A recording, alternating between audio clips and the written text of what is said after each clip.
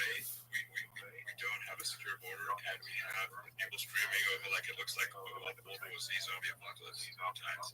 And sometimes you gotta sort of wonder, like, is it real or not? So because you see things, you're like, is it real? Like I went to the border at Eagle Pass, and I saw for myself in Texas, and I was like, okay, it's real. So I'm like seeing this in real time. I actually posted the video like just live. I just flew there one day and just to see, hey, is this made up or real? And I'm just seeing it stream across the border. And I have to say, at least the people I sort of not look friendly. So if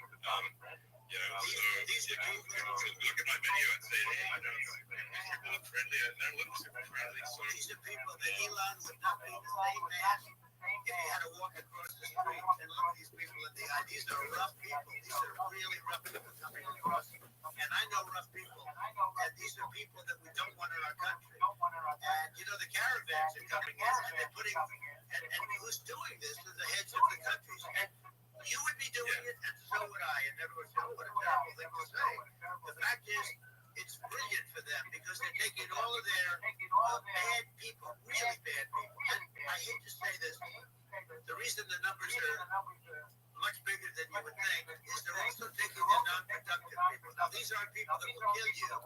We have enough of them. But these are people that are non-productive. They are just not productive. I mean, for whatever reason. They're not workers, or they don't want to work, or whatever. And these countries are getting rid of non-productive people in the caravans in many cases. And they're also getting rid of their murderers and their drug dealers and the people that are really brutal people. And they're coming into our country at levels that have never been seen before. And I saw an ad just before I got on the air. I'm walking over here, and I saw an ad by Kamala saying how she is going to provide border security. Where has she been for 3.5 years? For 3.5 years. yeah, no, We have 20 million people. I think this, frankly, I think this is a fundamental existential issue for the United States. And if we have another 4 more years of open borders, and it's going to be even worse with another 4 more years, it's going to be even worse than it's been for the past 3.5 years. I'm not sure we've got a country. You don't have a country. Elon, if they get in, you will have 15 to 60 million people from all over the world, not South America only. We think of South America, we think of Honduras and El Salvador, Guatemala, and Mexico, the 4. But it's not that. It's everywhere. They're coming in from everywhere. And I had to stay in this is a super important point. Like, people, it's like, basically, when I went down there, I was like, where are we from? It's like almost no one was from Mexico. No, Mexico, it's just the border. It's just the border with Mexico. But the people coming in, it's Earth, the rest of Earth. and America is only, about 4 or 5% of the population of Earth. It would only take a few percent of the rest of Earth to overwhelm everything. We're already overwhelmed. We're overwhelmed. You had to see the news tonight about New York, and I love that place. And what they're doing to it is horrible. What they're doing to it, and all the courts do is they try and focus on Trump. Okay, then let's focus on Trump, who did nothing wrong. I complain about our rigged election. Elon, what's happened is unbelievable. You have from Africa, from the Congo, they're coming from the Congo, and 22 people came in from the Congo recently, and they're murderers, and they drop them, they take them out of jails, which is very expensive, to maintain the jails. They don't do too much maintaining, I can tell you, but they take them out of jails, prisons, they take them out, and they bring them to the United States. They deposit them in the United States, and they don't ever come back, you're going to be executed. And they don't want to come back. They won't come back. Sure. But they're coming from Africa. They're coming from Asia. They're coming from the Middle East. They're coming from South America. They're coming from everywhere. And there are a lot of really bad ones. It's just everywhere thing, and it's just not possible for the United States to absorb everyone from Earth, or even a few percent of the rest of Earth. It's just not possible. So we're going to have, just to finish this up, we're going to have the largest deportation in history of this country, and we have no choice. Otherwise, we're going to have a country, what they've done to our country. Think of it, with in Venezuela and in some of these other countries, crime is down 50, 60, 70, 80%. and you would be the same. You would. I'll tell you what. Venezuela has not gotten rid of all of them. They've gotten rid of about 70% of their really bad people. Their jails are about 50% put into the United States. The same with other countries. Some are 30%, some are 50%. They're all different. But the bottom line is they're all going to be 100%. Why wouldn't you put 100%? And they're doing it right now while this third-rate phony candidate. Don't forget, I beat Biden. He failed in the debate miserably. And, some people said, oh, geez, too bad. It's too bad I did so badly, or I did well in the debate. The first night they said, wow, one of the people at CNN said that was the greatest debate performance I've ever witnessed. And then 2 days later, they didn't talk about that. They just said he was bad. But that's okay. That's the way I get treated, and I don't mind that at all. What I can tell you is this. We cannot have a Democrat. We cannot have her. She's incompetent. She's as bad as Biden did. He hasn't done an interview since this whole scam started. And say what you want. This was a coup. This was a coup of a president of the United States. He didn't want to leave, and they said we can do it the nice way, or we can do it the hard way. Yeah, I'm then talking about back behind the shed and basically shot him. Oh, what they did with this guy, and I'm no fan of his, and he was a horrible president, the worst president in history. And one of the reasons he was so bad, first of all, the Israeli attack would have never happened. Russia would never have attacked Ukraine, and we'd have no inflation. And we would have had the Afghanistan mess, and we wouldn't have had Afghanistan. But we think of it, you take a few of those events away, and we have a different world. We would also have no inflation. Inflation was caused by oil. Yeah, no, you're talking about an excellent point here, which is that when other countries, that are thinking about invading or doing bad things, when they're thinking about that, they're thinking about, okay, what's the American president going to do? And do they fear the American president, or is it someone that they do not respect and do not fear? And I think they would rightfully be. I mean, let's look at the footage of the assassination. Like, okay, President Trump is like, don't mess with me. I mean, that's like, whereas I think people are not going to be, they obviously have not been at all intimidated by Biden, and they certainly will not be intimidated by Kamala. And you have to really think about it in the context of global security. That if the American president is someone that, like, evil dictators are scared of, that makes a huge difference to the security of the world.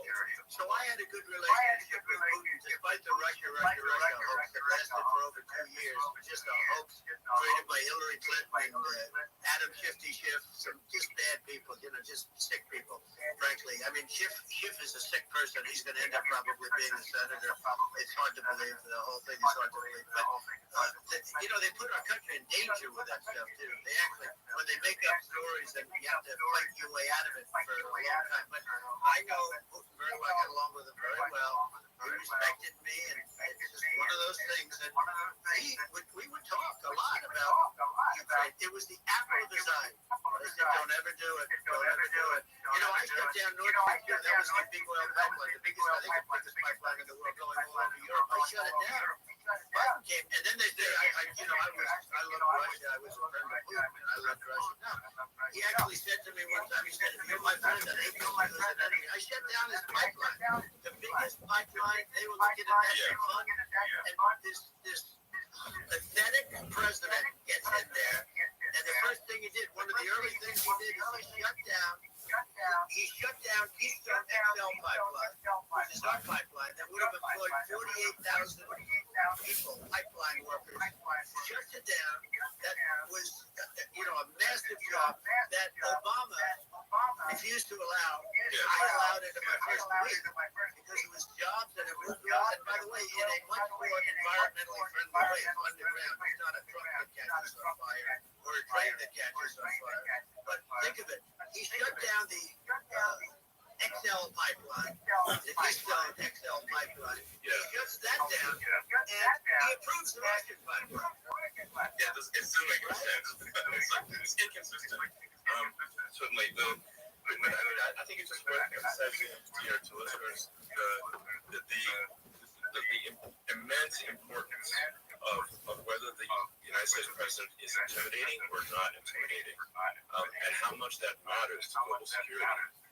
Because there's some real tough characters out there, and if they don't think that their president is tough, they will do what they want to do. I know every one of them. It puts the whole world in danger. I know every one of them. And I know well. I know President Xi. I know Kim Jong-un. I know every one of them. And let me tell you, people say, "Oh, this is terrible." He said, I'm not saying anything good or bad. They're at the top of their game.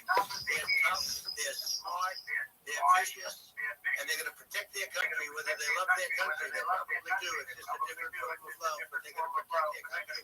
But these are tough people at the top of their game. And when they see a Kamala, or when they see Biden, Sleepy Joe, they can't even believe it. They can't believe this happened.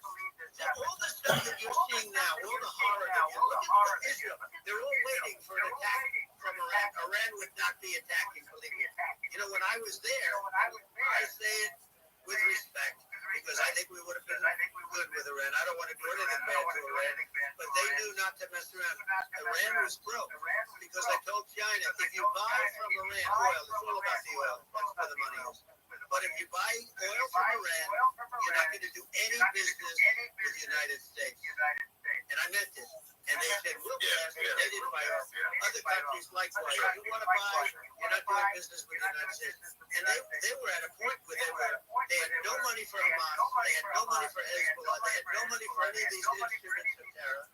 And it was amazing. In fact, there were articles when I was leaving, which is hard to believe, actually, especially when you look at what's happened to our country. Our country is so bad right now. It's such a different place. We were respected.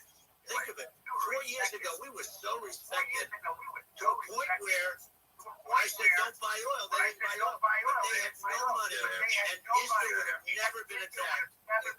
Zero chance. And again, I said to Vladimir Putin, I said, don't do it. You can't do it, Vladimir. You do it, it's going to be a bad day. You cannot do it.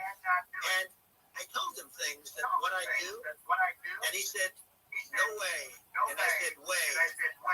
And you know, it's the last time we ever had the conversation. He would never have done. I got along well with him. I hope to get along well with him again. You know, getting along well with them is a good thing, not a bad thing. I got along well with Kim Jong-un. When I met with President Obama just before entering, you know, to sort of a ritual, and I sat down with him and we talked. It was supposed to be for a very short period of time. It turned out to be a long period of time. I said, what's the biggest problem? He said, North Korea. I had that problem worked out very quickly. Nancy at the beginning with Rocket Man and all the different things. All of a sudden, I got a call. Those some epic tweets, by the way. Yeah, they were epic.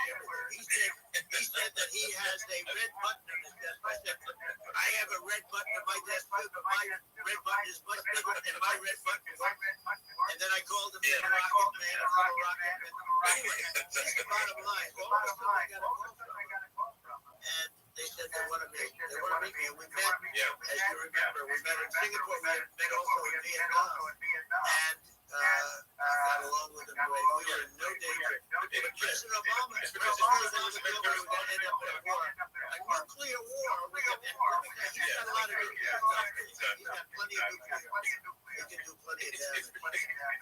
Yes, I mean, it's because, you know, I mean, people like you know, Kim Jong-un, they respond to strength, not weakness. Well, he and I had a good relationship. You know, remember I met him and we walked onto his land. Nobody ever walked onto his land before. I walked onto I wouldn't say bring up Secret Service again. I wouldn't say they were thrilled when I did that. I walked onto his land. And it was an amazing period. But we were not in danger with him because of me. You know, I always say we have enemies on the outside and we have enemies on the inside. We have some really bad people in our government and people that are controlling of the people. I mean, I mentioned names, but I really don't want to give them credit. But we have some really bad, and I say they're more dangerous than Russia and China. If you have a smart president, a president that gets it, we are not in danger from those countries because they need us and they need our help. I mean, we forced Obama, if you think about it, Obama and Biden, and Bush to a certain extent, in all fairness, forced Russia and China together. And if you're a history student, the first thing you learn is you cannot let Russia and China align. But then they also got, if you take a look, Iran, and they have North Korea. That's, they call it the axis of evil. In the old days, you have the axis of evil. Here we have a modern day axis of evil. These are powerful countries, very heavy nuclear, which is the biggest threat. The biggest threat is not global warming, where the ocean's going to rise 1/8 of an inch over the next 400 years. And you'll have more ocean property. Right? The biggest threat is not that. The biggest threat is nuclear warming, because we have 5 countries now that have significant nuclear power, and we have to not allow anything to happen with stupid people like Biden. Biden did something with Russia. There was no chance of him ever going in. When I left, and then after I left, they started forming big armies on the border with Ukraine, right? And I looked at that, and I thought he was doing that because Putin's a good negotiator. I thought he was doing that to negotiate. But then Biden started saying such stupid things. For instance, he said that it can be a NATO country. Now, Russia, for as long as there's been NATO, has said we're never going to agree to that. And we go right up front and say that. And we did things and said things through this president with a low IQ, very low IQ. He had a low IQ 30 years ago, by the way, but now he might not even have the IQ at all. There's nothing on the board that goes this low. He said things that were so stupid that war would have been, that war had zero chance of happening if I were there. Zero chance. He was saying everything the opposite. Everything the opposite. And it's so sad because many more people have been killed in Ukraine than you read about. You don't read about how bloody it is. Look, just in the 2 armies, you lost 500,000 people. And Ukraine's having a hard time. Ukraine, I don't know if you saw the article recently. We don't hear the true story. But if you think about it, Russia's done. Russia defeated Germany with us. And they defeated Napoleon. They've been around a long time. They're a big fighting force. And it's very unfair. And Ukraine now doesn't have enough men. They're now using young men and very old men to fight. And we're in a very bad position. And I'm not going to blame it exclusively, but I can tell you I could have stopped that. And a smart president could have stopped that. It wouldn't have happened. But we had a man that actually made it more prevalent. It was so bad, the words that he was using, the stupid threats coming from a stupid face that he was using. I said, this guy's going to cause us a war. He's going to cause us. And let me tell you, it can lead to World War III. That can lead to World War III. The Middle East can lead to. We have numerous places that could end up in World War III right now for no reason whatsoever. You're right. I think people underrate the risk of World War III. As when looking at the risk of global thermonuclear warfare, it's game over for humanity. And it's something that people have, I think, after the end of the Cold War, people have become complacent about, but they actually have forgotten that there are currently a lot of nuclear missiles that have target parameters with the United States. And one of the things we're going to do is we're going to build an iron dome over it. Israel has it. We're going to have the best iron dome in the world. We need it. And we're going to make it all in the United States. We're going to have protection. Because it just takes one maniac to start something. We're going to have protection. Why shouldn't we have an iron dome? Israel has one. Some other places have one that nobody even knows about, frankly. But Israel has it. We're going to have an iron dome. But, with all of that being said, to me that's so important, the most important. But with all of that being said, the election's coming up, and the people want to hear about the economy and the fact that they can't buy groceries because they don't have enough money to buy groceries. The inflation has killed them. Food prices are up 50, 60, even 100% in some cases. And this stupid administration allowed this to happen, and it's a shame. And that's the thing that people most care about, in my opinion. They care about the border a lot. And we discuss the border at great length. It's nice to have a forum like this where I can discuss something at length. And by the way, do you think Biden could do this interview? Do you think that Kamala could do this interview? They would take a pass. No, they cannot. They don't need Elon. They don't need Elon. Questions. It's pretty sad. this for a living can't answer a question or is afraid to do an interview. And in her case, with a very friendly interview, she's got all friendly interviewers. It's pretty. Yes, absolutely. But the big thing now is the economy, Elon. And as much as I mean, I view nuclear as the single most important thing, but a lot of people don't understand that. But it doesn't have to. If I understand it, that's all you need. Because if I was president, you're not going to have that kind of a problem. But the thing that they really is making them angry is what Kamala and Biden have allowed to happen to the economy. It's a disaster with inflation.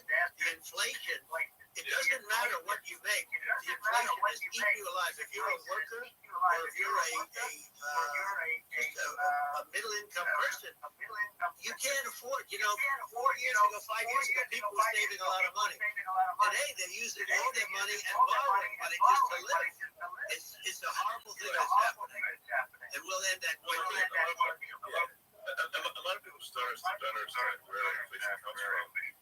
Inflation comes from government overspending because the checks never bounce when it's run by the government. So if the government spends far more than it brings in, that increases the money supply. And if the money supply increases faster than the rate of goods and services, that's inflation.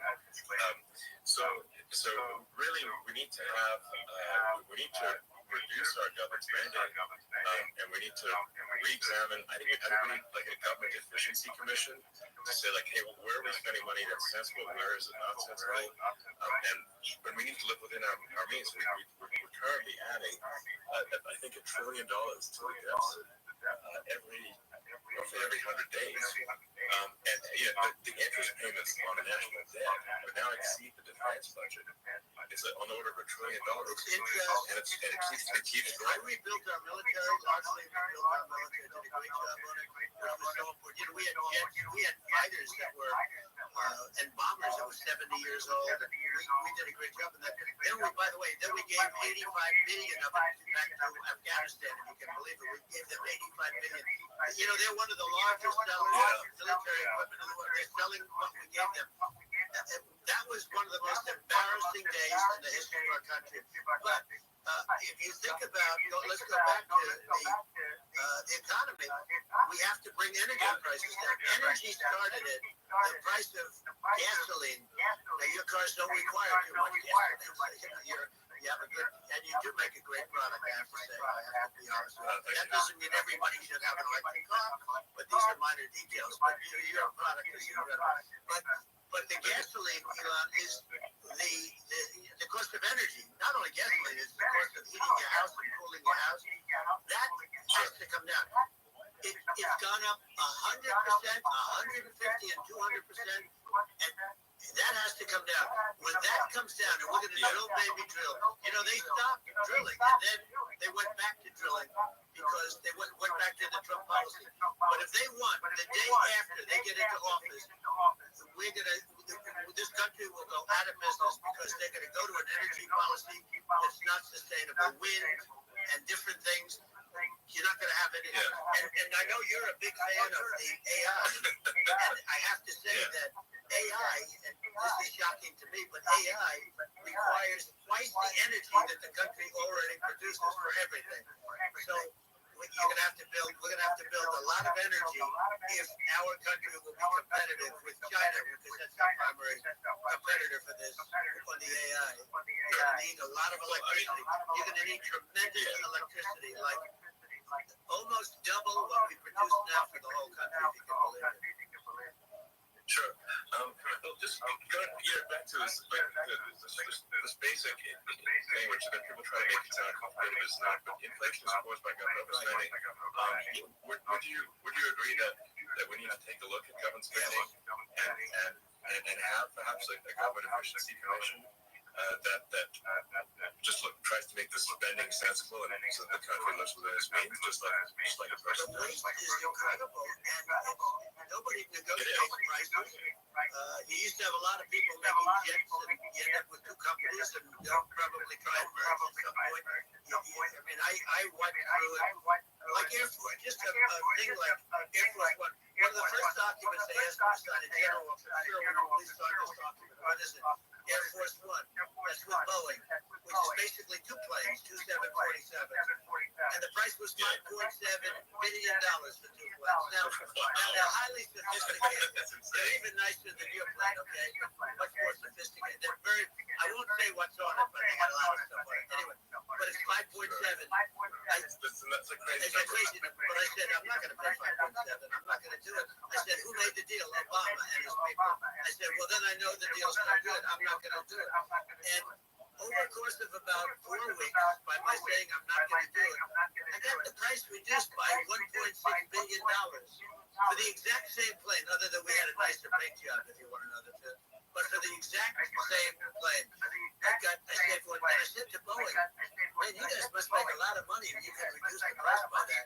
But now what I do hear is that they're going back to the Biden administration and wanting big cost overruns, because they see these dopey suckers in there, and they'll end up getting some of the money back. But I saved it by $1.6 billion for the exact same plane. And you can now take that and multiply that out times thousands of other items. And the numbers are astronomical. I agree with you. Well, I think it would be great to just have a government efficiency commission that takes a look at these things and just ensures that the taxpayer money, the taxpayers' hard-earned money is spent in a good way. And I'd be happy to help out on such a commission. I'd love it. But you're the greatest cutter. And when I look at what you do, you walk in and you want to quit? They go on strike. I won't mention the name of the company, but they go on strike and you say, that's okay, you're all gone. You're all gone. So every one of you is gone. And you are the greatest. You would be very good. Oh, you would love it. But if you look at Archie, I'd be happy to help by the way, out. congratulations. Just look at the number of people that are listening to you and I chat. We'll call it chat. But congratulations. I mean, it's great. And you're an interesting character. The new head of a place called Argentina, and he's a big, he's great, and he's a big MAGA fan. That he ran on MAGA, and he took it to an extreme too. He ran on MAGA, and I hear he's doing really a terrific job. It's called Make Argentina Great Again. It worked out perfectly. They bought a lot of hats, but he's doing a big job. He really got. And I'm hearing they're starting to do pretty well. Inflation's getting down. They had like 2,000%. They had inflation like not normal inflation. They had the real deal. But we're going to have that pretty soon. I think we have the worst inflation we've had in 100 years. They say it's 48 years. I don't believe it. I think we have the worst. They don't include a lot of the items that should be included. Yeah. Well, it's just from the government overspending and not spending taxpayer money effectively, and having just departments, like so many departments you can't even name them all. And what Delay is doing is he's cutting government spending. He's simplifying things. He's bringing regulations that make sense. And Argentina overnight is experiencing a giant improvement in prosperity. But it's also a lesson for the United States, which is that Argentina used to be one of the most prosperous countries in the world. In the 30s, 40s, and because of bad government policy, it ruined the country. And if you take Venezuela, for example, Venezuela should be incredibly prosperous. They have phenomenal reserves of everything, oil, everything, and it should be prosperous. But if the government's wrong, it impoverishes the people. And so I think we should not be complacent in the United States, thinking that taking our prosperity for granted, because if with bad government policy, we run the country into the ground. And that's just something people should bear in mind. Don't take prosperity for granted. Well, think of education. So we're ranked at the bottom of every list of the top 40. We're ranked number 40, number 38. Norway, Switzerland, different countries are ranked. Actually, China's pretty close to the top. They're at top 6 or 7. But we're ranked at the bottom, almost at the bottom, 38, 39, 40. In other words, horrible. any other country in the world. So we spend more.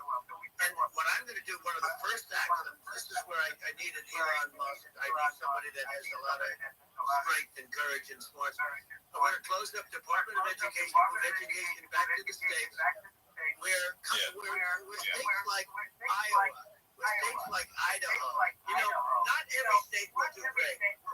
States that basically aren't doing good now, you look at Gavin Newsom, the governor of California, he's terrible. He's does a terrible job. So he's not going to do great with education.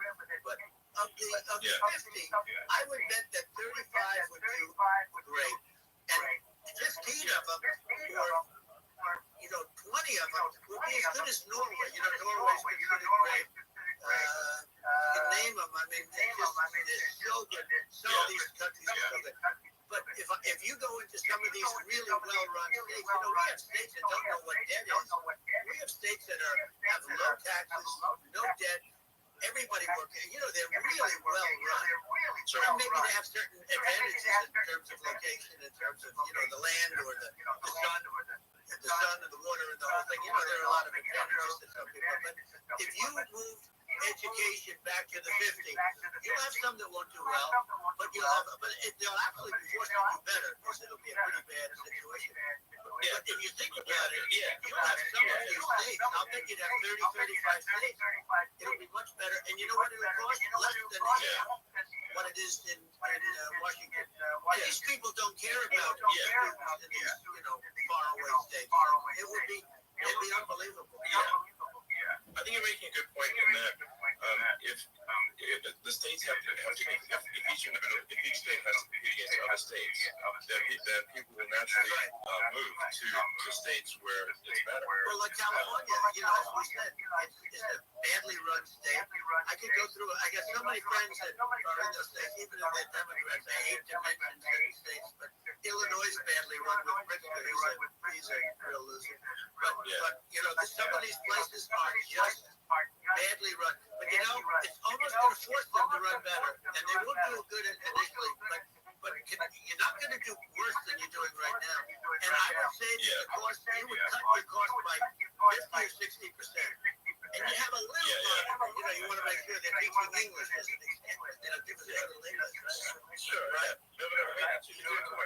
Some of these governors are doing so badly. They got so many people moving out of their state. They should be a U-Haul salesman of the year award because they're driving so much U-Haul. It's actually amazing. People moving out. Isn't it amazing to as a businessman that they can even survive? Like Illinois, so many people are leaving, and you wonder, how do they survive? How do they survive? I saw when you left California and you moved to Texas. Texas does a great job. But, I just wonder, how do these states survive when big businesses, a big oil company just left California, as you know, and they moved to Texas. How do these big states survive when they lose so many businesses and their taxes are already really high? The taxes are among the highest. You almost wonder, how do they continue on? And in many cases, the governors don't do a good job in their crime-ridden places. You wonder, how do they continue to just go on? It's not a good. I think the thing that's going to force some of these states to change is if there was bankruptcy and they're not getting bailed out by the federal government. Well, you remember the area in California where somebody had sticky fingers, a lot of money, and they went into a form of chapter, and it was very nasty for a period of time, but now it's probably the most popular place in all of California. So at some point, something like that may have to happen. But the problem is, you can't penalize people that loan money to the state when you have incompetent people like a Pritzker. The family didn't want him in the family business, and he ends up being governor of Illinois. So, is he going to be a great governor? And, you have people, I can name every one of them. I got to know every one of them, and some are very good, and some are just horrible. Well, I think that, the final point here, too, you're saying that, a lot of people concerned about the economy, a lot of people concerned about inflation. And inflation is effectively a tax on people that save money and for people that are working day to day. it's just a form of taxation. And if we can solve the government spending problem and solve the inflation problem, which means people will have a better standard of living, and that's a really good deal. The people that got hurt worse are the people that did it the way they were taught to do it all through, their younger life and their young life and their whole life. The people that saved money and then they got no interest on that money and the inflation destroyed them. And frankly, they were almost better off if they didn't do anything like that. I mean, those people have been absolutely decimated, and we're going to bring those people back and help those people. We've got to get the prices down. When I look at bacon costing 4 or 5 times more than it did a few years ago, when you look at some of the food products in grocery stores, people go, they can't believe it. They used to be able to buy a whole cart, and today, a lot of people just don't have the money. They go in and they can't buy anything. They look at it's sticker shock. They call it sticker shock. I think it really just comes, like I said, it just comes down to really, I guess really two things, which is that if you solve government overspending, you solve inflation, which improves the living standards of the average person, and then if you deregulate, like have sensible regulations, so because a lot of the regulations are nonsensical and cause the cost to be extreme for no reason, but unless you've got effective deregulation, like Reagan did a great job of deregulation in the 80s, but it's been 40 years since we had it. And so really, during your administration, you made some progress, but I think there's opportunity to make, radical progress with sensible regulations. Those two things, that's the big deal. We set a record. We did more deregulation and more restrictions on all of the different businesses than any other president. Remember, I had the rule for everyone we put in, you have to get rid of 10 or 12. And we did radical cuts on all of that, and a lot of that's being put back by this administration. And we did radical cuts on things that weren't necessary. But we were all set. We had the best economy ever maybe in the world, and then what happened is COVID came in, and we had to focus on that, and nobody knew what it was. And I always say I got good marks on the economy, good marks on the military, we knocked out ISIS, we did so many different things, we rebuilt. But, I never got the credit that we really deserved for what we did with COVID. We never got the credit. Had that not happened, the gift from China, from Wuhan, came in from Wuhan, the Wuhan labs, and I always said it, and it turned out to be right. But had that not happened, we were set to start reducing debt. We're going to reduce taxes. I gave the largest tax cuts, and we're going to reduce taxes still further for middle-income people, not only businesses. But we did it for businesses because they're the ones that's why we had the great job numbers. But we were set to really start reducing debt. And, we're sitting on the biggest pile of liquid gold anywhere in the world, bigger than Saudi Arabia, bigger than Russia. And we were going to drill it. We were going to make so much money. We were going to supply Europe with oil. I had stopped the Russian pipeline, and we were going to supply them with oil and gas. We were going to make a fortune. And then the COVID came in, and we really had to divert. Then what happened is when they came in, we kept a lot of businesses alive. If I didn't do what we did, we would have had a 1929 type depression. But the problem is when Biden came in, we got trillions of dollars and just started spending it stupidly. You didn't need it anymore. We got over that bad period where everybody was dying and it was just not a good period. Interestingly, during his administration, many more people died during his administration of COVID than during my administration, and we really got the brunt of it. But people don't realize more people died during his administration than ours. But it diverted us from doing what I wanted to do. But we had the greatest for almost 3 years. We had the great, and you know that probably better than anybody. So many of your friends said to me the best years we've ever had in business were during the Trump years. And also said that African American, Hispanic American were so incredible. They were having the best Asian American women, men, young people without a diploma, young people that graduated from the best colleges, from MIT, from the Wharton School, from all of the great colleges, Harvard. they were doing better, and people without a diploma were doing better, and everybody was happy. And then COVID came, and we had to forget. The problem is they spent trillions and trillions of dollars. They wasted. They shouldn't have taken any money, and we wouldn't be having inflation right now, which is killing our country. Yeah, absolutely. I mean, I should probably say something about maybe some of my views on climate change and oil and gas, because that probably differ from what most people assume. Because my views are actually pretty, I think, moderate in this regard, which is that I don't think we should vilify the oil and gas industry and the people that have worked very hard in those industries to provide the necessary energy to support the economy. And if we were to stop using oil and gas right now, we're going to be starving, and the economy would collapse.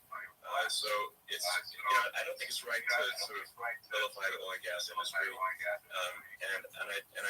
The world has a certain demand for oil and gas, and it's probably better if the United States provides that than some other countries. And it would help with prosperity in the U.S. At the same time, obviously, my view is like we do over time want to move to a sustainable energy economy, because eventually you do run out of. I mean, you run out of oil and gas. It's not there. It's not infinite. And there is some risk. I think the risk is not as high as a lot of people say it is with respect to global warming. But I think if you just keep increasing the parts per million in the atmosphere long enough, eventually it actually simply gets uncomfortable to breathe. People don't realize this. If you go past 1,000 parts per million of CO2, you start getting headaches and nausea. And so we're now in the sort of 400 range. We're adding, I think, about roughly 2 parts per million per year. So I mean, it still gives us this.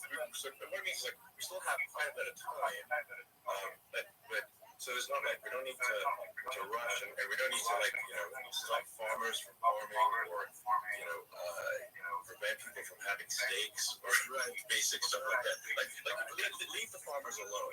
How crazy is that? Where you have farmers that are not allowed to farm anymore, have to get rid of their cattle. The whole world it's largely taken its lead from us.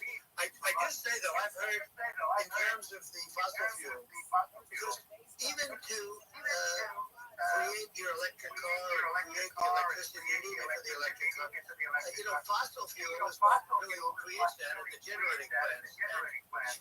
So you sort of can't get away from it at this moment. I mean, someday you might be able to. But I do hear we have anywhere from 100 to 500 years left. Much of it hasn't even been found yet. But there are tremendous, like Anwar. I got Anwar in Alaska approved. Ronald Reagan couldn't do it. Nobody could do it.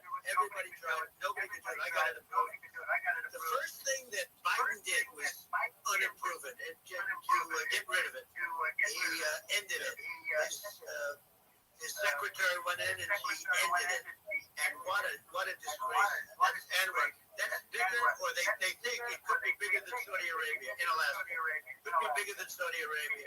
But they went in and they terminated it. And I'll get it going very quickly, because not only is it big for Alaska, I mean, you talk about economic development. That for the United States, that is, they say bigger than Saudi Arabia or the same size. And pure, really good stuff. And, they ended. So I think we had, perhaps hundreds of years left. Nobody really knows. But during that money come around. Yeah. Well, I mean, my estimate would be, a little more aggressive than that, but it's not the sort of like we're going to die in 5 years stuff. That's obviously BS. But I mean, my view is like if you just look at sort of the cost per million increments every year, and you get sort of 2 or 3 cost per million every year of CO2. I mean, I think it's problematic if it accelerates, if you start going from 2 or 3 to say 5, and then there may be some situations where you get just a step change increase in the CO2, and I think we don't want to get too close to 1,000 ppm, because like that's actually makes it uncomfortable to breathe. Like just existing in 1,000 ppm CO2 is uncomfortable. That's like that's considered like an industrial hazard. Right. So it's that's actually start getting headaches and stuff. So it's, even without global warming, it's not comfortable. So you don't want to get too close to that. But I mean, I think we've got. I think we want to just move on. Like if I don't know, 50 to 100 years from now, we're I don't know, mostly sustainable. I think that will probably be okay.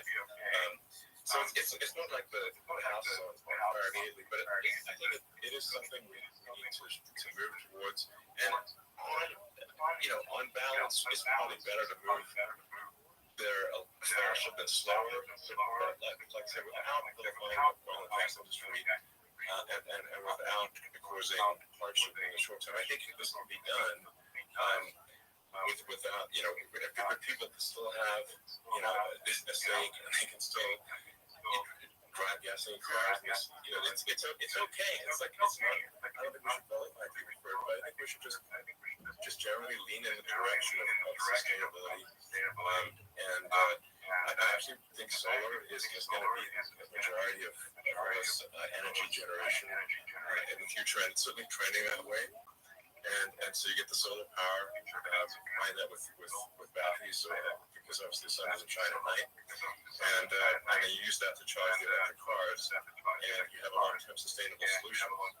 And that's what Tesla's trying to move things towards. And I think we've made a lot of progress in that regard. But when you look at our cars, we don't believe that environmentalism, that caring about the environment should mean that you have to suffer. So we make sure that our cars are beautiful, that they drive well, that they're fast, they're sexy. I mean, they're cool. In fact, hopefully, the sexy Jeff Model S, Model 3, and Model X and Y spells out sexy is one of the most offensive joke out there. But I don't know, that cheesy humor. So, but I'm a big fan of like, let's have an inspiring future, and let's work towards a better future. And we do so without demonizing. Right. I'm okay. It's very interesting. You use the word global warming.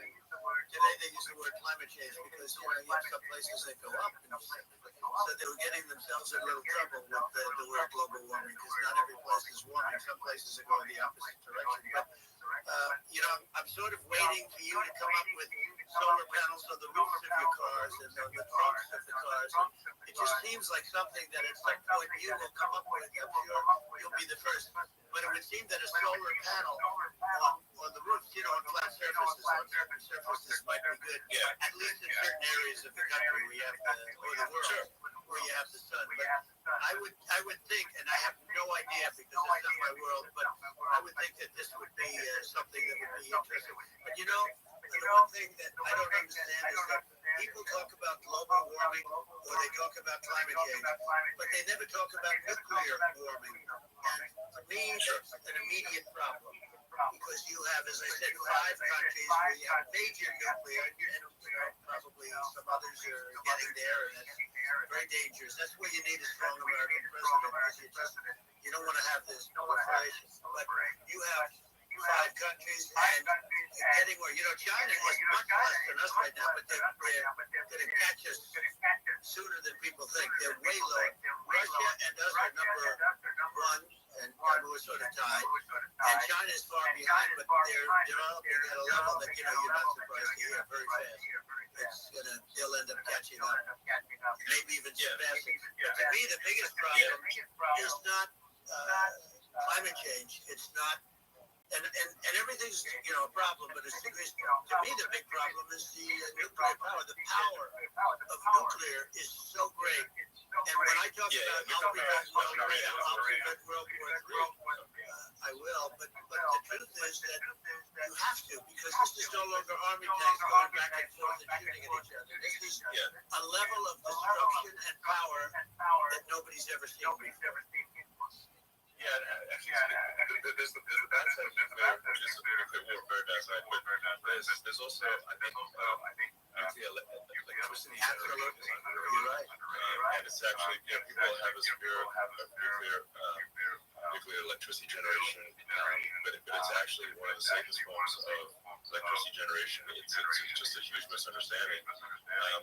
And if you look at the injuries and deaths, caused by, say, I'm not trying to pick up on money, but just any kind of mining operation. And this was a number of injuries and deaths per year. You compare that to nuclear. Nuclear is actually way better.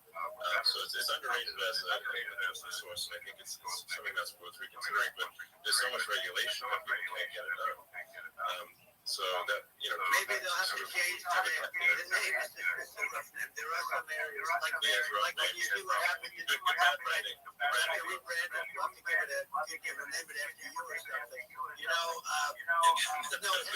It has a branding problem. When you see what happened in Japan, where they say you won't be able to go on the land for about 3,000 years. Did you ever see that? And in Russia, where they had the problem, where they, a lot of bad things happen, and they have a problem. They say that in 2,000 years, people will start to occupy the land again. You realize it's pretty bad. But you're right about it. It's actually not that bad. So what's going to happen in Japan?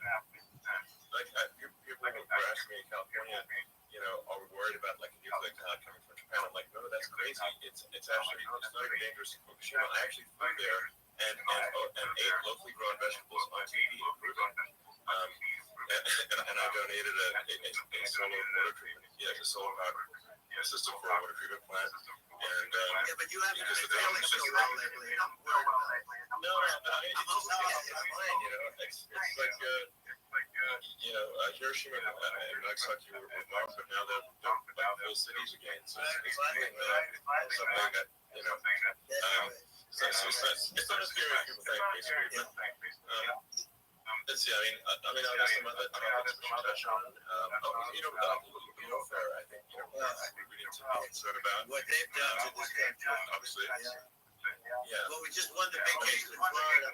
This was a Biden administration did something that's never been done in this country, and that's go after their political opponent, me, with this nonsense and just nonsense. In the big case in Florida, we won, but they always pick a judge, and they use local DAs, they use the local attorney generals, like Fani, spelled F-A-N-I, Fani, and it's all a big hoax. And it's all run from there, like in Manhattan. One of the top people from the Justice Department went in and ran Manhattan, ran the state. The Letitia James deal was run by a person from the Department of Justice, Biden. They've never done this before, and they set up a very bad precedent. It's called lawfare, warfare. It's a terrible thing. And never happened in our country. It does happen in banana republics and third world countries, but it's never happened ever.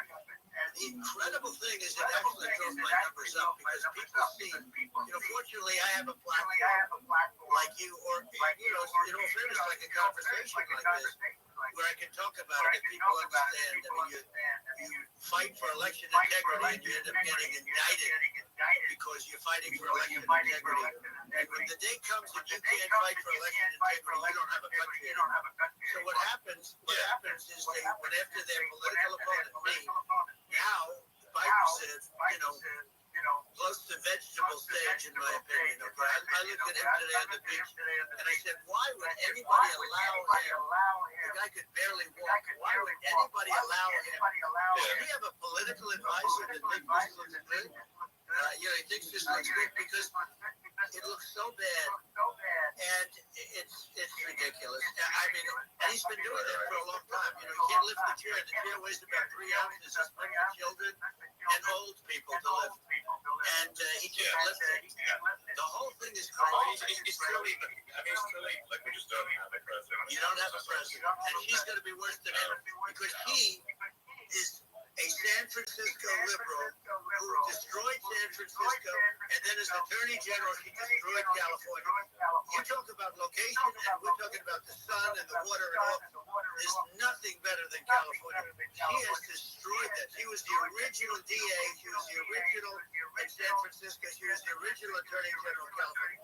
What she has done to California is, well, you know better than I do. You just left California for a lot of those reasons. And what she's done with crime, with cashless mail, when you kill somebody, I mean, we have states there, you kill somebody and they let you out right away. I mean, you don't have to put them in, they never find the people unless they kill again, and then they let them out again. Our country is becoming a very dangerous place, and she is a radical left San Francisco liberal, and now she's trying to protect, now she's looking like she wants to be more Trump than Trump, if that's possible. I don't think it's possible. But she wants to be more Trump than Trump. I want a wall. You know, to release all the prisoners that are in detention, and some of these guys are really bad. Right. That just came out today. She doesn't want to build the wall, even though the walls work. Walls and wheels. You know, in your business, everything you do is obsolete. Well, not the tunnels, but everything is obsolete. Even your rockets. Like a month later, they're obsolete. You find a better way. The only thing that's not obsolete is a wall and a wheel. And the wall, you know, I built hundreds of miles of wall, and that's why we had such good numbers. I was going to add 200 miles. We bought it. We could have flipped it up in 3 weeks, and they sold it for 5 cents on the dollar. That meant, I said, wow, that means that they actually do want to have open borders. She wants to have open borders, and now she's going like she's tough for the border. It's such a lie. Yeah, this is simply not true. This is simply not true. Everybody knows it's a disgrace that she's No, I mean, obviously, what's happening sort of overnight is they're rewriting history and making Kamala sound like a moderate, when in fact she is far left, like far left. Where's the Bernie Sanders? She is considered more liberal by far than Bernie Sanders. She's a radical left lunatic, and if she's going to be our president, very quickly you're not going to have a country anymore. And she'll go back to all those things that she believes in. She believes in defunding the police. She believes in no fracking, zero. Now all of a sudden she's saying, no, I really want to see fracking. If they got in, the day she got in, she'll end fracking. And by the way, if people didn't think that, the lunatics that would really believe in that, they won't vote for her. You know, like the Palestinians and Israel, she is so anti-Israel, and she's bad for both. Biden actually did something that was impossible. Both sides hate him, you know, both sides. That was a hard thing to do, unification. Yeah, no, I mean, Netanyahu came to joint Senate and House sitting, and I was there, and Kamala stood him up. You know, what does that say? I think it's highly disrespectful. And I say, if you're a Jewish person, or if you believe in Israel, if you're a person that, you know, is very pro-Israel, if you vote for her, it's worse than Biden. And Biden was bad. But if you vote for her, you ought to have your head examined. And you see tonight, I mean, as we're doing this, I'm seeing reports coming that they expect an attack tonight or tomorrow from hundreds and maybe thousands of rockets. You know, their Iron Dome, their shield that they built, that can be swamped. We'll use the term, appropriate, swamped. But they swamp it by shooting enough missiles. You know this better than anybody. By shooting enough missiles, they can't defend themselves. You know, they just obliterate the whole place. And that's what some people think they're looking to do. And we have no leadership. There's no respect for the United States of America with these people. And I'm telling you, she'll be worse than him, because she's a believer in being radical left, and he wasn't. I think you're right. I mean, you really, it's important for the people of the public that maybe listen to this to say, to look at Kamala's car record, you know, before the last month, and say, is that a track record you agree with? And I think if you're an independent moderate, you definitely would not agree with it, because it is her behavior has been far left, and we're seeing just an overnight propaganda attempt to rewrite history that sound like Kamala's moderate, which in fact is non-moderate. Well, her running mate approved, signed into legislation, tampons in boys' bathrooms. Okay? That's all I have. Tampons and boys' bathrooms. And that means she believes in that too. I mean, she picked this guy because he was the closest to her. A lot of people thought she picked sort of the opposite, but she picked an anti-Israel radical left person. But she is far worse, they say, than Bernie Sanders. If we have her as a president, if we have a Democrat at this moment as a president, I don't think our country can survive. I think it's a massive. I think we're in massive trouble, frankly, with the Kamala administration. That's my honest opinion. And I think really it's essential that you win for the good of the country this election. And that's just stating my opinion. Now, you may have seen this, but I got a letter from the EU Commission, saying, to not have disinformation during this discussion that we're having. There's a lot of attempts to do censorship and force censorship, even on Americans from other countries. And what do you think about that? Well, I know the European Union very well. They take great advantage of the United States in trade, as you know. We, through a different form, NATO, we protect them, and yet if you build a car in the United States, you can't sell it in Europe. You just can't sell it. It's impossible. The same thing with our farmers. Our farmers find it very difficult to do business. We have a deficit with them of $250 billion, which people don't know. It sounds so nice, the European Union, but let me tell you, they're not as tough as China, but they're bad. And I let them know it. And that's probably why they notified you. No, they don't treat our country well. We defend them. With Ukraine, so we're in for $250 billion, and they're in for about $71 billion, and they have the same size. If you add up the European nations in terms of an economy, it's about the same size when you say us. And they're in much greater risk. They're right there. We have an ocean separating us from, in this case, the enemy would be Russia. It used to be for the Soviet Union, but let's assume they're close enough. What happened is they're into 70-something million. I think even less than that, billion. But we're in for about $250 billion, and it could be a lot higher than that. And I say, why aren't you going to equalize? Why aren't they paying what we're paying? And they're in much more. It's much more important for them because of the fact that they're right here there. They're all sort of in that location. We're not. But they should, and I did it with NATO. There were only 7 countries that were paid up in NATO, out of 28 at the time. And the United States was subsidizing NATO, tremendously subsidizing NATO. And I went in and I said, you got to pay up. If you don't pay up, we're not going to defend you any longer. I took a lot of heat. But you know what happened? Billions and billions of dollars came flowing in. I think a lot of the public isn't aware of the fact that the United States pays a disproportionate share of the NATO expenses. And then we get taken advantage of unpaid. So think of it. The point of NATO is defending Europe.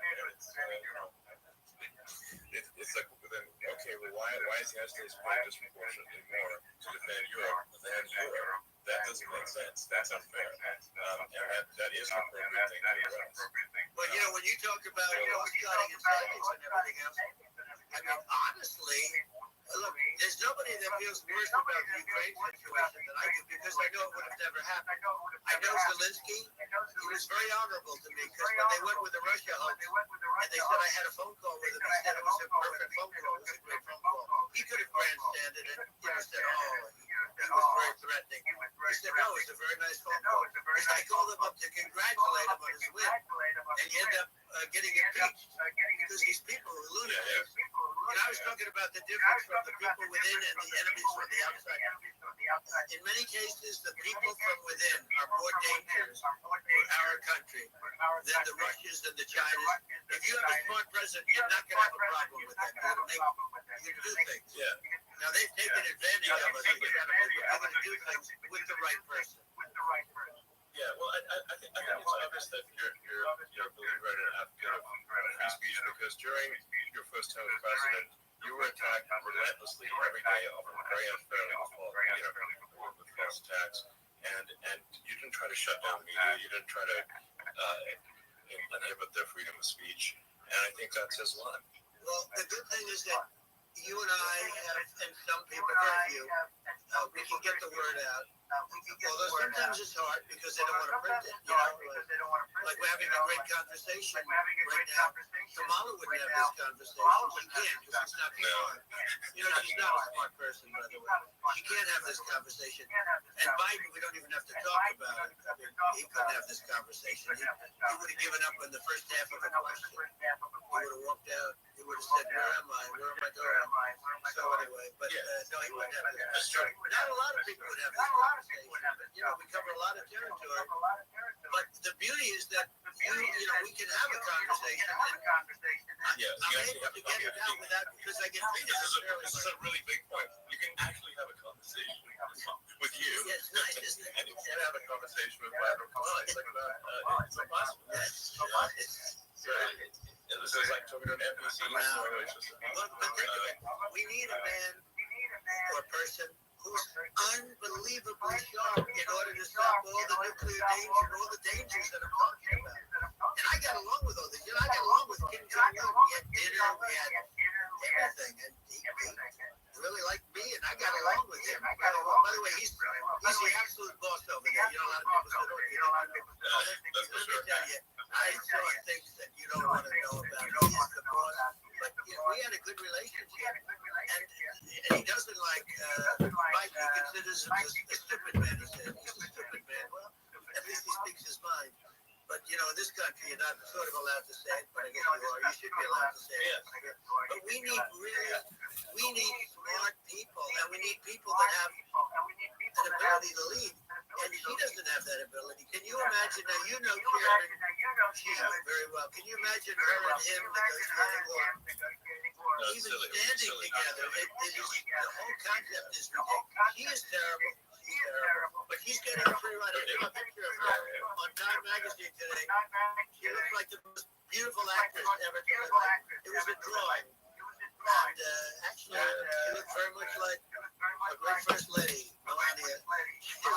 She didn't look like Camilla. That's right. But of course, she's a beautiful woman. So we'll leave a chart that clear. They say it was approximately 5 seconds from long range, one bullet. And that didn't happen because the computer had a lot of bullets. You had a lot of cartridges.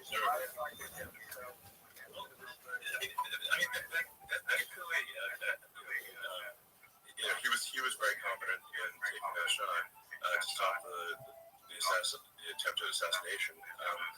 But there does seem to be, some pretty significant failings elsewhere in the system. Like, there's just no way that, like, how on earth does a shooter get on a roof 130 yards away?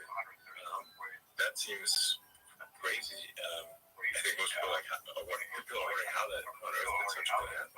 Well, I view it as 2 ways. There should have been nobody in the room. There were people, because there were so many tens of thousands of people, there were people that were seeing him. And there was one woman with a red shirt and Trump all over her face. And she's screaming. That guy's got a gun. He's got a gun. There's a guy up there. I guess, for my fun, I think probably many members of the public are wondering how the heck are, basically people wondering why pointing at this guy on the roof with the gun.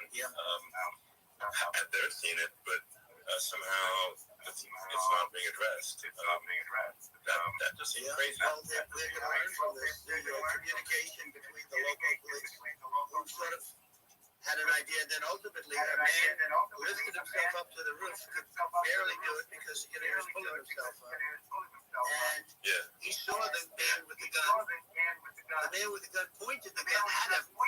He thought he was probably going to get shot.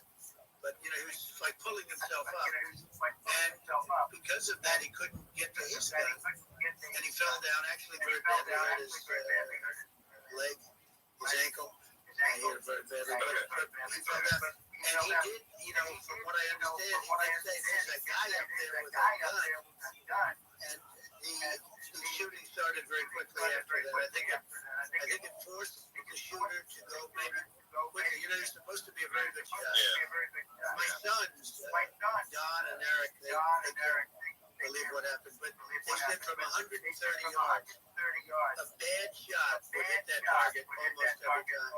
They said it's like in golf, 62 foot putt. Yeah, it's not a tough shot. It's not a long shot. The Secret Service person had the long shot. He had triple the distance.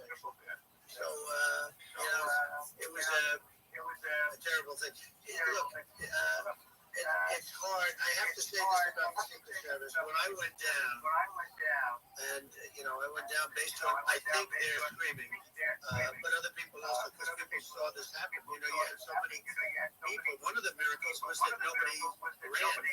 If a gun goes off, the crowd control people showed us this. When guns go off, and it does happen in stadiums and a soccer match or some kind of match, everybody flees. They go to stampede like cattle. But everybody, and a lot of people get killed with those stampedes. We had more people than you have at some of these matches, these games, and nobody left. You get a small group behind us in the grandstand, and that was full. And you look at it as it was taking place, and normally they'd be running. They saw that I was hurt. They saw a lot of blood, and they saw that I went down. And it's almost like they wanted to be with me. Well, out front, with thousands, tens of thousands of people. As far as the eye could see, you had people in Buffalo. As far as the eye could see. And a lot of press, too. Many cameras are watching this. It's what makes it so different, because normally things happen that aren't good. You never have a picture of it. You have all these cameras shooting it. So, it's sort of amazing. But one of the interesting things was that you didn't have anybody flee. You didn't have anybody stampede. Nobody. And there was no people behind me. They stood up and they're looking like, you want to have them in a foxhole with you. I want to meet some of those people. Because it's so different from what you heard. So I was down, but the Secret Service guys, there were bullets flying right over my head. You could hear them whizzing. And these guys came jumping on top of me, and a young lady came. Would jump. They were so fast, and let me tell you, that took tremendous courage. Now, there was a lack of coordination.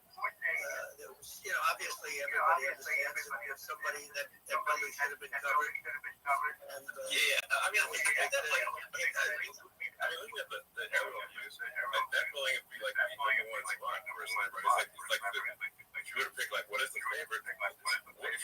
So if the goal is to assassinate, what's your favorite spot in that building? That building, that would have been the spot. It's like you're going to ask for a better location. It's like, no, that would have been the spot. You know what people think is when the local policeman, who, by the way, he really he did what he was supposed to do. He couldn't hold on any longer. And then when he got his head just peeking above, this guy standing there with a gun in his head. And when he fell down, again, heard his echo better, but he was making the calls. But what happened is the firing took place very soon. So what we think is that this guy ran to his site, which he had all planned out with the gun. He ran to the site and he started shooting fast, and maybe that's why he sort of missed. He got me, but it could have been a much bigger problem. But he totally would have hit if you hadn't turned your head. So, but there was it was a very near thing. It was a miracle. If I hadn't turned my head, I would not be talking to you right now. As much as I like you, I would not. Maybe from another realm, perhaps. Yeah, we'd be talking from a different place. But it was a very terrible experience. The Butler Hospital, they did such a great job. The doctors were so good. Everybody was so good. There was a mistake. If somebody knew, because people were hearing, there was just a bad feeling that there was somebody was around. You know that story. And if somebody could have said, because they oftentimes said, like there'd be a lightning storm or something, because I've done I think over 300. I think I did a lot more than that. We did a lot. And oftentimes they'll say, sir, could you wait 10 minutes, please? Sir, could you wait 20 minutes? There's a storm overhead or lightning or something. That happens often. And this would have been a perfect time for that to have happened. But it didn't get coordinated. That was the problem. Well, it was. I think your actions in the heat of fire, and what I find admirable there was that you can't fake bravery under such circumstances. The courage is instinctual, or it is not. It's not a rehearsed action. And so I just want to say that I think a lot of people admire your courage and fire. And so thank you very much. I appreciate it. I didn't think of it. I just wanted to get up. And I want to stand up. I want to let people know. I felt I was when they were on top of me, covering me, actually, very much covering me, and very bravely. But I wanted to get up. I said, I want to get up. And they wanted, they have everything there. They wanted to stretch you. I didn't like the stretch. And I knew I was hit in the ear, but I knew I wasn't hit anywhere else. They felt I was hit someplace else. I was such a lot of blood. And they were sure that I was hit someplace else. And they were saying, sir, you were hit more than the ear. I said, nope, I was hit in the ear. I want to get up. Let me get up. And so I got up. And the crowd didn't know what to think. I mean, this was so many people. And you could see they were confused. They didn't know what to think. And I wanted to let them know I was okay. It was very important for me to let them know that. And they went wild. You've seen the after. They didn't go wild when I got up because they didn't know was I alive. You really couldn't tell. When I stood up before the fist in the air, they didn't know if I was alive. Nobody did. And when I put the fist up, they were just relieved and happy and thrilled, and the place went crazy. It was pretty amazing. It was a terrible thing, but it was pretty amazing. Well, and I was speaking of the sort of slide that got you to that saved your life, really, was the illegal immigration slide. Maybe this is worth talking about that. It was that slide thing. Illegal immigration saved my life. You're right, but it had to be at an exact angle. I mean, that's a good one. Saved by illegal immigration. The incredible thing, though, when you talk about the odds, you had to be exactly at that angle. But the incredible thing is that the chart, I used it less than 20% of the time. It was just a moment. It's always on my left, never my right. And it's always at the end of the stage. So here we have it. It's on the right, not the left. It's at the beginning, not the end. And even the people that put it up, they were unprepared. And they did a great job. They got it up immediately. But I looked to the right, and the bullet came whizzing by, hitting my ear. So it was amazing. But when you think of the odds of that, and that normally you wouldn't use it. Normally I wouldn't have it. And then, it would have been a very different story. It's very much, I say an act of God. It's a miracle that it happened, and I'm honored by it. I'm honored by it. What were you about to say about illegal immigration before you were really interrupted? Well, I was going to say how good the numbers were. By the way, we're going back to Butler. And we're going to go back in October. We're all set up, and the people are fantastic in Butler. It's a great area. These are incredible people. Like the three that in the case of Corey killed, and the other two, the families are, I got to know them a little bit, and the families are great. But we're going back to Butler, and I think I'll probably start by saying, as I was saying, so horribly interrupted, but really interrupted by it. No, but the chart, some people have Elon, the chart was just a chart that in my last week we had the best illegal immigration numbers, meaning stopping. It was at the lowest. You've seen the chart. It's become quite a famous chart. But that was the lowest point ever recorded. It was really, I was very proud of those numbers. And then you see what happened with these people Kamala and Joe, you see what happened. They just let it go. We made in Mexico policies. I had all these different policies. It was so good. Guys like Tom Harlan and Brandon Judd from Border Patrol. These are all people that they've been on television. They said the best numbers we've ever had. We had so many different jets. Catch and release in Mexico, not the United States. We had catch and release in the United States. We had it in Mexico. We had so many things. We had things where if many people come in there, they have contagious diseases.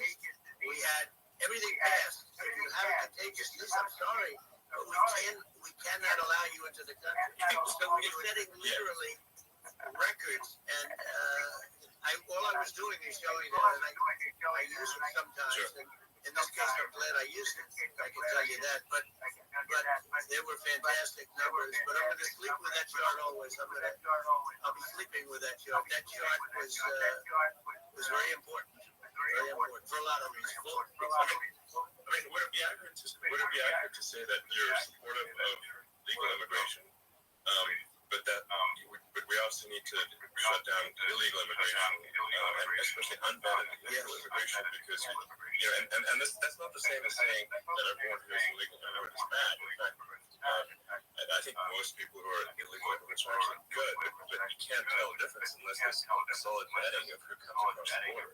Does that actually represent your position? I say it very simply. They have to come in legally. They have to be checked. Yeah. Look, Kamala was the border czar. Now she's denying it. Everything that I did, she's saying she was strong on the border. We're going to be strong. Well, she doesn't have to say it. She could close it up right now. They could do things right now. It's horrible. No tax on tips, and all of a sudden she's making a speech and saying there will be no tax on tips. They said that months ago. And by the way, they had just the opposite. They had not only tax on tips, but they hired 88,000 IRS agents, and many of them were assigned to go get waitresses and caddies and all of this on tips. They have a policy. They were really going to go after you, and we're really harassing people horribly. And then all of a sudden, for politics, she says, she comes out with what I said, which I think is terrible, and I think it's also hitting them very hard. These people are fake. Now they're also saying they did a good job in the border. We have the worst numbers in the history of the world, not of our country. There's never been a country in history that has had a catastrophe like this. We've had, I believe, and I think you believe this, you hear 12 million, I believe it's over 20 million people came into our country.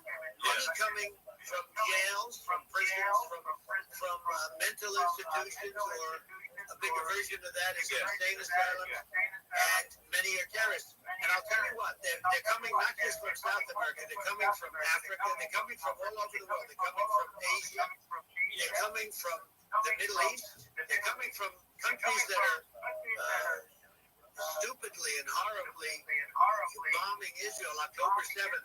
They're coming from all over the world. And you look at, it's so sad October 7th because it should have never happened. Yeah. It's so sad when you look at Ukraine. It should have never happened. We have a defective government. These are defective people. And they're not people that should be running it. But where you see it the best is the border. Because you have millions of people coming in a month, and then she gets up and she tries to pretend like she's going to do something. She had 3.5 years. And by the way, they have another 5 months that they can do something, but they won't do anything. It's all talk. She's incompetent and he's incompetent. And frankly, I think that she's more incompetent than he is. And that's saying something because he's not too good. Yeah. No, I think it is essential to have a secure border. I mean, you're really not a country unless you have a secure border. And secure elections. Yeah, absolutely, secure elections. And so it's just essential to have a real border. We can't function as a country, and our service, our central services are being overwhelmed in a lot of cities. But as we were talking about earlier, I think having a legal immigration process that is smooth and efficient and done well, and speaking as someone who is a legal immigrant, and I think that one way to think of it is who do you want on your team? who do you want on Team America? And I think we want to just say, okay, we want to let in people who are going to, be great contributors to our society and to our economy, and and who do you want on the team? And it's not to say that, in my opinion, actually, I'd say probably most of the illegal immigrants actually are actually good, hardworking people. That's my opinion. But some are not, and you just have this sort of adverse selection process where, if somebody's, if somebody's has a career in theft or robbery, I don't understand what's taking them so long to get here, because we're in such a target-rich environment. Why don't more people who have a career in, bad things coming here sooner? Because it's a piece of cake to go rob, houses in LA or New York, compared to other parts of the world. And in a lot of places in America, if you try to stop the person who's robbing you, you'll be arrested. So it's right. What's happening with crime, and our police are so good, but they're not allowed to do their job. But I have to tell you, Elon, I hate to say it because you're such a downer to say it. I hate to say it. I hate it, but you have a lot of people that you just shouldn't be. I think it's a much bigger number than you think. They're allowing people from their jails. And if you were running one of these countries where they're coming from, you would have had all of them. As an example, Venezuela, their crime is down 72%.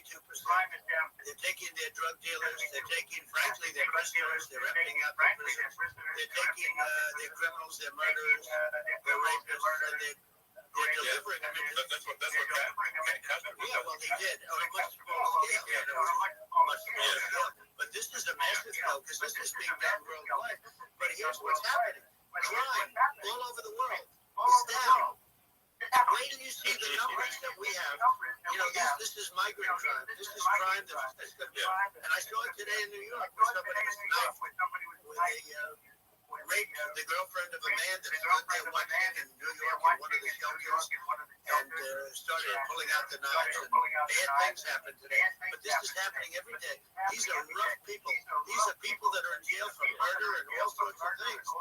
And they're releasing them into our country, and they're telling them, if you come back, we're going to kill you. We're going to give you the death penalty or kill you. So they don't want to come back. But these are rough people. These are criminals that make our criminals look like nice people. And it's horrible what they do. And she's in charge of it because, now she's trying to say he had nothing to do with it. And she's such a liar because she was called the border star the first day. And it was on the headlines of every newspaper. She's the border star.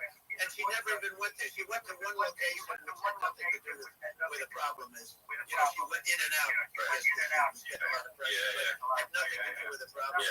But she was the border star. And people can't allow them to get away with their disinformation campaign. Now she's trying to say that she wasn't really involved. And the whole thing is horrible. She was totally in charge. She could have shut the border down without him. He didn't know what he was doing anyway. So he wouldn't have even known what happened. He could shut the border down. He didn't even know the difference. But the fact is that she was border star. But if you don't have to call her that. The fact is you could just call her. She was in charge of the border, and the border was the worst ever. It's simply not working. No. Whether it's a question of intention or competence, either way, we don't have a secure border, and we have people streaming over like it looks like a World War Z zombie apocalypse at times.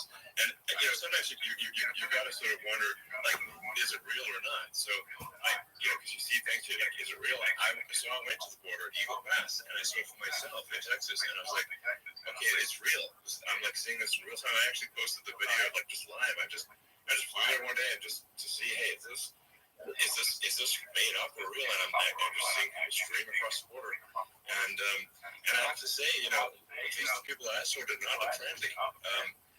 These people can look at my video and say, hey, these people look friendly. I don't look friendly. So these are people that Elon would not be the same man if he had to walk across the street and look these people in the eye. These are rough people. These are really rough people coming across. And I know rough people. And these are people that we don't want in our country. And, you know, the caravans are coming in, and they're putting, and who's doing this are the heads of the countries. And you would be doing it, and so would I. And that was what a terrible thing to say.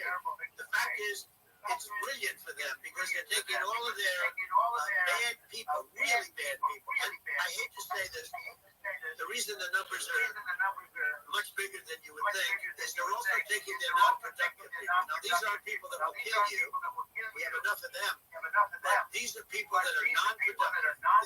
They are just not productive. I mean, for whatever reason. They're not workers, they don't want to work, or whatever. And these countries are getting rid of non-productive people in the caravans in many cases.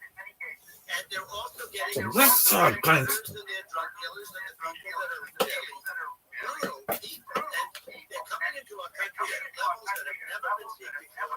And I saw an ad just before I got over here. I'm walking over here, and I saw an ad by Kamala saying how she is going to provide border security. Where has she been for 3.5 years? For 3.5 years. Yeah, no, that's we have 20 million people. Yeah, I think this is a fundamental existential issue for the United States. And if we have another 4 more years of open borders, and it's going to be even worse with another 4 more years, it's going to be even worse than it's been for the past 3.5 years. I'm not sure we've got a country. You don't have a country left. Elon, if they get in, you will have 50 to 60 million people from all over the world, not South America only. You know, we think of South America, we think of Honduras and El Salvador, Guatemala, and Mexico, you know, the 4. But it's not that. It's everywhere. They're coming in from everywhere. And I had to stay in Mexico. Yeah, this is a super important point. Like, people, it's like, well, basically, when I went down there, I was like, well, where are people from? It's like almost no one was from Mexico. No, Mexico. It's just the border. It's just the border with Mexico. But the people coming in, it's Earth, the rest of Earth. and America is only about 4 or 5% of the population of Earth. It would only take a few percent of the rest of Earth to overwhelm everything. We're already overwhelmed. You had to see the news tonight about New York, and I love that place, and what they're doing to it is just horrible, what they're doing to it. And all the courts do is they try and focus on Trump. Okay, then let's focus on Trump, who did nothing wrong. I complain about our rigged election. Elon, what's happened is unbelievable. You have from Africa, from the Congo, they're coming, from the Congo. And 22 people came in from the Congo recently, and they're murderers. And they drop them, they take them out of the jails, which is very expensive, to maintain the jails. So they don't do too much maintaining, I can tell you. But they take them out of jails, prisons, they take them out, and they bring them to the United States. They deposit them in the United States, and they don't ever come back, they're going to be executed. And they don't want to come back. They won't come back. Sure. But they're coming from Africa. They're coming from Asia. They're coming from the Middle East. They're coming from South America. They're coming from everywhere.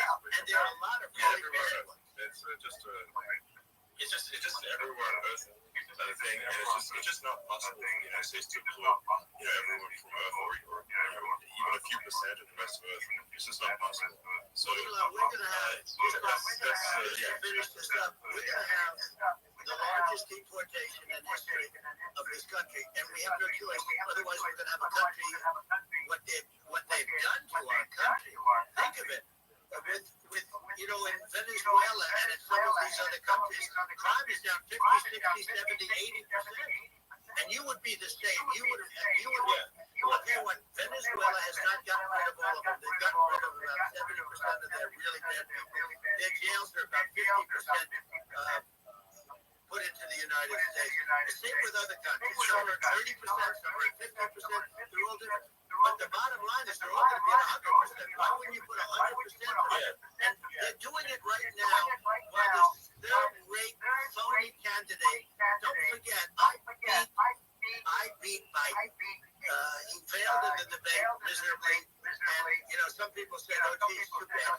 It's too bad he did so badly, or I did well in the debate. The first night they said, wow, one of the people in what CNN said. That was the greatest debate performance I've ever witnessed. And then 2 days later, they didn't talk about that. They just said he was bad. But that's okay. That's the way I get treated, and I don't mind that at all. What I can tell you is this. We cannot have a Democrat. We cannot have her. She's incompetent. She's as bad as Biden. It's different. He hasn't done an interview since this whole scam started. And say what you want. This was a coup. This was a coup of a president of the United States. He didn't want to leave, and they said we can do it the nice way, or we can do it the hard way. I'm just talking about behind the jet and basically shot him. No, what they did with this guy, and I'm no fan of his, and he was a horrible president, the worst president in history. And one of the reasons he was so bad, first of all, the Israeli attack would have never happened.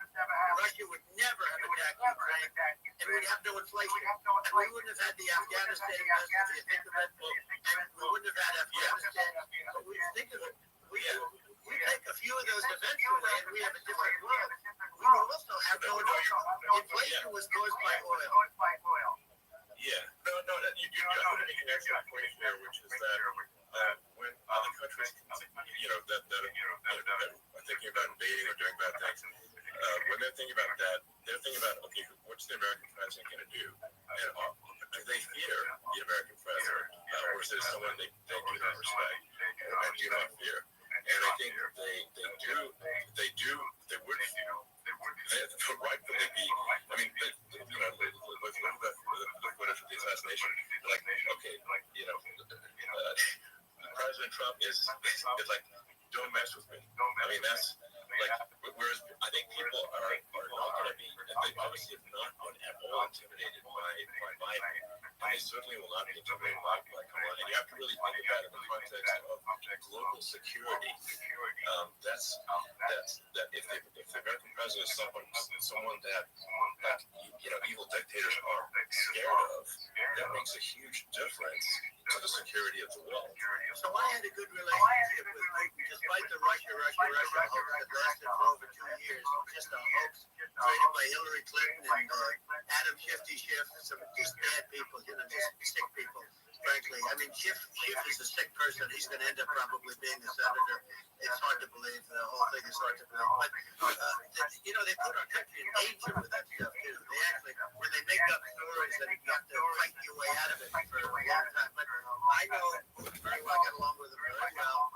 He respected me, and it's just one of those things. And we would talk a lot about Ukraine. It was the apple of his eye. I said, don't ever do it. Don't ever do it. I shut down Nord Stream 2. That was the big oil pipeline, the biggest pipeline in the world going all over Europe. I shut it down. Biden came, and then they said, I love Russia. I was a friend of Putin, and I loved Russia. No, he actually said to me one time, he said, if you're my friend, I'd hate to see you as an enemy. I shut down his pipeline, the biggest pipeline. They were looking at that for fun, and this pathetic president gets in there, and the first thing he did, one of the early things he did, is he shut down Keystone XL pipeline, which is our pipeline that would have employed 48,000 people, pipeline workers. Shut it down. That was, a massive job that Obama refused to allow. I allowed it in my first week because it was jobs and it moved to us. And by the way, in a much more environmentally friendly way, underground. It's not a truck that catches on fire or a train that catches on fire. But think of it. He shut down the XL pipeline, the Keystone XL pipeline. He shuts that down, and he approves the Russian pipeline. It doesn't make any sense. It's inconsistent. Certainly, I think it's just worth emphasizing to listeners the immense importance of whether the United States president is intimidating or not intimidating, and how much that matters to global security. Because there's some real tough characters out there, and if they don't think the American president is tough, they will do what they want to do. I know every one of them. I know every one of them. I know President Xi, I know President Trump, I know every one of them. And let me tell you, people say, oh, this is terrible. I'm not saying anything good or bad. They're at the top of their game. They're tough, they're smart, they're vicious, and they're going to protect their country, whether they love their country, they probably do. It's just a different form of love, but they're going to protect their country. But these are tough people at the top of their game, and when they see a Kamala or when they see Mike Sleepy Joe, they can't even believe it. They can't believe this happened. All the stuff that you're seeing now, all the horror that you're looking at, Russia, they're all waiting for an attack from Iran. Iran would not be attacking, believe me.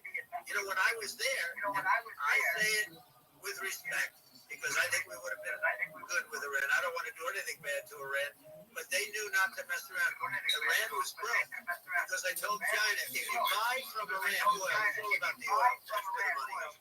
But if you buy oil from Iran, you're not going to do any business with the United States. And I meant this. And they said, they didn't buy oil.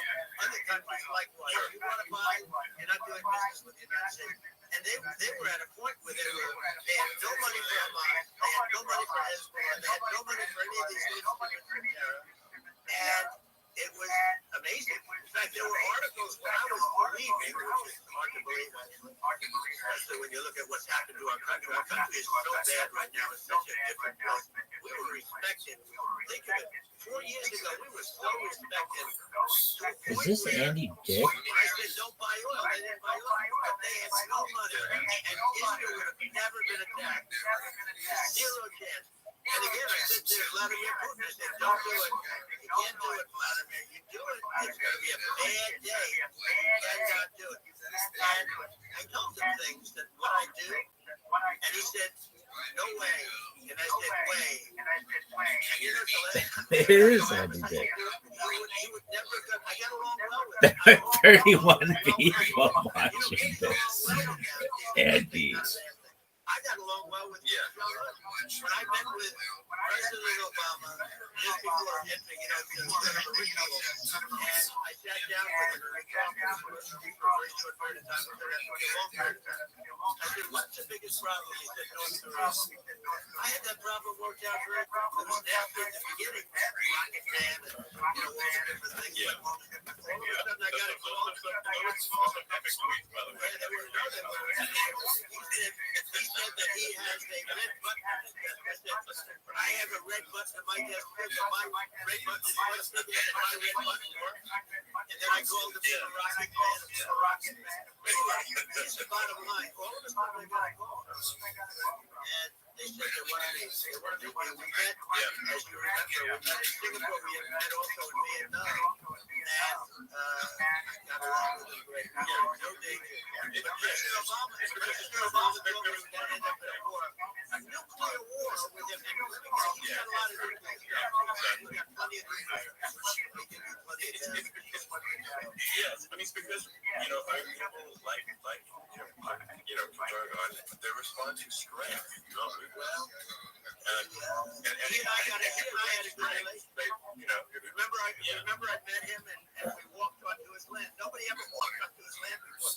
I walked onto it. I wouldn't say, bring up Secret Service again, I wouldn't say they were thrilled when I did that. I walked onto his land. And it was an amazing period. But we were not in danger with him because of me.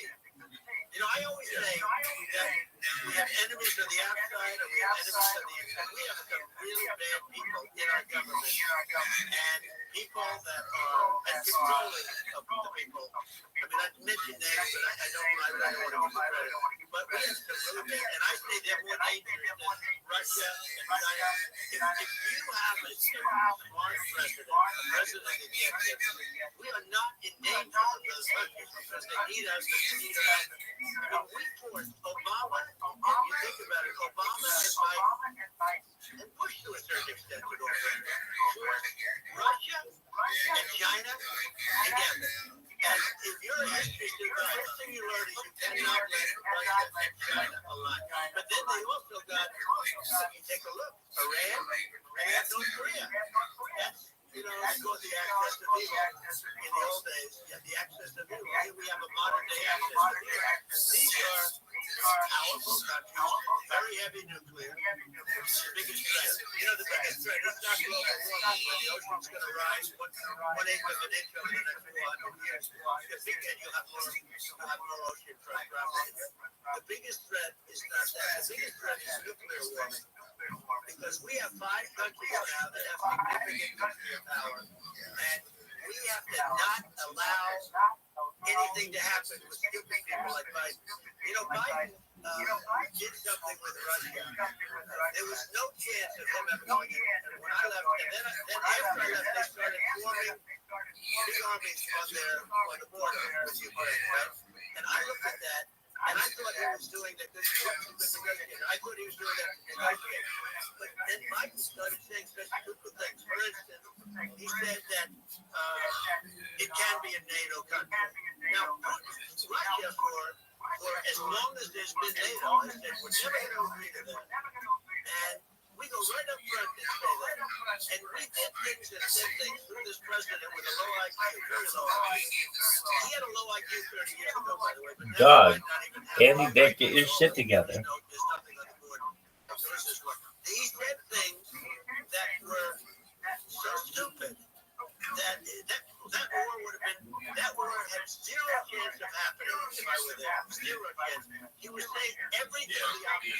Everything the opposite. And it's so sad because many more people have been killed in Ukraine than you read about. You don't read about how bloody it is and how sad. And it's just in the 2 armies, you lost 500,000 people. And Ukraine's having a hard time. Ukraine, I don't know if you saw the article recently. You don't hear the true story. But if you think about it, Russia's got, Russia defeated Germany with us, and they defeated the Poland. And they've been around a long time. They're fighting for them. And it's very unfair. And Ukraine now doesn't have enough men. They're now using young men and very old men to fight. And we're in a very bad position. And I'm not going to blame it exclusively, but I can tell you I could have stopped that, and a smart president could have stopped that. It wouldn't have happened. But we had a man that actually made it more prevalent. It was so bad, the words that he was using, the stupid threats coming from his stupid face that he was using. I said, this guy's going to cause us war. He's going to cause us. And let me tell you, he can lead to World War III. That can lead to World War III. The Middle East can lead to. We have numerous places that could end up in World War III right now for no reason whatsoever. You're right. I think people underrate the risk of World War III, and when looking at the risk of global thermonuclear warfare, it's game over for humanity, and it's something that people have, I think, after the end of the Cold War, people have become complacent about. But they're actually forgotten that there are a lot of nuclear missiles that have caused damage with the United States. Is this Andy Dick? Yeah. Israel has it. We're going to have the best iron dome in the world. We need it. We're going to make it all in the United States. We're going to have protection. Because it just takes one maniac to start something. We're going to have protection. And we're going to have, why shouldn't we have an iron dome? Israel has one. Some other places have one that nobody knows about, frankly. But Israel has it. We're going to have an iron dome. But, with all of that being said, to me, that's so important, the most important. But with all of that being said, the election's coming up, and the people want to hear about the economy and the fact that they can't buy groceries because they don't have enough money to buy groceries. The inflation has killed them. Food prices are up 50, 60, even 100% in some cases. And this stupid administration allowed this to happen. And it's a shame. And that's the thing that people most care about, in my opinion. They care about the border a lot. And we discuss the border at great length. It's nice to have a forum like this where I can discuss my thing at length. And by the way, do you think Biden could do this interview? Do you think that Kamala could do this interview? They would take a pass on you. They don't need Elon. They don't need Elon to make a question. It's pretty sad when you think that somebody that does this for a living can't answer a question or is afraid to do an interview. And in her case, with a very friendly interview, she's got all friendly interviewers. Yes, absolutely. But the big thing now is the economy, Elon. As much as, I view nuclear as the single most important thing. A lot of people don't understand that, but it doesn't have to. If I understand it, that's all you need, because if I was president, you're not going to have that kind of a problem. But the thing that they really is making them angry is what Kamala and Biden have allowed to happen with the economy. It's a disaster with inflation. inflation, it doesn't matter what you make. The inflation is eating you alive. If you're a worker or if you're a middle-income person, you can't afford, 4 years ago, 5 years ago, people were saving a lot of money. Today, they're using all their money and borrowing money just to live. It's a horrible thing that's happening. And we'll end that quickly. A lot of people just don't understand where inflation comes from. Inflation comes from government overspending because the checks never bounce when it's run by the government. So if the government... Andy Dick, pay attention. This is so lame. I thought I was lame. Half the money supply increases faster than the rate of growth inflation. That's inflation. So really, we need to reduce our government spending, and we need to re-examine. I think we need like a government efficiency commission to say like, hey, well, where are we spending money that's sensible? Where is it not sensible? And we need to live within our means. We're currently adding, I think, $1 trillion to the deficit every 100 days. And the interest payments on the national debt are now exceeding the defense budget.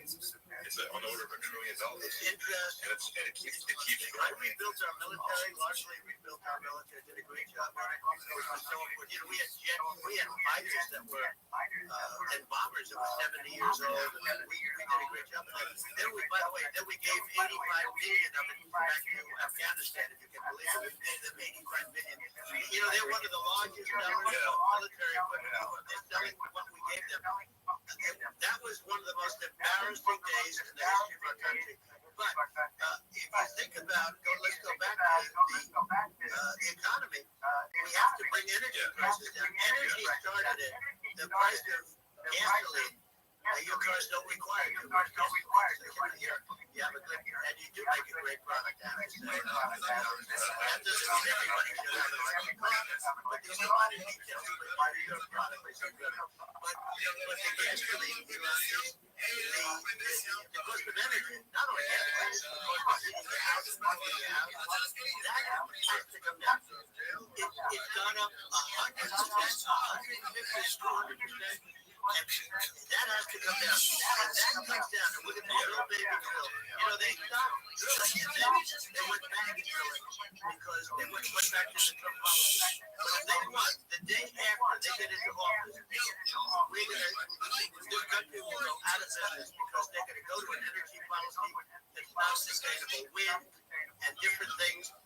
You're not going to have any. And I know you're a big fan of AI. I have to say that AI, and this is shocking to me, but AI requires twice the energy that the country already produces for everything. So you're going to have to build a lot of energy if our country will be competitive with China, which is our primary competitor for the AI. You're going to have a lot of electricity. You're going to need tremendous electricity, like almost double what we produce now for the whole country.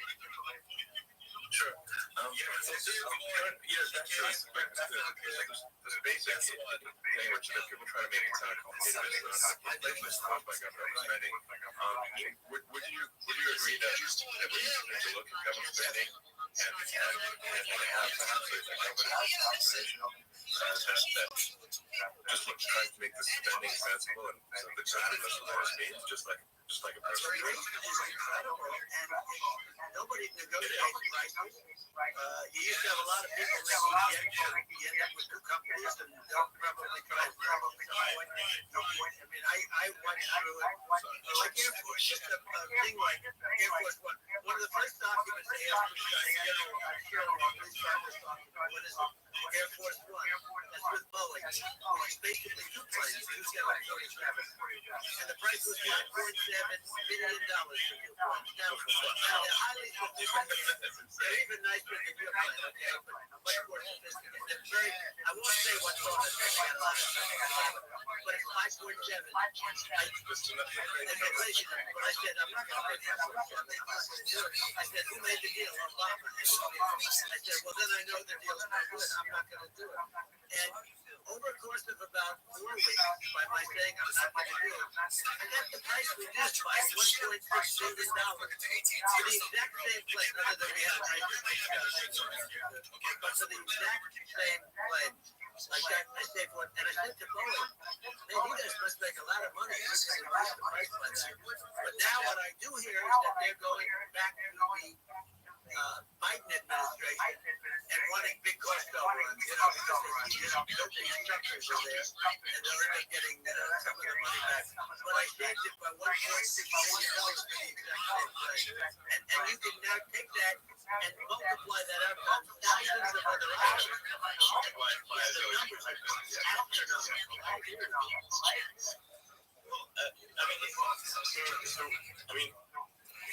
think it'd be great to just have a government efficiency commission that takes a look at things and just ensures that the taxpayer money, the taxpayers' hard-earned money is spent in a good way. And I'd be happy to help out on such a commission. I love it. You're the greatest cutter. I mean, I look at what you Welcome, welcome. How you living, pimp? You here with the West Side gangsters.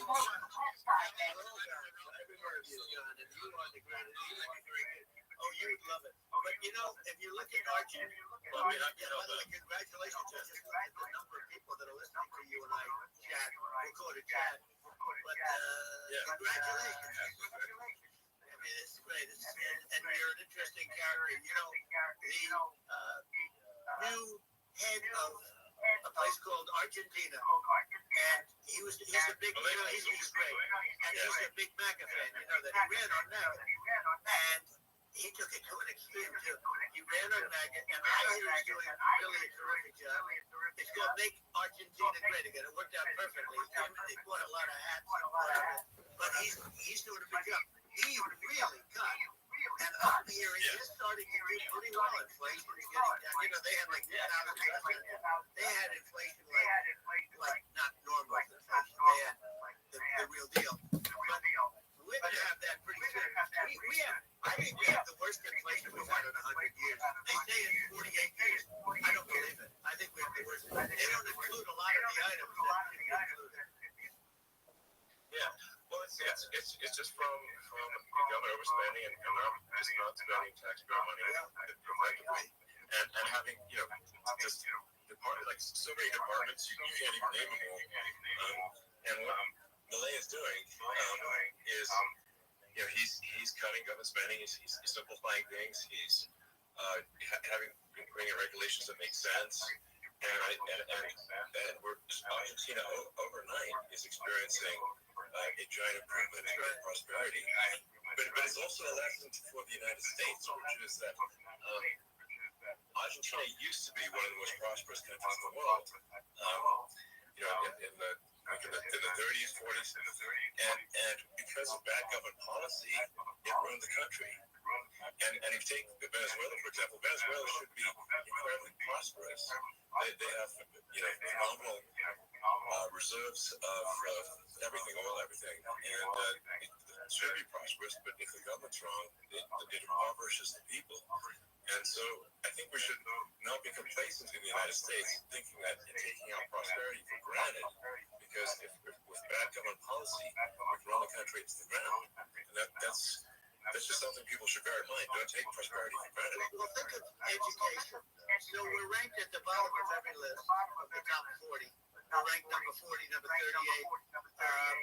Norway, Switzerland, Sweden, different countries are ranked good. Actually, China's pretty close to the top. They're a top 6 or 7. But we're ranked at the bottom, almost at the bottom, 38, 39, 40. In other words, horrible. And yet we spend more per pupil than any other country in the world. So we spend more. And what I'm going to do, one of the first acts, this is where I need an Elon Musk. I need somebody that has a lot of strength and courage and smarts. I want to close up Department of Education, back to the states, where states like Iowa, where states like Idaho, not every state will do great. States that basically aren't doing good now, you look at Gavin Newsom, the governor of California, he's terrible. He does a terrible job. So he's not going to do great with education. But of the 50, I would bet that 35 would do great.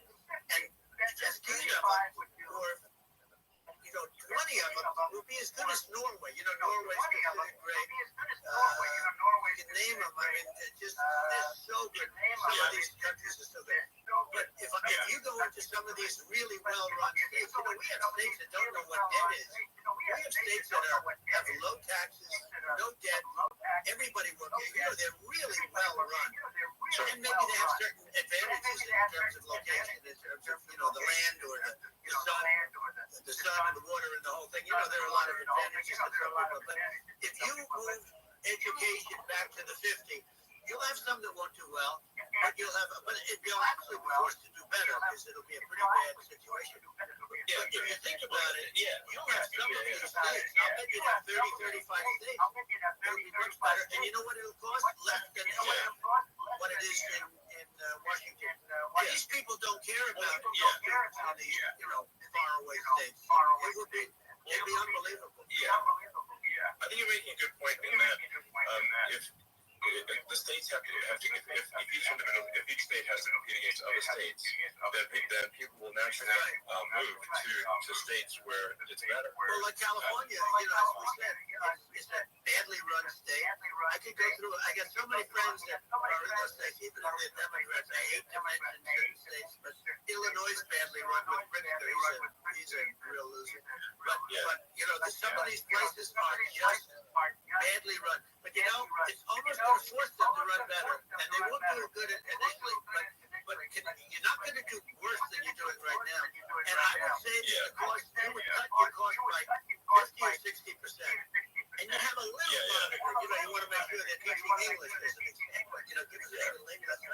Sure, right. No, I mean, it's a good point. I think some of these governors are doing so badly. I mean, they got so many people moving out of their state, they should get U-Haul salesmen of the year because they're driving so much U-Haul. It's actually amazing. People moving out. Isn't it amazing to you as a businessman that they can even survive? Like Illinois, so many people are leaving, and you wonder, how do they survive? I mean, how do they survive? I saw when you left California and you moved to Texas. Texas does a great job. But, I just wonder, how do these states survive when big businesses, a big oil company just left California, as you know, and they moved to Texas. How do these big states survive when they lose so many businesses and their taxes are already really high? The taxes are among the highest. You almost wonder, how do they continue on? And in many cases, the governors don't do a good job and they're crime places. You wonder, how do they continue to just go on? It's not a good idea. I think the thing that's going to force some of these states to change is if they risk bankruptcy and they're not getting bailed out by the federal government. You remember the area in California where I guess somebody had sticky fingers and they smoked a lot of money. And they went into a form of chapter, and it was very nasty for a period of time. But that was probably the most popular president of all California. So at some point, something like that may have to happen.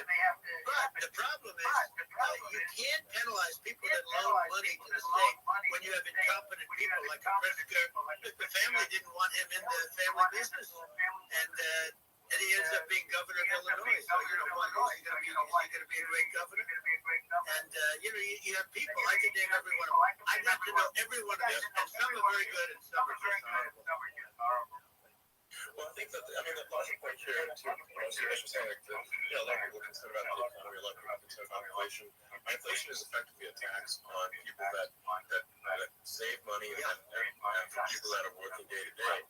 It's just a form of taxation. And if we can solve the government spending problem, we'll solve the inflation problem, which means people will have a better standard of living. And that's a really good deal. The people that got hurt worse are the people that did it the way they were taught to do it all through their younger life and their young life and their whole life. The people that saved money and then they got no interest in that money and inflation destroyed them. And frankly, they were almost better off if they didn't do anything like that. those people have been absolutely decimated, and we're going to bring those people back and help those people. We've got to get the prices down. You know, when I look at bacon costing 4 or 5 times more than it did a few years ago, when you look at some of the food products in grocery stores, people go, they can't believe it. They used to be able to buy a whole corn, and today, you know, a lot of people just don't have the money. They go in and they can't buy anything. They look at it's sticker shock. They call it sticker shock. I think it really just comes back to, I think it just comes down to really, I guess it's really two things, which is that if you solve government overspending, you solve inflation, which improves living standards of the average person, and then if you deregulate, like have sensible regulations, so because a lot of the regulations are nonsensical and cause the cost to be extreme for no reason, but unless you've got effective deregulation, like Reagan did a great job on deregulation in the 80s, but it's been 40 years since we had anyone really. I mean, during your administration, we made some progress, but I think there's opportunity to make, radical progress with sensible regulation. Those two things, those are the big deals. We set a record.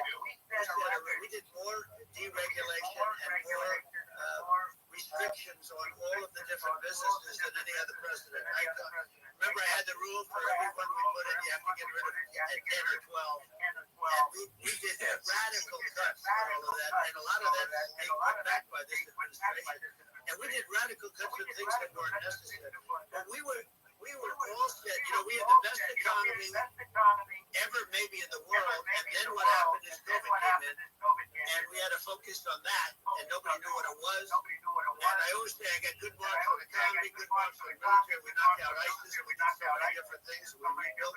But, you know, I never got the credit that we really deserved on what we did with COVID. We never got the credit. But had that not happened, the gift from China, from Wuhan, came in from Wuhan, the Wuhan labs, and I always said it, and it turned out to be right. But had that not happened, we were set to start reducing debt. We're going to reduce taxes further. I gave the largest tax cut. We're going to reduce taxes further for middle-income people, not only businesses. But we did it for businesses because they're the ones that's why we had the great job numbers. But we were set to really start reducing debt. And, you know, we're sitting on the biggest pile of liquid gold anywhere in the world, bigger than Saudi Arabia, bigger than Rabbi. And we were going to drill it. We were going to make so much money. We were going to supply Europe with oil. I had stopped the Russian pipeline, and we were going to supply them with oil and gas. We were going to make a fortune. And then the COVID came in, and we really had to divert. Then what happened is when they came in, you know, we kept a lot of businesses alive. If I didn't do what we did, we would have had a 1929 type depression. But the problem is when Biden came in, you got trillions of dollars. You just started spending it stupidly. You didn't need it anymore. You know, we got over that bad period where everybody was dying, and you know, it was just not a good period. Interestingly, you know, during his administration, many more people died during his administration of COVID than during my administration, and we really got the brunt of it. But people don't realize more people died during his administration than ours. But it diverted us from doing what I wanted to do. But we had the greatest for almost 3 years. We had the great, and you know that probably better than anybody. So many of your friends said to me the best years we've ever had in business were during the Trump years. And also said that African American, Hispanic American were so incredible. They were having the best Asian American women, men, young people without a diploma, young people that graduated from the best colleges, from MIT, from the Wharton School, from all of the great colleges, Harvard.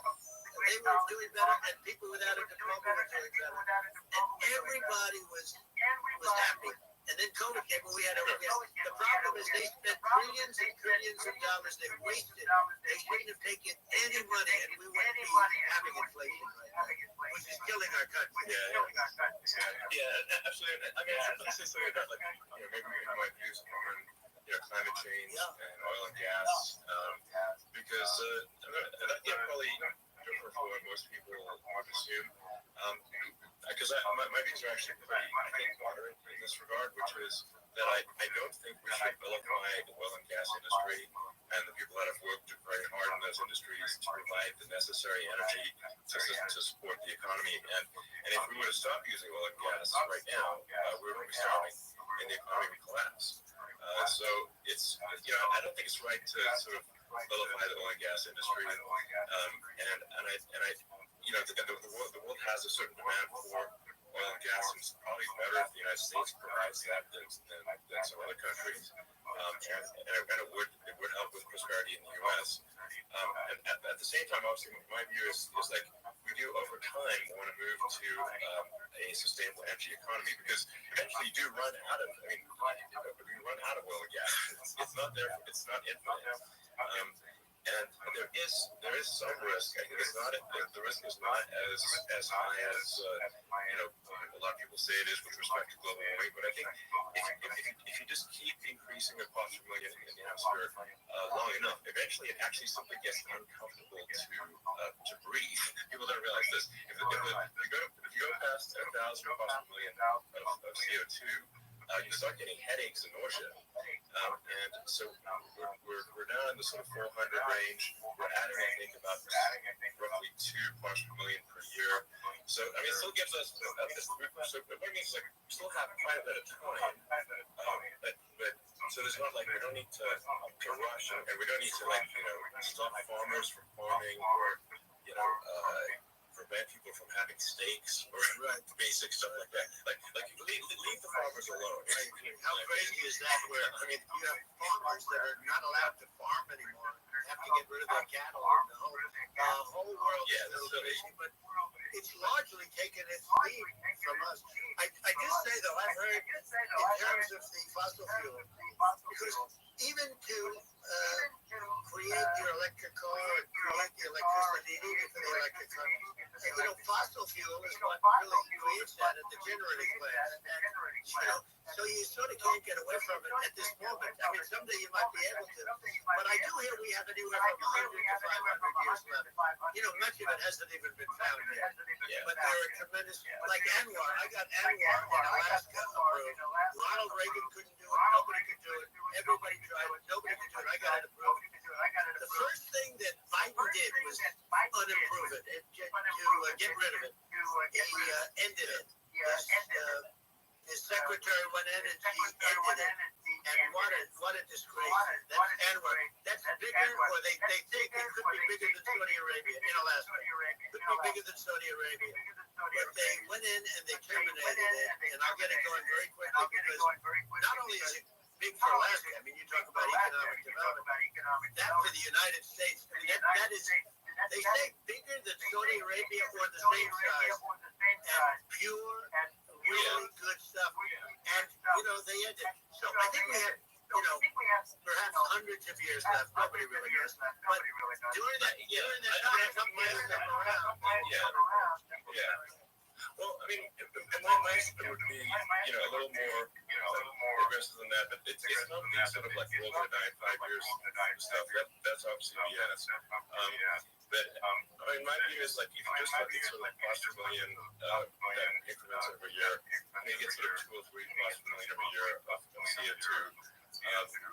I mean, I think it's problematic if it accelerates, if you start going from 2 or 3 to say 5.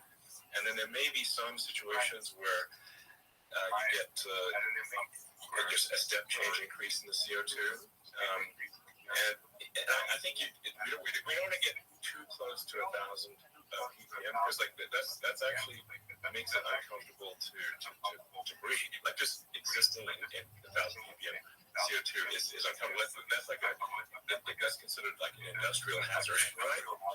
So it's that's actually starting getting headaches and stuff. So even without global warming, it's not comfortable. So you don't want to get too close to that. I mean, I think we've got. I think we want to just move over. Like if I don't know, 50 to 100 years from now, we're I don't know, mostly sustainable. I think that'll probably be okay. So it's not like the house is on fire immediately, but I think it is something we need to move towards. And it's probably better to move there faster and slower, but like I said, without vilifying the oil gas industry and without causing hardship in the short term. I think this can be done without, people can still have, a stake, and they can still, drive gasoline cars. And it's okay. It's like, it's not, I don't think we should qualify people for it, but I think we should just generally lean in the direction of sustainability. I actually think solar is going to be the majority of this energy generation in the future, and it's certainly trending that way. And so you get the solar power, combine that with batteries, so because obviously the sun doesn't shine at night, and they use that to charge the electric cars, and we have a long-term sustainable solution. And that's what Tesla is trying to move things towards, and I think we've made a lot of progress in that regard. And when you look at our cars, we don't believe that environmentalism, that caring about the environment should mean that you have to suffer. So we make sure that our cars are beautiful, that they drive well, that they're fast, they're sexy. I mean, they're cool. In fact, the sexy Model S, Model 3, and Model X and Y spells out sexy. It's probably the most expensive joke ever. But I don't know, I choose humor. I'm a big fan of let's have an inspiring future, and let's work towards a better future, and we do so without demonizing. Right. I'm okay. It's very interesting. You use the word global warming. Today they use the word climate change because you have some places that go up. So they were getting themselves in a little trouble with the word global warming because not every place is warming. Some places are going the opposite direction. But I'm sort of waiting for you to come up with solar panels on the roofs of your cars and on the trunks of the cars. And it just seems like something that at some point you will come up with. I'm sure you'll be the first. But it would seem that a solar panel on the roofs, on flat surfaces, might be good. Yeah. At least in certain areas of the country where you have or the world, where you have the sun. But I would think, and I have no idea because that's not my world, but I would think that this would be something that would be interesting. But the one thing that I don't understand is that people talk about global warming or they talk about climate change, but they never talk about nuclear warming. And to me, it's an immediate problem because you have, as I said, 5 countries where you have major nuclear, and probably some others are getting there, and that's very dangerous. That's where you need a strong American president because you don't want to have this proliferation. But you have 5 countries and getting where China is much less than us right now, but they're going to catch us sooner than people think. They're way lower.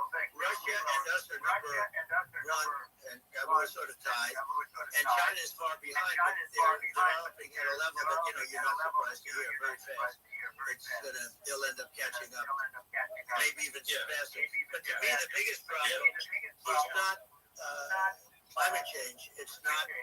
And everything's a problem, but to me the big problem is the nuclear power. The power of nuclear is so great. And when I talk about nuclear, I'll prevent World War III. I will, but the truth is that you have to, because this is no longer army tanks going back and forth and shooting each other. This is a level of destruction and power that nobody's ever seen before.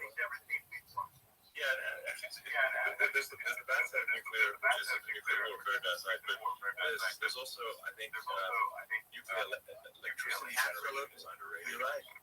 And it's actually, people have this fear of nuclear electricity generation, but it's actually one of the safest forms of electricity generation. It's just a huge misunderstanding.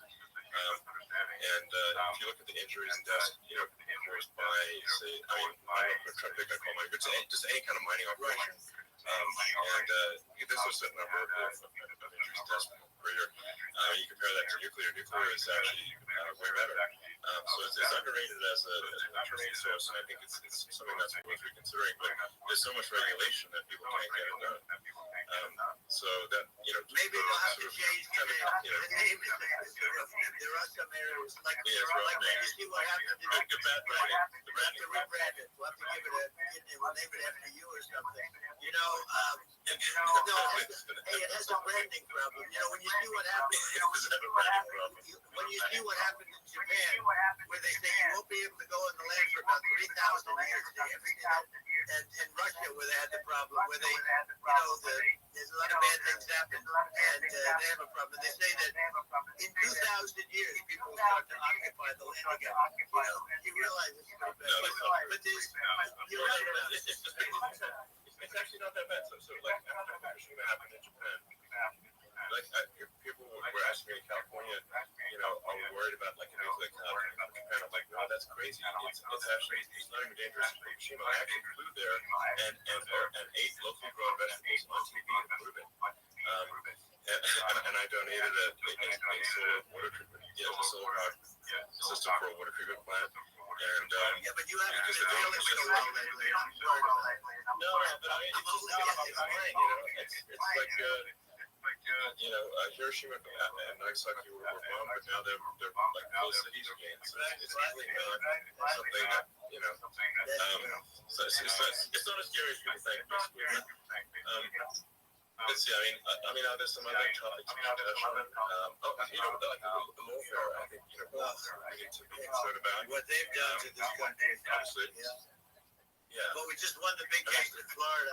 This was the Biden administration did something that's never been done in this country, and that's go after their political opponent, me, with this nonsense and just nonsense. And the big case in Florida we won, but they always pick a judge and a jury, and they use local DAs, they use the local attorney generals, like Fani, Fani, spelled F-A-N-I, Fani.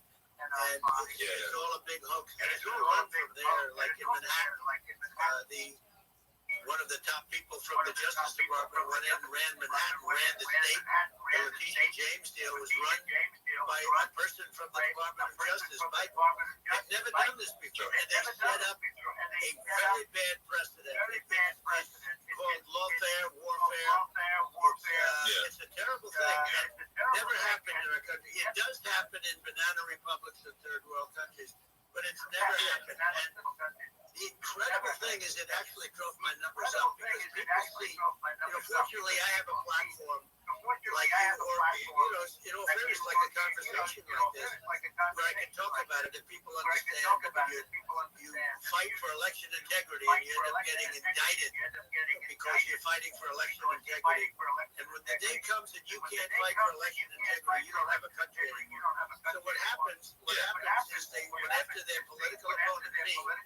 Now, Biden said, close to vegetable stage, in my opinion. Okay, I looked at him today on the beach, and I said, why would anybody allow him? The guy could barely walk. Why would anybody allow him? Does he have a political advisor that thinks this looks good? He thinks this looks good because it looks so bad, and it's ridiculous. I mean, and he's been doing it for a long time. You can't lift the chair. The chair weighs about 3 ounces. It's meant for children and old people to lift. And he can't lift it. The whole thing is crazy. Well, he's clearly like we just don't have a president. You don't have a president. And he's going to be worse than him because he is a San Francisco liberal who destroyed San Francisco and then as Attorney General he destroyed California. You talk about location and we're talking about the sun and the water and all. There's nothing better than California. He has destroyed that. He was the original DA. He was the original in San Francisco. She was the original Attorney General of California. What she has done to California is, well, you know better than I do. You just left California for a lot of those reasons. And what she's done with crime, with cashless bail, when you kill somebody, I mean, we have states there, you kill somebody and they let you out right away. I mean, you don't have to even put them, and then they never find the people unless they kill again, and then they let them out again. Our country is becoming a very dangerous place, and she is a radical left San Francisco liberal, and now she's trying to protect, now she's looking like she wants to be more Trump than Trump, if that's possible. I don't think that's possible. But she wants to be more Trump than Trump. Yeah. I want a wall. I want think to, that's- you know, Yeah. you want to release all the prisoners that are in detention. And some of these guys are really bad. Right. That just can't understand. She doesn't want to build the wall, even though the walls work. Walls that will. You know, in your business, everything you do is obsolete. Almost, well, not the tunnels, but everything is obsolete. Even your rocket ships. Like a month later, they're obsolete. You find a better way to. The only thing that's not obsolete is a wall and a wheel. And the wall, you know, I built hundreds of miles of wall, and that's why we had such good numbers. I was going to add 200 miles. We bought it. We could have flipped it up in 3 weeks, and they sold it for 5 cents on the dollar. That meant, I said, wow, that means that they actually do want to have open borders. She wants to have open borders, and now she's going like this tough on the border. It's such a lie. Yeah, this is simply not true. This is simply not true. Everybody knows it's not true. It's a disgrace that she Yeah. said. No, I mean, obviously, what's happening sort of overnight is they're rewriting history and making Kamala sound like a moderate, when in fact she is far left. Worse than Bernie Sanders. She's considered Yeah. more liberal by far than Bernie Sanders. She's a radical left lunatic. And if she's going to be our president, very quickly you're not going to have a country anymore. And she'll go back to all of the things that she believes in. She believes in defunding the police. She believes in no fracking, zero. Now all of a sudden she's saying, no, I really want to see fracking. If they got in, the day she got in, she'll end fracking. And by the way, if people didn't think that, the lunatics that really believe in that, they won't vote for her. You know, like the Palestinians and Israel. She is so anti-Israel. And she's bad for both. Biden actually did something that was impossible. Both sides hate him. You know, both sides. That was a hard thing to do. Unification.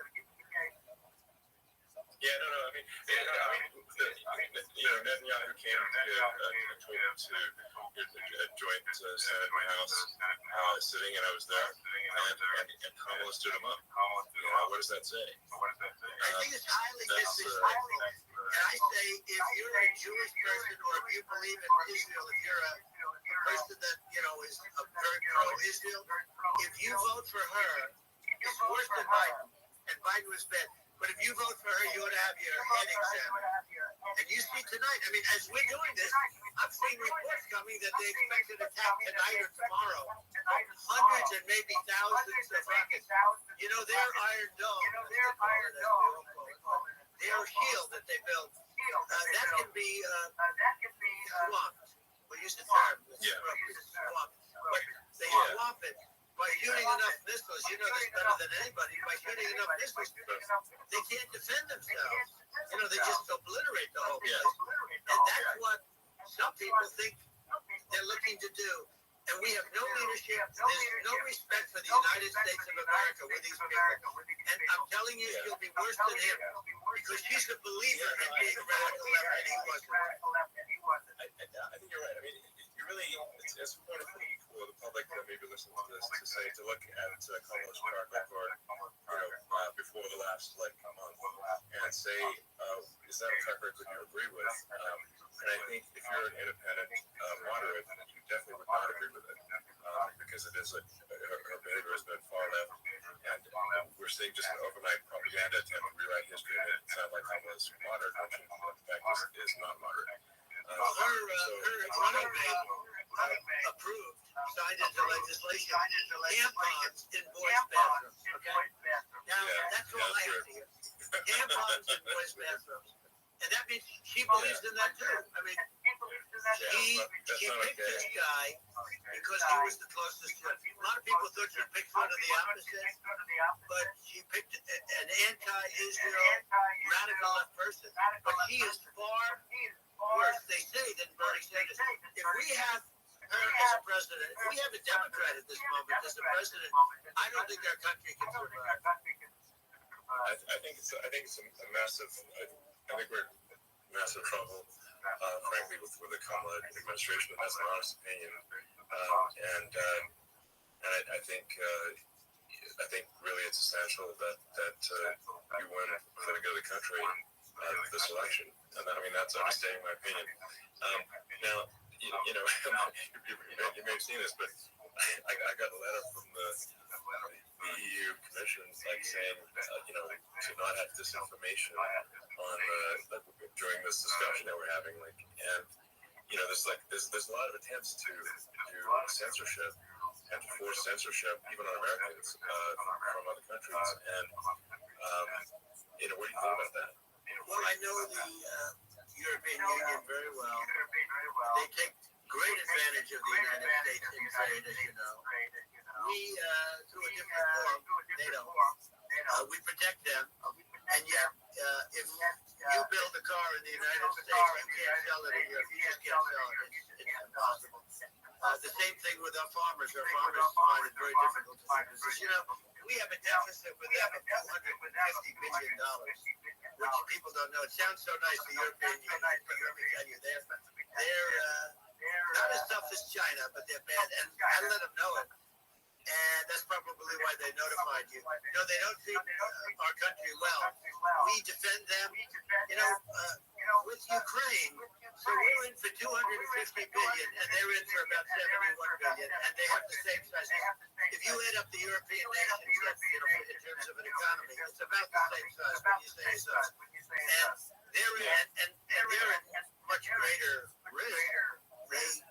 They're right there. We have an ocean separating us from, in this case, the enemy would be Russia. It used to be for the Soviet Union, but let's assume they're close enough. What happens is they're in for 70-something million. I think even less than that, billion. But we're in for about 250 billion, and it could be a lot higher than that. And I say, why aren't you going to equalize? Why aren't they paying what we're paying?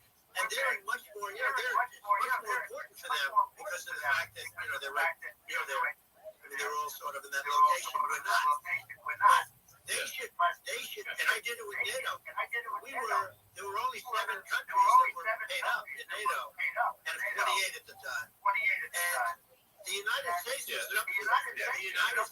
subsidizing NATO, tremendously subsidizing NATO. And I went in and I said, you got to pay up. If you don't pay up, we're not going to defend you any longer. I took a lot of heat. But you know what happened? Billions and billions of dollars came flowing in. And, I think a lot of the public isn't aware of the fact that the United States pays a disproportionate share of the NATO expenses. and then we get taken advantage of on trade. So think of it. I mean, the point of NATO is defending Europe, and it's like, then, okay, well, why is the United States paying disproportionately more to defend Europe than Europe? That doesn't make sense. That's unfair. And that is an appropriate thing to address. But you know, when you talk about cost cutting and savings and everything else, I mean, honestly, look, there's nobody that feels worse about the Ukraine situation than I do, because I know it would have never happened. I know Zelensky. He was very honorable to me, because when they went with the Russia hoax, and they said I had a phone call with him, he said it was a perfect phone call. It was a great phone call. He could have grandstanded it, and said, oh, he was very threatening. I said, no, it was a very nice phone call. I called him up to congratulate him on his win, and he ended up getting impeached, because these people are lunatics. You know, I was talking about the difference from the people within and the enemies from the outside. In many cases, the people from within are more dangerous for our country than the Russians and the Chinese. If you have a smart president, you're not going to have a problem with that. You're going to do things. Yeah. Now, they've taken advantage of us. We're going to do things with the right person. Yeah, well, I think it's obvious that you're a believer and an advocate of free speech, because during your first term as president, you were attacked relentlessly every day, very unfairly with false attacks, and you didn't try to shut down the media, you didn't try to give up their freedom of speech, and I think that says a lot. Well, the good thing is that you and I have, and some people, very few, we can get the word out. Well, sometimes it's hard because they don't want to print it, you know, like we're having a great conversation right now. Kamala would have this conversation, but she can't because she's not smart. You know, she's not a smart person, by the way. She can't have this conversation. And Biden, we don't even have to talk about it. I mean, he couldn't have this conversation. He would have given up on the first half of a question. He would have walked out. He would have said, where am I? Where am I going? So anyway, but no, he wouldn't have this. That's true. Not a lot of people would have this conversation. You know, we cover a lot of territory. But the beauty is that you know, we can have a conversation. And Yes, I'm you able to get it out without, because I get This thinking early. is a really big point. You can actually have a conversation with you. Yes, nice, isn't it? And you can't have a conversation with my it's like not it's not possible. So this is like talking to an NPC. So it's just But think of it.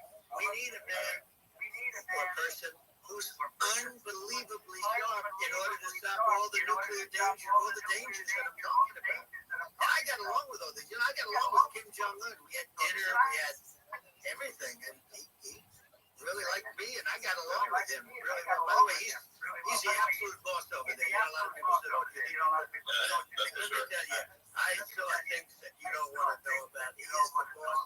But you know, we had a good relationship, and he doesn't like Biden. He considers him a stupid man, he said. He's a stupid man. Well, at least he speaks his mind. But, you know, in this country, you're not sort of allowed to say it, but I guess you are. You should be allowed to say it. But we need smart people, and we need people that have an ability to lead. And he doesn't have that ability. Can you imagine that? You know Chairman very well. Can you imagine her and him negotiating for even standing together? It is, the whole concept is ridiculous. She is terrible. She's terrible. But she's getting a free ride. I saw a picture of her on Time Magazine today. She looks like the most beautiful actress ever to live. It was a drawing. And actually, she looked very much like a great First Lady, Melania. She didn't look like Camilla. That's right. But of course, she's a beautiful woman, so we'll leave it at that. Yeah, well, you know, maybe I think so part of what people in America wanted, do want to feel excited and inspired about the future. One of the truth is going to be better than the past, and that America's going to do things that are greater than we've done in the past. Reach new heights that make you proud to be American and excited about the future. They want the American dream back. You know, they want the American dream back. More important than anything else. It's like, you don't have that today because the people, they've been just stuck. They see incompetent people running around. You know, the Biden thing is very interesting. People just found him to be incompetent. And when I debated him, I was like, is this for real? It was. Yeah, it was just absurd. But I think there are some grand projects that we could do. I mean, I think we could build a base on the moon. We could send American astronauts to Mars. We could build high-speed connections that are more advanced than anything else in the world between our cities, so people have fast transport.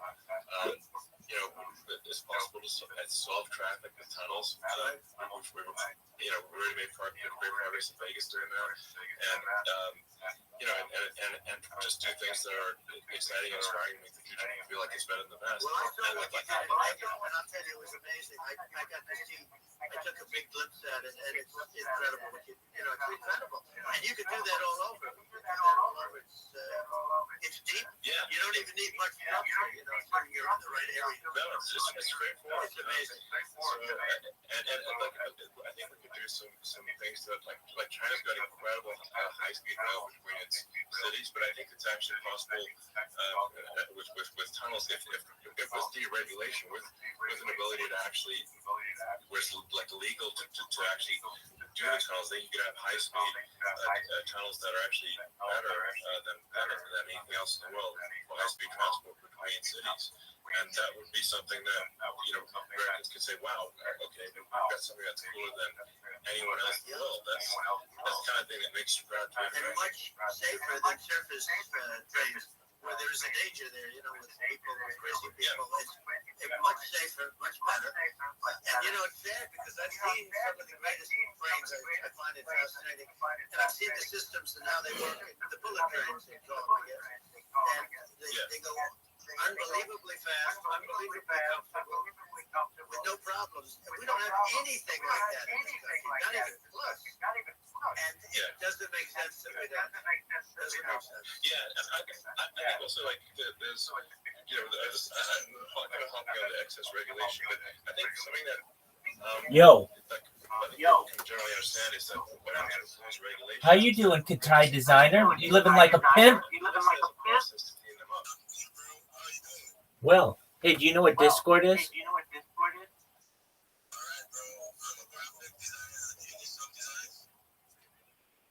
There may be some people in my Discord that might. Do you know what Discord is? Okay, just one moment. I'm going to send you a link. There might be some people in my Discord who need designs.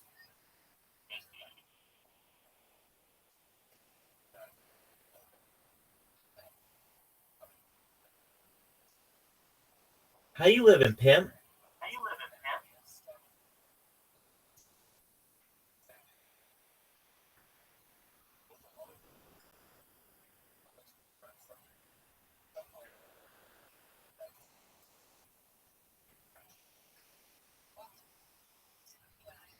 Dog.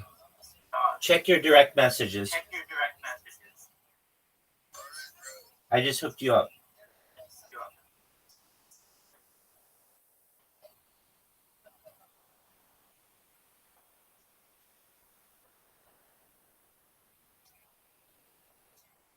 Everything becomes legal, and that actually it slows down the development of new technologies.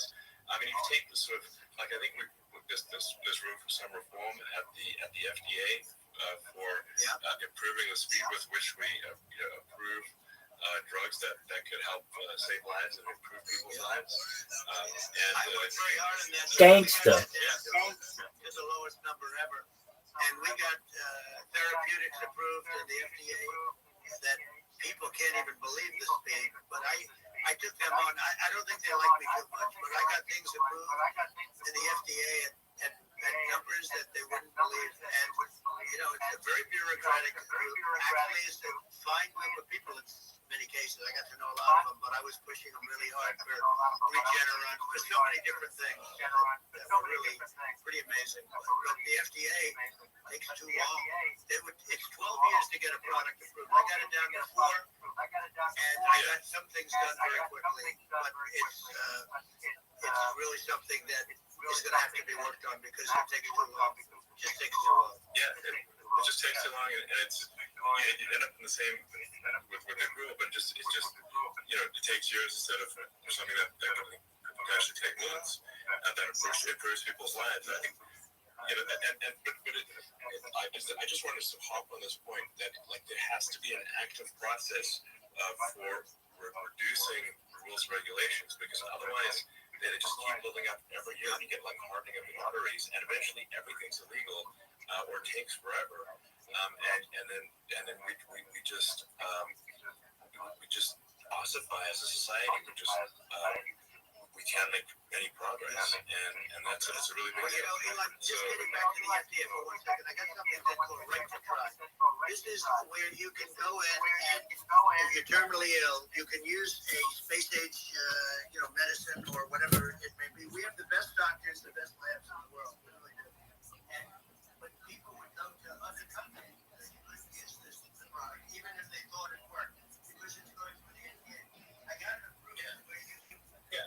Basically, nobody wants the doctors didn't want it because of the liability. The country didn't want it. Our country because they didn't want it.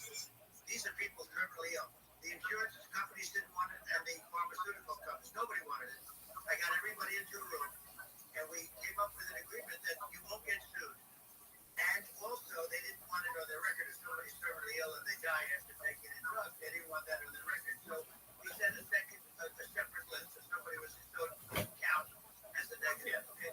And as you know, we have saved right to try. They've been trying to get this done for 58 years, and it sounds simple, but it wasn't because of, the insurance companies, nobody wanted it, but we got it done. Sure. Somebody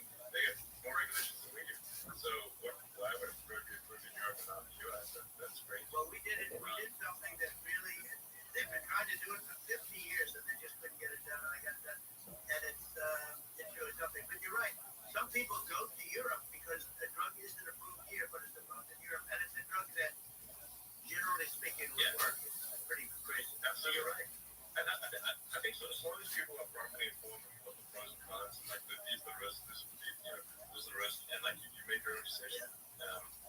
That makes sense. Well, I think that, sort of closing up, and by the way, I'm looking at the numbers. You get a lot of people listening. I hope you don't get nervous because you get a lot of people listening to you right now, like 60 million or something. What is that number? It's crazy.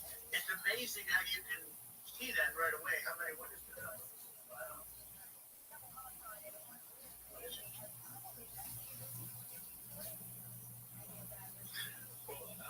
I think it's that's bigger than you said. You said 25, and you're much more than double that number. 45 million. I think you're going to be 60 or 70.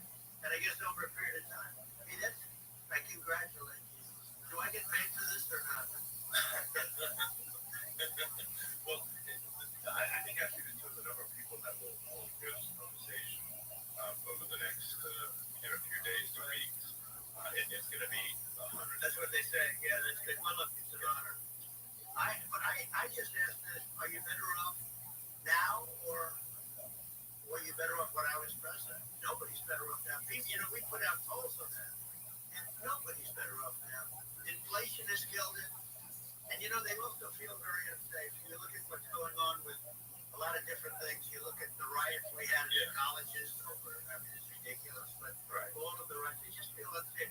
And now they really feel unsafe because you have a new form of crime. It's called migrant crime. I call it migrant crime. Maybe I'll call it migrant crime.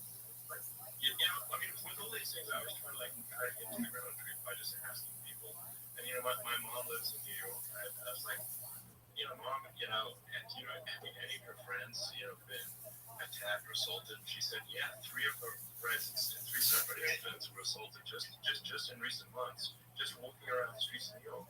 And I said, well, what happened to the people that assaulted them? Oh, nothing. They got away. They just know they always get away. Nothing's gonna. And they don't even bother reporting it because they know that they're not gonna. People aren't gonna get prosecuted. They just let violent criminals out in New York. The only one that gets prosecuted is Donald Trump. They prosecute Trump. Yeah, I mean it's just obviously messed up. Oh, it's terrible. If violent criminals are being getting off scot-free, and meanwhile that the New York spending massive resources prosecuting you, and it's like what's this? And the sort of sensible public looks at this and said, what the heck's going on here? This is obviously abuse of the legal system. The legal system is supposed to be protecting the public from violent criminals, and it should be obviously allowing the public to make their own decision about who should be president, as opposed to some legal case. Once they start this precedent, because this can go on with the next one. I mean, this is a very bad precedent what they're doing in terms of going after their political opponent, and that's all it is. It's going after their political opponent, and then you get a judge who's a strong Democrat, and I'm being nice when I say that. In many cases, crooked as hell. But you get a judge, and you go into an area where a Republican gets 3 or 4% of the vote, and you'll have a jury pool with people that hate Republicans or hate. It could also be the other way, of course. Because it could start the other way. Areas where they hate Democrats. And you get into a Pandora's box. It's a very dangerous thing for this country, and a very dangerous thing even for the state. New York City is losing. New York City and state lose a lot of business over what they did to me, because these people say we don't want that to happen to us. It's no justice system. You have an unfair system of justice, and it's costing New York State a tremendous amount of money. People are leaving and companies are leaving, and they won't come back.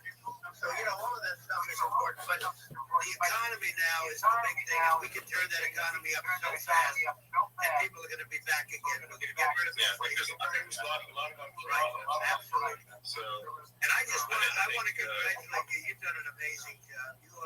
You have definitely got a fertile mind. We can tell you, I can talk about rockets. it's time to say thank you. Tunnels, we can talk about tunnels and rockets and electric cars, so many things. And now you're into the AI, and that's going to be another beauty of it.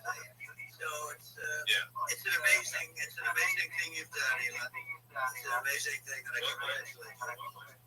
I mean, thank you. I just say here's to an exciting and bright future, and people look forward to and be optimistic and excited about what happens next. And that's the kind of future that I think you are as president. Welcome, welcome. I appreciate that. That endorsement meant a lot to me. How you living, Pimp? To be honest, your endorsement meant a lot. And, you know, Welcome, we have a phrase, Make welcome. America Great Again. It's pretty simple, but it really Yo. Make America Great Again. And we can do it. We can do it now. But if we're going to suffer another 4 years like we suffered for the last 4 years, I'm not sure the country can ever come back. That's how bad it is. It's so bad. We have to do it. I think that's a very real risk. It's a big risk. It's a very real risk. And I'd just like to note to people listening, I'm not really political before, and if you look at my record, I've actually been, I'm not like, so they're trying to paint me as like a far right guy, which is absurd because I like making electric vehicles and solar and batteries helping with the environment, and I actually I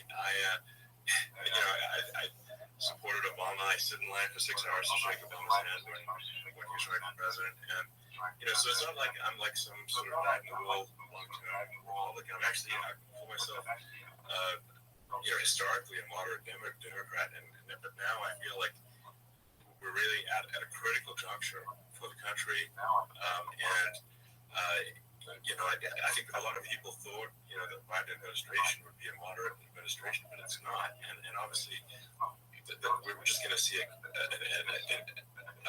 even further left administration with Kamala. That's my opinion. I mean, her dad is literally. She was brought up as an actual. Her dad is a Marxist economist. You can Google it. I mean, it's not we're not making this up. That's how she was brought up. So, and we want to have a future that is prosperous. And I think we're just at this critical juncture. And I think this is a case of America is going to add a fork in the road, and I think it will take the path, like you are the path to prosperity, and I think Kamala is the opposite. And that's not. I'm gonna get attacked like crazy. I've also experienced quite a bit of lawfare myself, but I'm just trying to tell people my honest opinion, and I've been really active in politics before. And I'm just trying to point out that my track record historically has been moderate, if not moderate, slightly left. And so this is to people out there who are in the moderate camp to say, I think you should support Donald Trump for president. And I think it's actually a very important junction in the road, and we're in deep trouble if it goes the other way. Well, I want to thank you. I actually always did think of you as somewhat left. I must say that. It's even more of an honor to have your endorsement. I know how strong you feel about it. But, when you think of her, San Francisco, 15 years ago, I had a great friend, Bob Tish. He said it's the greatest city in America. And now it's almost not livable there. And California likewise. And she was involved in the destruction of San Francisco and the destruction of California. And she will be involved in the destruction of our country if people are so unwise as to elect her. And I hope that doesn't happen. And I hope the elections are going to be run honestly. And we're going to turn this country around. We're going to do things and we can do it fairly quickly. And we have to get rid of the criminals that have been, given to us by other countries as they laugh. They laugh at us. They think we're stupid to accept these people. These are radical, stone-cold killers in many cases, and terrorists. And they're in our country by the hundreds of thousands. Yeah. And we have to take them out. Yeah, I mean, if I could summarize it, these are issues that I think most people in America would agree with, which is that we want safe and clean cities, we want secure borders, we want sensible government spending, we want to restore both the perception and reality of respect in the judicial system, stop the lawfare, and I think that's like, and how are those even right-wing positions? I think those are just common sense, and that's. I mean, would you agree with that? 100%. I don't understand. The whole. They call it progressive. They don't like the word liberal anymore. But call it liberal or progressive. I don't understand how somebody could say that it's okay for them to empty prisons citizens into our country.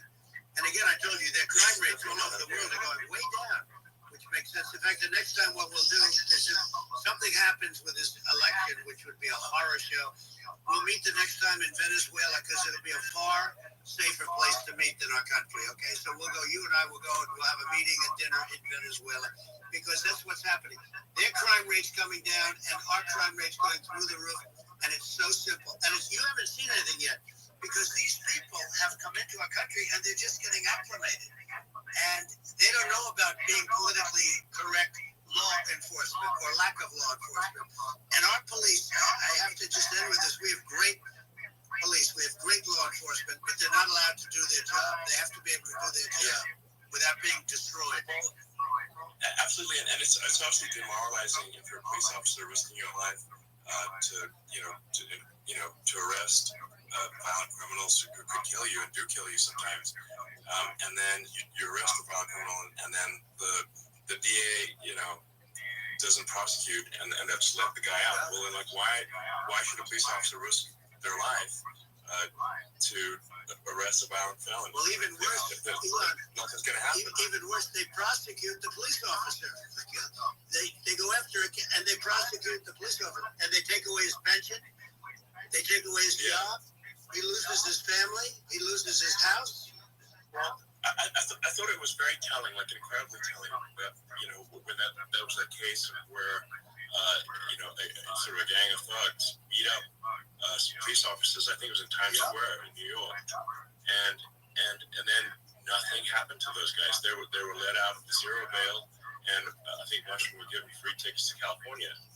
Well, what is that? I mean, that is a gross indignity against the United States, and that's how. I mean, this is insane. Like, have we lost all pride? How can such a thing be allowed to occur? I've never seen anything. We see where they get shot. It's a very dangerous profession, but something they're very proud of, and they want to be able to do their job. But I've seen them get shot. I've seen a lot of, but I've never seen where these guys are standing in the middle of a big street, everybody watching them, and they're literally boxing, like punching, stand-up fighting. A police officer, there were two of them. And you had about 6 of these guys, and they're punching the hell out of them. And in their own country, they would be dead if they did that. They'd be shot. They would be shot instantly. And welcome. How you living? How you living? Yo, There's more than that. It's a fraction. It's a fraction. We are fucking happy that you are here. Welcome. How you doing? What up, Cat? We're listening to the Elon Musk interview from last night and watching Joe Rogan. What up? Yeah, I'm a graphic designer. You gave me the name. Oh, yeah. How are you doing, dog? I'm good, bro. So, do any of you guys need some time? I don't at this time, but you should check back in here regularly. There are always people in here. And you can always I have a channel below called Self Promotion, and put your website in there. Yeah. I can create some website, and I'm a cheater, and I'm also a moderator, and I'm also Doug, do you want me to make you the best graphic designer in the history of mankind? Do you want me to make you the best graphic designer in the history of mankind? You said what? Do you want me to make you the best graphic designer in the history of mankind? Yeah, bro. Okay, do you have a Fiverr account? Fiverr?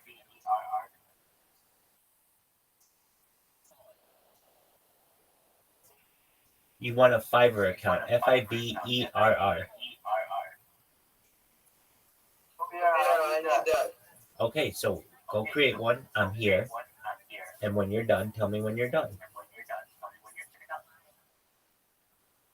Bro, can we chat so I understand you network is having some issues? No, I only talk like this. So here's what you want to do. Alright, bro. Create I don't understand what it's about. go to a website. It is called Fiverr. Fiverr. Fiverr.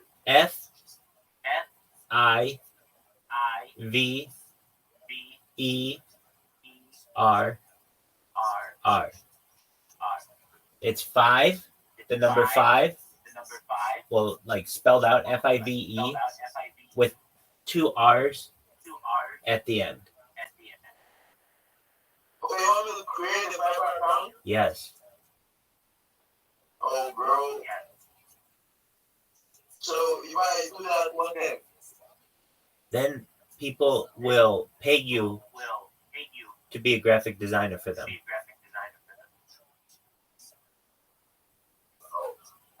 That's too expensive, man. It's free. It's free. Which country are you from, bro? It's free.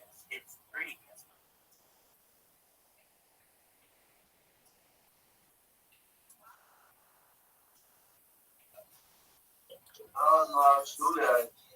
Well, you can pick your. Do you know what ChatGPT is? You said? Do you know what ChatGPT is? No, bro. Okay, so you need this first. Go to chatgpt.com. Chat, it's CHAT, and then the letter G. G is in gangster. P as in pimp. And T as in Okay, let me try it. tramp. Chat G P T. It's called Chat GPT. You said ChatGPT account? Okay, you don't need an account. Just say stay logged out.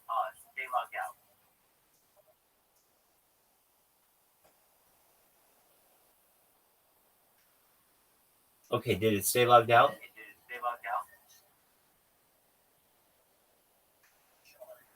Is there a little chat box at the bottom? Yeah. Okay, so type in there. What's the what's your favorite music? Let me share my screen with you. Sure, you can do that.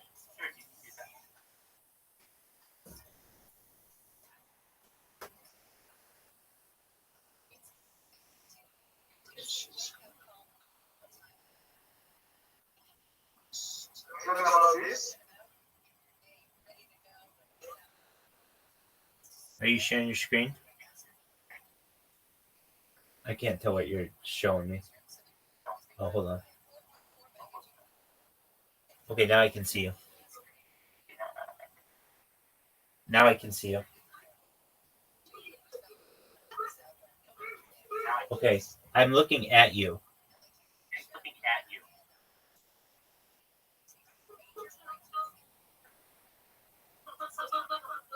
Dog, flip the screen.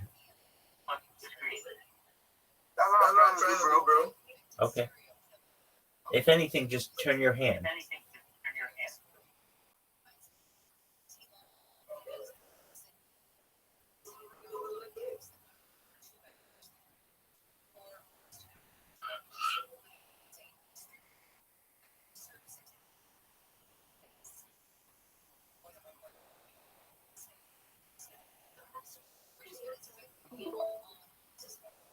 There you go. Look at you. All right. And that's about this? Just one moment. Yeah, so that's Fiverr. Yeah, but you want to go to something else called ChatGPT. So go to. Something like this? Something like this? Let me see. Yep, exactly. You said? Good job. Yeah, good job. Okay, so in the bottom box there, All right. do you see the bottom box? Yeah. So type Yeah? your favorite. What's your favorite music? All right. What's your favorite music? Excellent. Ask it to write you a poem about hip hop. Just say, write a poem about hip hop. Type, write a poem about hip hop. Okay.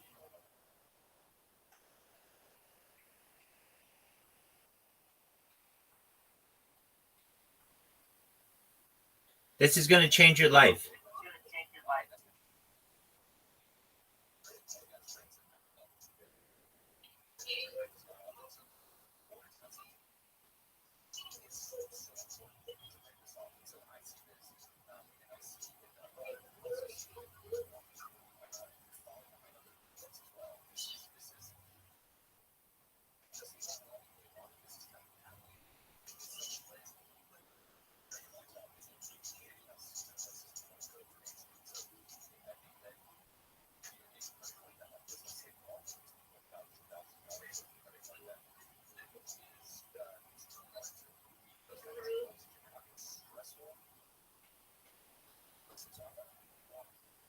What did it say?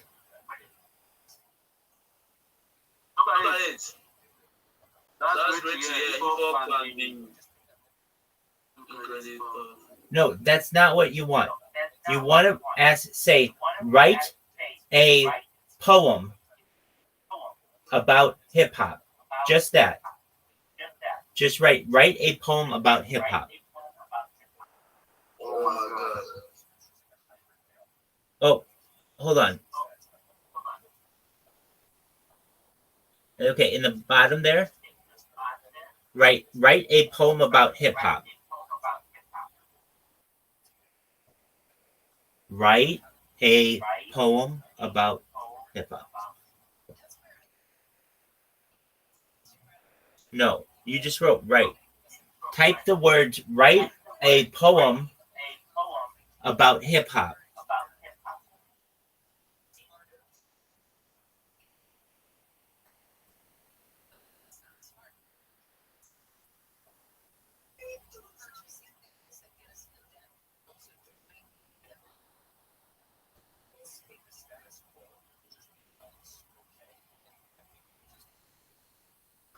Not what I'm telling you to do.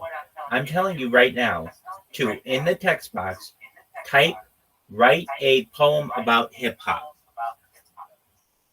Okay, bro, that's what I'm trying to.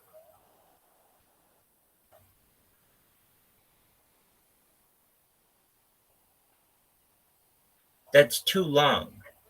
You're only writing a few words. Write a poem about hip hop. You're writing 6 words, not a whole sentence. It's not a real long sentence. It's just short. Write a poem about hip hop. Write the poem about hip hop. That's it. Just type, write a poem about hip hop.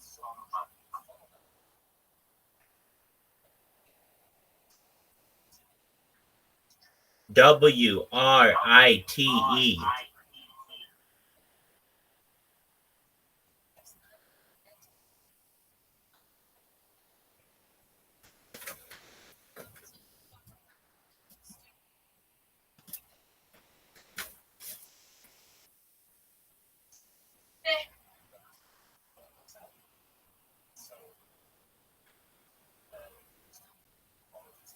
No, what are you doing? Go back. Okay. No, you're not sharing. Go back to sharing your screen. There you go. You want to write the words, write a poem about hip hop. Write a poem about hip. POEM. POEM.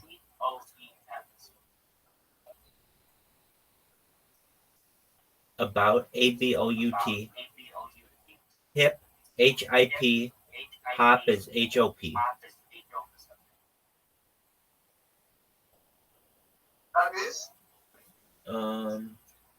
Write a poem about hip hop. No, remove the last word.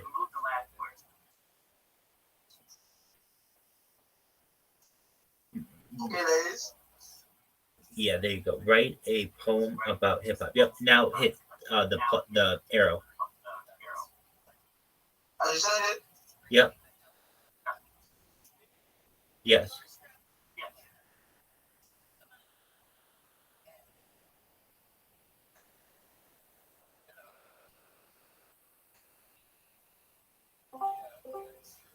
Welcome, welcome. How you living, Frosty? Hey, man, what's up? We have somebody who joined us from Harry Potter about Masonic 10 Inu, and they're learning how to use Oh, wow. Chat GPT. Nice.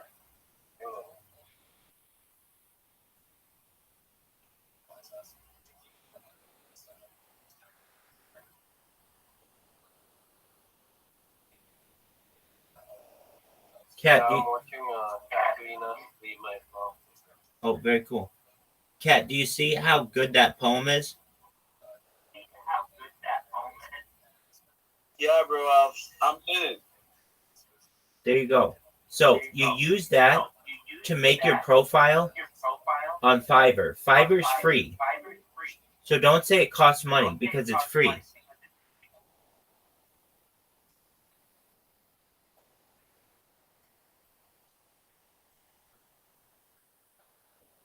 It's my website. What? It's Fiverr, a website. Yeah. So now you want to go to the website Fiverr, FIVERR.com.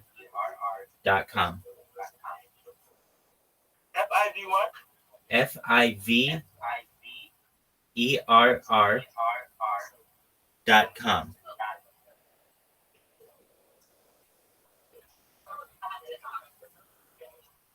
Let me try it out.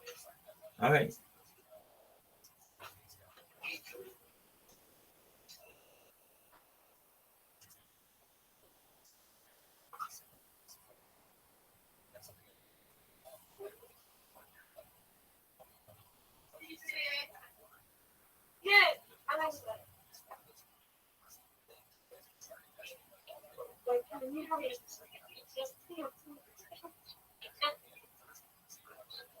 Is this Fiverr? FIVERR. Yep, that one. FIV? No, you got it. The green one. Okay, the green one. Yep. Go to the first one. I click on join Fiverr today. Yep.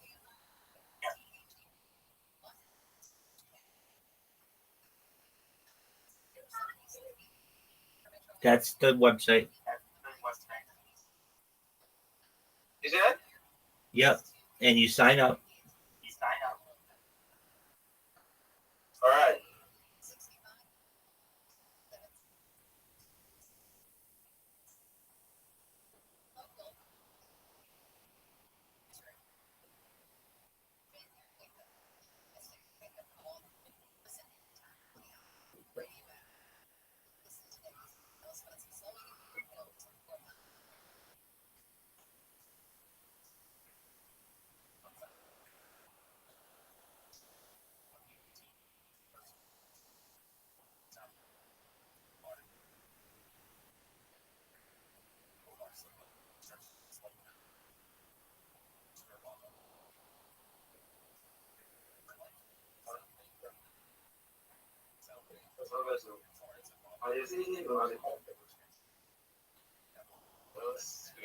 Those.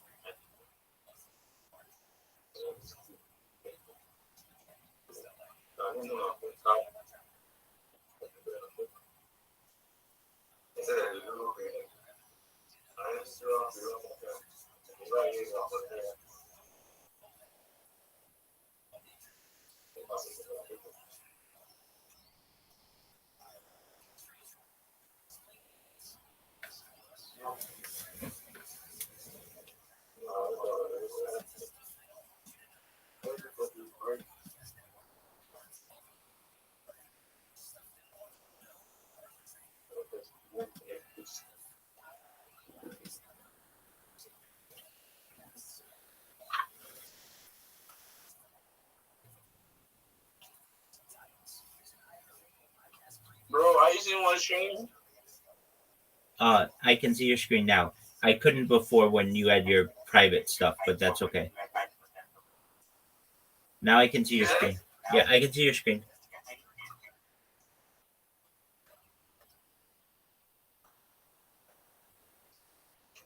Just let it load.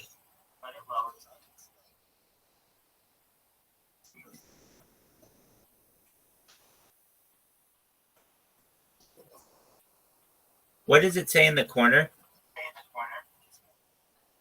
Is that? What does it say? Let me see.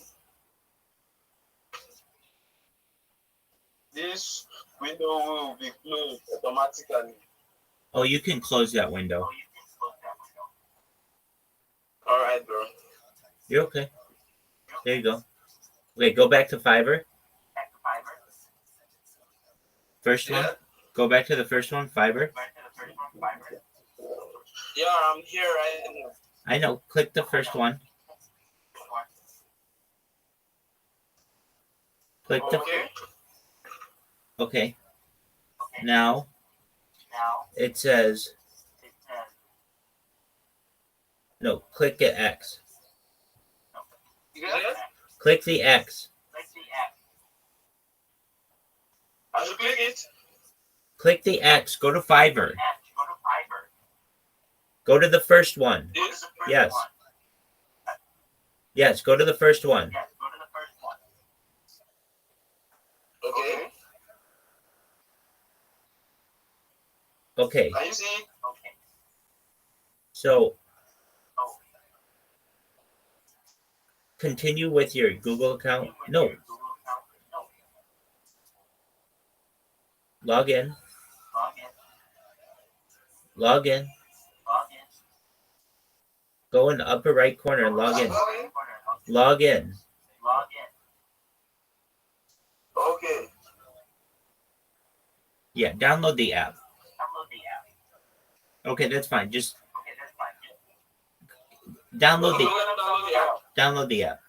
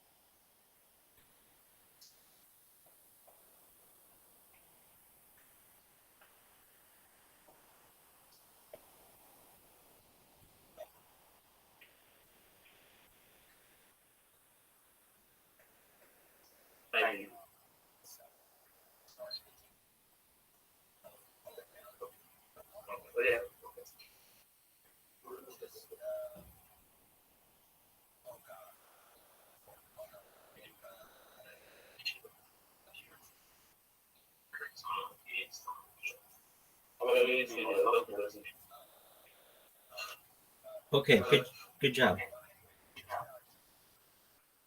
Is that? Okay, it's downloading. Good job. I'm trying to install it. I know. Good job. I know you are.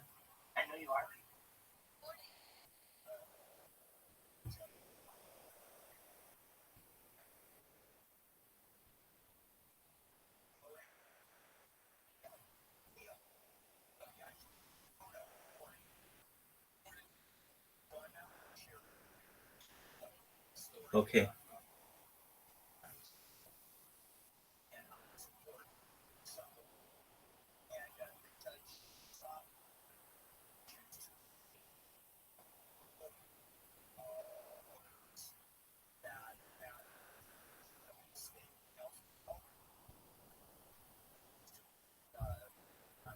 Done.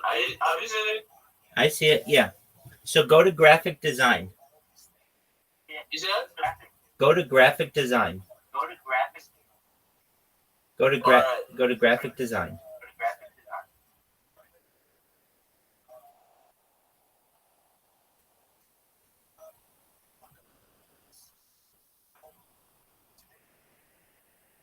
I'm here right now. Okay, now click on some of the profiles.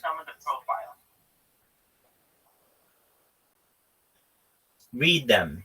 Look at the descriptions. Look at the way that they market. Read it. Read the descriptions. Look how they market themselves. I don't understand. How you doing? You're going to create an account like this for yourself. All right, bro. But you don't know what to do. So look at some of these examples because you're going to be creating an account for yourself.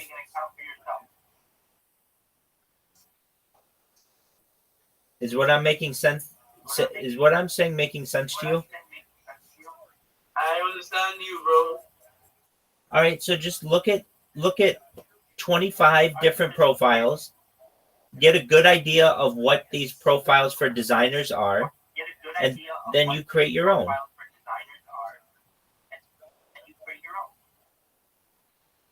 All right.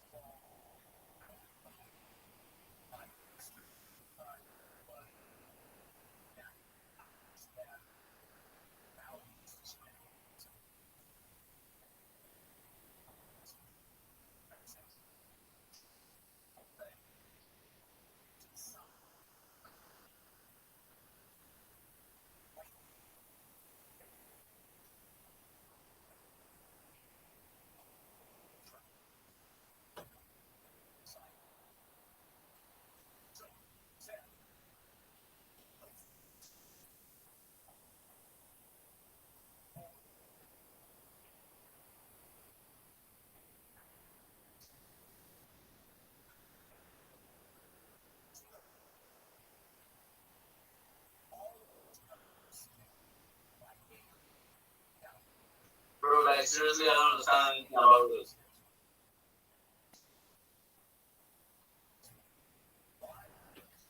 Just one moment.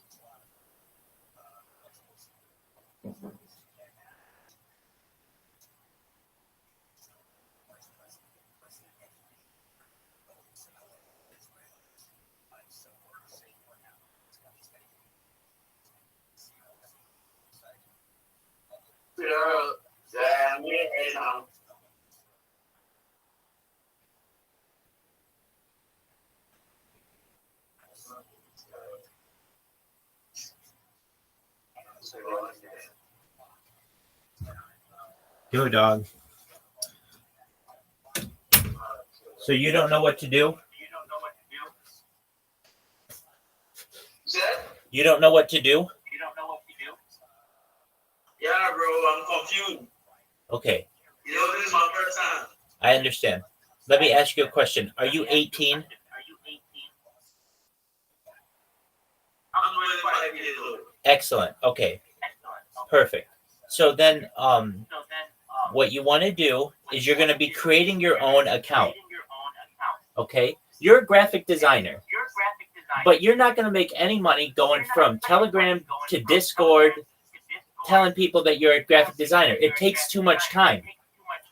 You need a place where people need a graphic designer, and they need graphic designers on a website called Fiverr.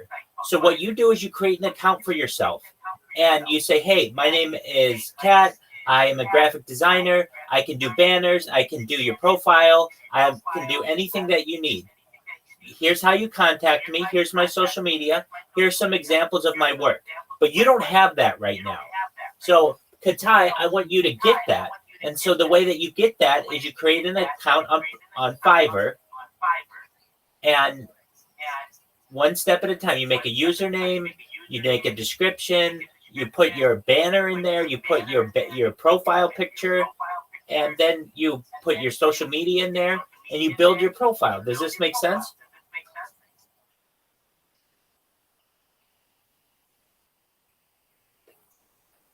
Katai.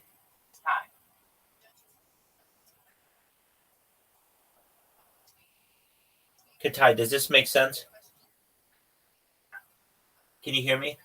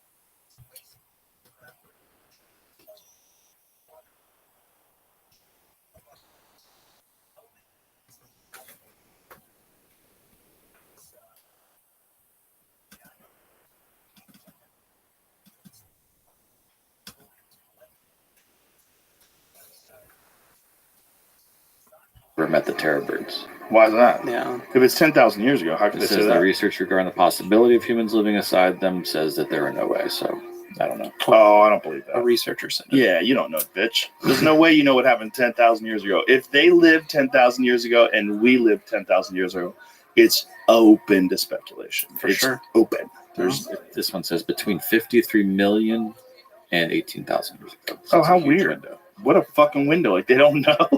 Hey, man, you guys need to do some more work. Don't be making me fucking look stupid from a Google search. That's crazy. Yeah. That's such a wide stretch. 53 million to 18,000? Well, if it is 18,000, people were here. For I mean, sure. They found footprints. I think they're in the 22,000 years range. Yeah, I thought it went up even more recently than that. I think you're right. Yeah. Yeah, I think you're right. And this is like what's thrown that Clovis first hypothesis into sort of a tailspin. Yeah, I suspect that there was a lot more.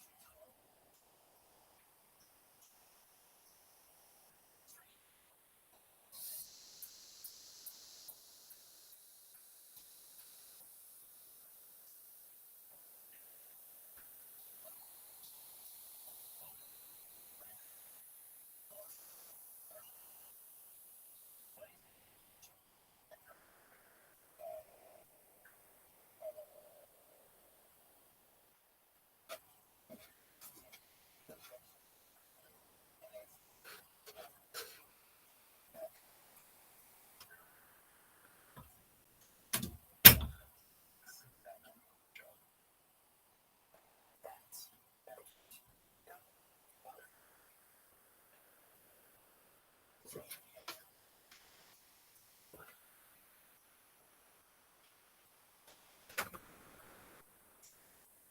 had a fight with a police officer, they would be shot. There's no political correctness. And it's such a sad, it's such a sad thing to see. And that's the reason you have crime, by the way. Because we don't do anything about it. We just cannot have a situation where our police officers are beaten up on camera by a gang of illegal immigrants, and then nothing happens to the guys that beat up the cops. I mean, and they're let out. This is unacceptable. We're going to change it, and we're going to get them out of the country. You know, when I first got involved, they said you couldn't get them back to these countries. You couldn't take them back. In the case of Guatemala, Honduras, El Salvador, some others, you couldn't get them back. And I said, really? Oh, you can't get them back. Because under Obama, he couldn't get them back. They'd fly them in, and they'd put planes on the runways in these countries, so you couldn't land a plane. They'd bring them back. And the generals told me, sir, we can't bring them back. The countries won't accept MS-13 gang members. They won't accept them. And I said, really, how much do we pay these various countries in terms of economic aid, which is also somewhat ridiculous? And the answer was $750 million. I said, good. Tell them they're in default. They're delinquent. We're not paying them anymore because they won't accept it. And you know what happened? They all called me. Every one of them. They said, we would be honored to take them back, sir. We would be honored. It was so easy. But it's one of those things. We got them back. We took it so many. You know, MS-13 is probably the worst gangs in the world. They're the most vicious, violent. We took them out of here by the thousands and got them out of here. And their countries took them back. And because I said you're not getting any more economic aid, and once I said that, they wouldn't take them back for Obama. They wouldn't take them back for anybody. And now we have a problem because we have this guy, and they don't take them back anymore with Biden because they don't respect them. And so it's just gotta be done. We just can't have whether they're citizens or not citizens. We can't have they weren't prosecute citizens either, not just illegals. So you can't have repeat violent offenders that are not that don't get incarcerated because they will obviously by definition continue to hurt people. And I think where part of this comes from is that there's I do sort of consider myself liberal in some ways. I mean, it's just that you want to have empathy for people. Obviously, you want to have empathy for people. I totally agree with that. You want to have empathy, but you also have to have empathy for the victims of the criminals. And if you just have empathy for the criminals, it's actually shallow empathy. It's not real. You're not thinking. You're one layer deep empathy. You got to say if you don't incarcerate this person, who are they going to hurt? They might kill someone, they might rape someone. If you don't incarcerate them, you have to have empathy for the victims. And there's a lack of empathy for the victims of the criminals and too much empathy for the criminals. It doesn't make sense. That's why you want to have deep empathy for society as a whole, not shallow empathy for criminals. And we have to give our police officers the dignity and the respect that they deserve. And we have to let them do their job. They can do a great job, but we have to let them do their job. And if we don't do that, it's going to all disappear. There's never been a society like this where you're allowed to do anything you want and nothing happens. And I'm talking about violent crime. And it's going to get more violent because these are really, really violent people. And we're going to get them out of our country, and we're going to get them back to because they were sent here by the presidents and by the various people that run those countries. And I know every one of those guys. And they're smart people. And they're streetwise people. And they really think that the USA is stupid. They think we're run by stupid people, and they happen to be right. But when I was there, we had no problem. We got them out. We took out thousands of MS-13 gang members. We brought them back. And now, again, it's the same old story. We don't do it. And they actually gave them a big increase in aid. They raised it up to billions of dollars, and they get nothing for it. So, I hope everybody's going to vote for Trump, and we're going to get this country straight. And I didn't need this. I didn't need this. I had a very nice life. I didn't need to go through court systems and go through all the other stuff and run at the same time. I have to run. I have to go through fake trials with, in some cases, corrupt judges, totally corrupt judges. I didn't need it. I had a nice life. I have great locations. I have beautiful oceans that I have places.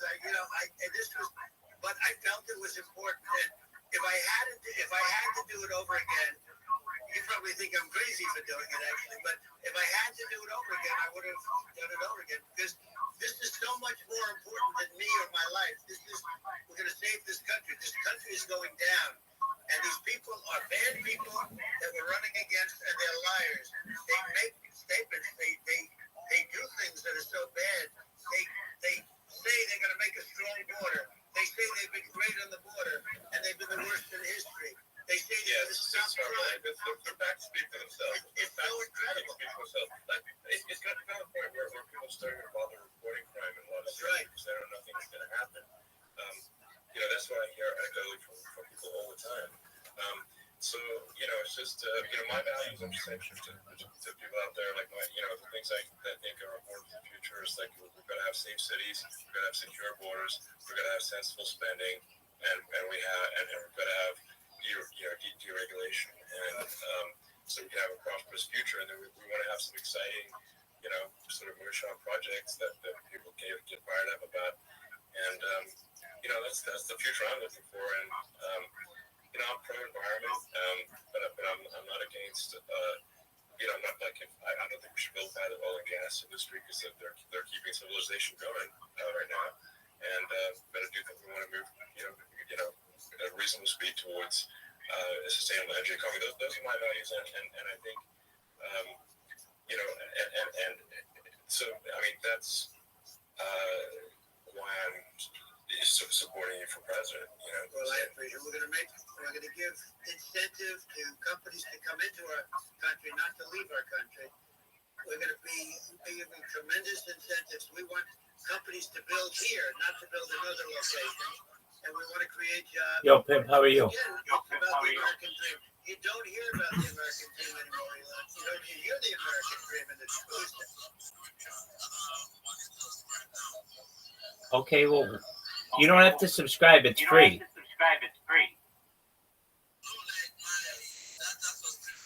I gotcha. Well, when you have more data, come back.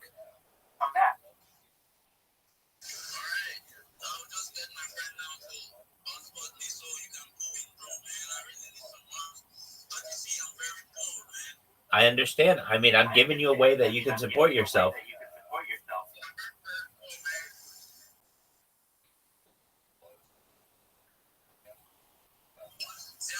You don't hear about the American dream anymore, and you're going to hear about it. I know. People, they need that incentive to go out and I'm giving you a way to support yourself, my friend. do it. And they're going to love their lives. I mean, they're going to look forward to getting up in the morning and going to a job that they love, not a job that they can't stand, or not any job at all where they have no money, where they literally have no money, and then they end up with violence and lots of other problems. No, we're going to do some great things. And I learned a lot in the first. We had a great economy and all of that. We rebuilt the military. We did so much. But I also learned the best people. I learned the good people, the smart people, the dumb people, the people that can do things. The people, you learn. When I first came in, I tell people I was in Washington, D.C. only 17 times, according to the fake news media. I was in 17 times. I never stayed over. And you don't know people. You rely on other people to give you names, and then you realize the people you rely on. Now, we have great people, but we also had some where I didn't use them. Had I known. Now I know everybody. And I think we're going to really turn things around. We have no choice, otherwise we're not going to have a country. And I really appreciate this. Has been, to me, it's been a lot of fun being with you. You're an amazing guy. You've done an incredible job and a great inspiration to people. A great inspiration. And I hope you keep going and just continue to do well. And we're going to have a big election coming up. And I think November 5th will be the most important day in the history of our country. I think that election will be the most important election. And I think it'll end up being maybe the most important day in the history of our country. Because if we don't win, I just feel so sorry for everybody. I think we're at a fork in the road of destiny of civilization. And I think we need to take the right path, and I think you're the right path. So I think that's what it comes down to. Thank you very much.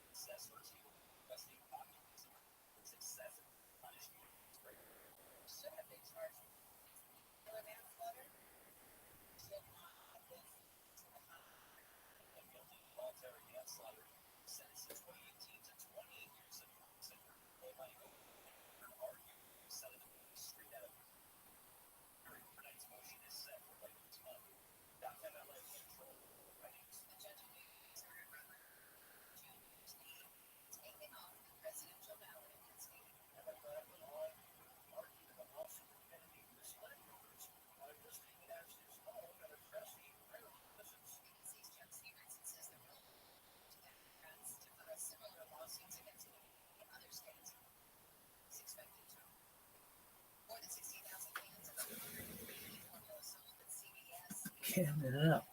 Can it up.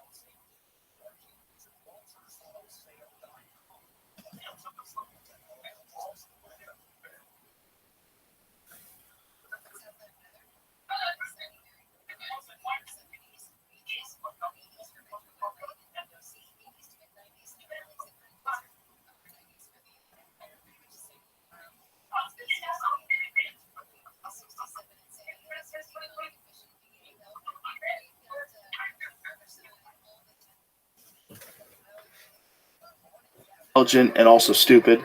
You know, we're capable of great things and also terrible things. Like we're a very, very, very bizarre creature. I think I would most certainly study us. Have you ever thought that maybe we were created by their specifications? All the time. Me too. Yeah, all the time. Yeah. That's the big mystery of the human brain size, right? The human brain size doubled over a period of 2 million years. And there's a lot of cool, like my favorite story is Terence McKenna's. He had this theory, it's called the stoned ape theory. And it's about psilocybin. Mhm. And that these chimpanzees and lower primates started experimenting with psilocybin. And then over the course of a couple of million years, they developed language, they developed this ability to hunt better, fashion tools, more creativity, glossolalia, attaching sounds to objects, and that makes sense. Some sort of telepathy, increased visual acuity that does come from low dose psilocybin use. That seems to me like that makes a lot of sense because it coincides with climate change. When McKenna did this whole theory about it, one of the things he talked about is that the exact time that the rainforests recede into grasslands because of this change in the climate Right. is the time where these animals emerge, start walking on two legs, and then start eating mushrooms, he thinks. And then 2 million years later become people. Okay. Yeah. That's an interesting one. But the most interesting one is they came here. They saw us. We were like Australopithecus. Mhm. We were some hairy creature that was kind of primate, like maybe we even started using tools, and they said, "Oh, let's fuck with that DNA. let's make a labradoodle."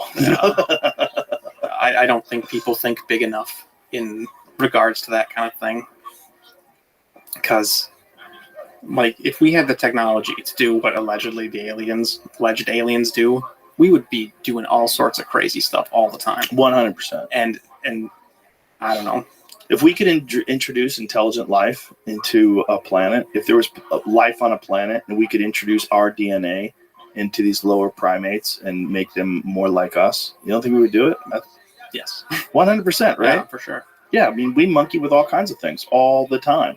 We're always messing around with creatures' DNA. I mean, there's a story that we talked about recently during World War I in Russia, where Russia was experimenting with hybridizing human beings and chimpanzees for soldiers. Orangutans, too. Yes. Didn't they? They switched brains with an orangutan and a human. And I guess the human with the orangutan brain never regained consciousness, but evidently the human brain in the orangutan did regain consciousness. Really? Yeah. How did they do that? I don't know, but I only know this from Monster Quest. Is that real? Monster Quest might be a little full of shit. Although Monster Quest did bust one of the dumbest things that I used to believe. The dumbest. Flying rods. Just the moths. Yeah. It's just a visual artifact of cameras, where the video cameras, they catch these things moving fast, close up, and it leaves a trail. And so there was this famous group of people that thought that there was these things that were flying around faster than we can see, and that they were some sort of aliens that were amongst us. That's orbs and ghost hunting to me. Ghost is an interesting one. What do you think about ghosts? I would be very... I don't know. It's a tough one. You know what I think? What do you think? You hear them from every culture. Mm-hmm. That's what gives me pause. This is not like something that's only with like Europeans and Christians and people that have a specific religious ideology. This seems to be in almost every culture. There's this concept of dead people that return, right, in some sort of a mysterious form. I mean, it would be silly for a Bigfoot person to say this, but that could be part of the human condition. You know, certainly. Just no one wants to think that this is the end, and I don't think this is the end, but I do think ghosts are. I mean, why wouldn't a ghost be like, hello? Because I think it's a memory. Sure. I think when extreme things happen, you know, when we're talking about the levels of reality being somewhat permeable under extreme situations, what is more extreme than like a murder or a massacre? And those are the places where people tend to see ghosts. These horrific. I think the earth has a memory. And I think occasionally, under the right circumstances, with the right amount of anxiety, the right amount of distractions, and the heightened sense that you get from being in the dark and being afraid, right, you can access these memories. That's what I believe. Yeah, I see, but I mean, the opposite argument to that is pretty obvious. It's like just because your anxiety's up and because all those factors, and because you know what's happened there, you're more jumpy. Mm-hmm. For sure. And you see things that aren't there. Right, but But if you see something that's not there, does it really mean it's not there? It doesn't necessarily, right? No, I've always thought that, because it's like, if I say I saw a ghost and I actually didn't see it, but in my brain I did, like, isn't that seeing a ghost? Right. That's the argument that a lot of people have in terms of psychedelics. Like, psychedelics, you contact God and you have this extreme spiritual experience where you're in contact with this all-knowing entity. And people say, oh, that's a hallucination. Okay. But it's the same experience as if you actually did contact God. Right. Like, whatever that thing is that you encounter in the psychedelic realm, let's say that is a figment of your imagination. I'm willing to say that. But whatever that figment of your imagination creates, it creates the exact same experience as if you encountered some other extremely potent life form that exists in some strange form that it's not tangible. It's not like it doesn't register with you as something that it's not a normal. It's not like a mug of water. Uh-huh. You know, it's a thing that doesn't exist in your reality, and it's communicating with you. It's exactly the same experience as if it's an imaginary thing or if it's a real thing. Right. The experience is the same. I think that's what happens with people with the ghost thing. There's too many stories. There's too many stories of ghosts from rational people. And one of the places that has a crazy history of ghosts is the Comedy Store. I used to try to see ghosts at the Comedy Store. I would stay there late at night when everyone was gone. I'd like sit in the main room and just hope that a ghost would show up. Nothing ever did. But maybe it was I was too needy. Maybe I was too try hard. But there's something about like that club itself was Ciro's nightclub. So that club was owned by Bugsy Siegel in the gangster era of Los Angeles, and for sure people were murdered there. Like for fucking sure. Right. I mean, those guys were killing people left and right. And if there's ever going to be a place where you're going to see the memory of some horrific experience that expresses itself in some sort of a spiritual form, some sort of a ghost-like wraith type form, that's the place. And you didn't see anything. I didn't, but many people I know have. Many people I know have seen people walk through doors and they go into it and it's in an empty room. Like, who's that fucking guy? And they'll see it like at the end of a dark hallway. And then they open the door to the room. The room's completely empty. Yeah. Yeah, there's been a bunch of stories. Bunch of stories at the Comedy Store from really like reputable people. People that I know that aren't drunks, normal folks. And they tell you, and they look fucking terrified. And no one wants to believe them. There's a guy named Carl LeBeau. Carl LeBeau was a great comic who used to tour around with Sam Kinison. And he got kicked out of his house. And I guess he was staying with his girlfriend. And, he was trying to make it as a comic. And comics in the beginning, they make no money. Of course, a lot of them sleep in their cars. Like my friend Tony slept in his car. Like a lot of, they have a dream. It's not like YouTubing. It is, except YouTubing has a more direct path to success. With the YouTube, all you have to do is you have this platform that is like the biggest video platform on earth. And it's available to everybody. Right. As much as people complain about YouTube, I think YouTube is fucking amazing. I agree. And I think the real problems with YouTube is advertiser revenue and managing at scale. And then woke ideological crackheads that are running the helm, which is real too. And people are banning people for specific content that's completely legal. But outside of that, you have a path. If you get a video, and it's like your video, you're here because I saw your crocodile video, and then bam, like I want to talk to that guy. Why are you doing that? I can't believe that's the video that you saw. Oh yeah, man, that's how you get me, folks. No. Get me with a giant reptile video. There was no 50-foot crocodile. You don't think so? No. Do you? Yeah. Oh, really? Yeah, I do. Yeah. Head transplant has been successfully done on a monkey. Maverick neurosurgeon. Oh, this is a head transplant. Yeah, I've heard of that. So yeah, it wasn't a brain. I watched I went back to the Monster Quest episode. The one about the Soviet Union. Yeah, they were talking about a supposedly successful test where they transplanted a head from a monkey onto another monkey, and it, according to the doctor, regained consciousness. So they said it was a success. It wasn't. They didn't say It died 9 days later, and it was paralyzed the whole time. Yeah, it has to be paralyzed, right? Because you can't reattach the spinal cord yet. Oh, that's cruel. They had this one. Oh, super cool. This one, which is they're saying successful, happened somewhere else, and they killed it 20 hours later. But they said it. Look at the picture; it's crazy. Oh, this guy also. I found another picture. He put a rat's or a mouse head on the back of a rat, and I think it was staying alive. He's trying to figure out how to do head transplants, and he's testing it on all sorts of other stuff. Yo, crazy. Jurassic Park comes to mind. Yeah. Oh yeah. Just because we can, should we? I mean, think about then there will be a black market for bodybuilders. Like if I was some rich guy, I would pay money to have my head put onto a nice body. Right, to kidnap a bodybuilder, snatch up his body. I mean, I wouldn't, but you know what right, I'm saying. but if you're like Bill Gates, right. I'm tired of being a pregnant man. I want to get a body of some super jacked fitness influencer on Instagram. Or what if it was like a closet full of clothes, only bodies, and it's like, what do I want to do today? Right. Well, one day that's probably going to be the reality when they have synthetic bodies. And the idea that we can't create a synthetic body to me seems kind of silly, because we've already created bladders. They've used stem cells to recreate a woman's bladder. Ooh. Yeah, they took her own stem cells from her skin and constructed a bladder for her and then installed it inside of her body. Okay. I think she had bladder cancer or something like that, and they had to remove her bladder, so they built her a bladder.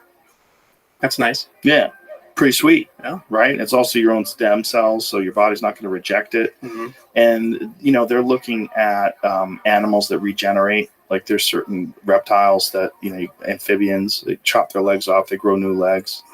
Lobsters, a lot of animals do that. And so they're trying to figure out, like, what is that gene and how can we switch that on in people? So, like, people that have had their legs amputated grow their legs back, which fucking crazy. Yeah.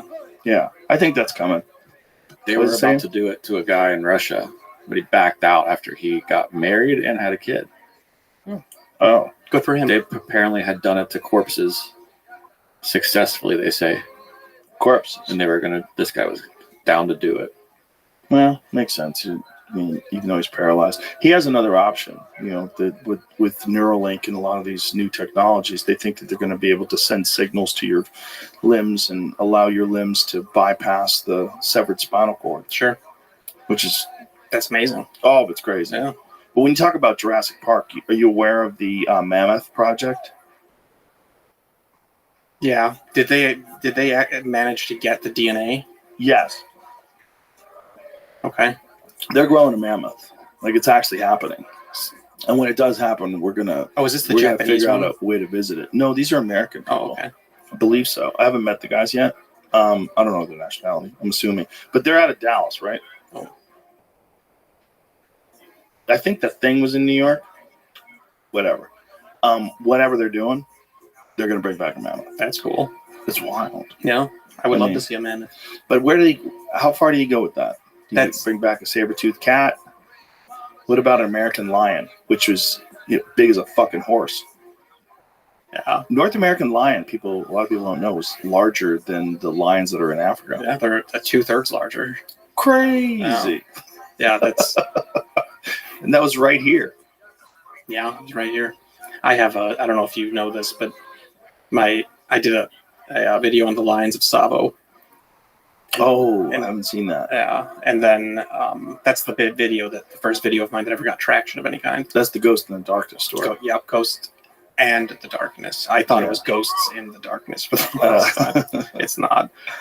But then I did a second video where the lions Yo, were so dog, I'm badass busy that right they now. died and went to hell and were really nasty in hell and got kicked out of hell and were plopped out in dinosaur times. Okay. Oh, And then the video is about the lions of Savo fighting a pack of Deinonychus. ha. Yeah, and the lions lost. But in reality, I think lions would beat a bunch of Deinonychus. Who knows? You know, but I mean, that sounds like something the Romans probably would have put together when they were doing those Colosseum fights. No. But what this speaks to is what we were talking about earlier, like that. What happened to create human beings, and what would we do if we could do those things? Well, we're showing what we would do. We're taking people's heads off, putting them in other bodies. We're taking monkeys' heads off. Yeah. We're putting a rat's head on the back of a mouse. Like, we're doing all kinds of bizarre experiments. And if they knew how to do it, instead of, like, we're kind of at the rudimentary stages of this kind of stuff. If they knew how to successfully implant their genetic material and hyper advance a lower primate and make it in a short period of time much smarter than any other primate on Earth, which is what we are. Right. We're so different than everything else that's remotely related to us. The idea that somehow or another we exist in this form and our ancient ancestors exist in the same form. Like the really ancient ancestors, we branched off of we're like a cousin of a chimpanzee. Yeah. And we share a lot of their traits. Yeah, they never found our chimpanzee level ancestor. Right. No. Because it's on a fucking spaceship somewhere, bro. Would that be surprising?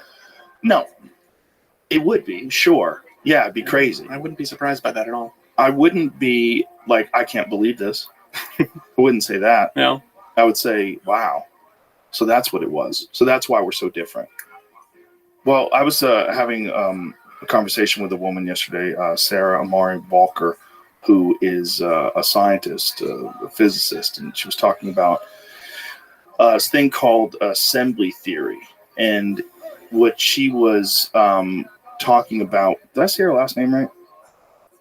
What she was talking about was like, what are the actual steps that are necessary in order for life to be created and evolve. And if you think about human beings, we're the one animal on this planet that seems to have the same sort of impact as invasive species do. Sure.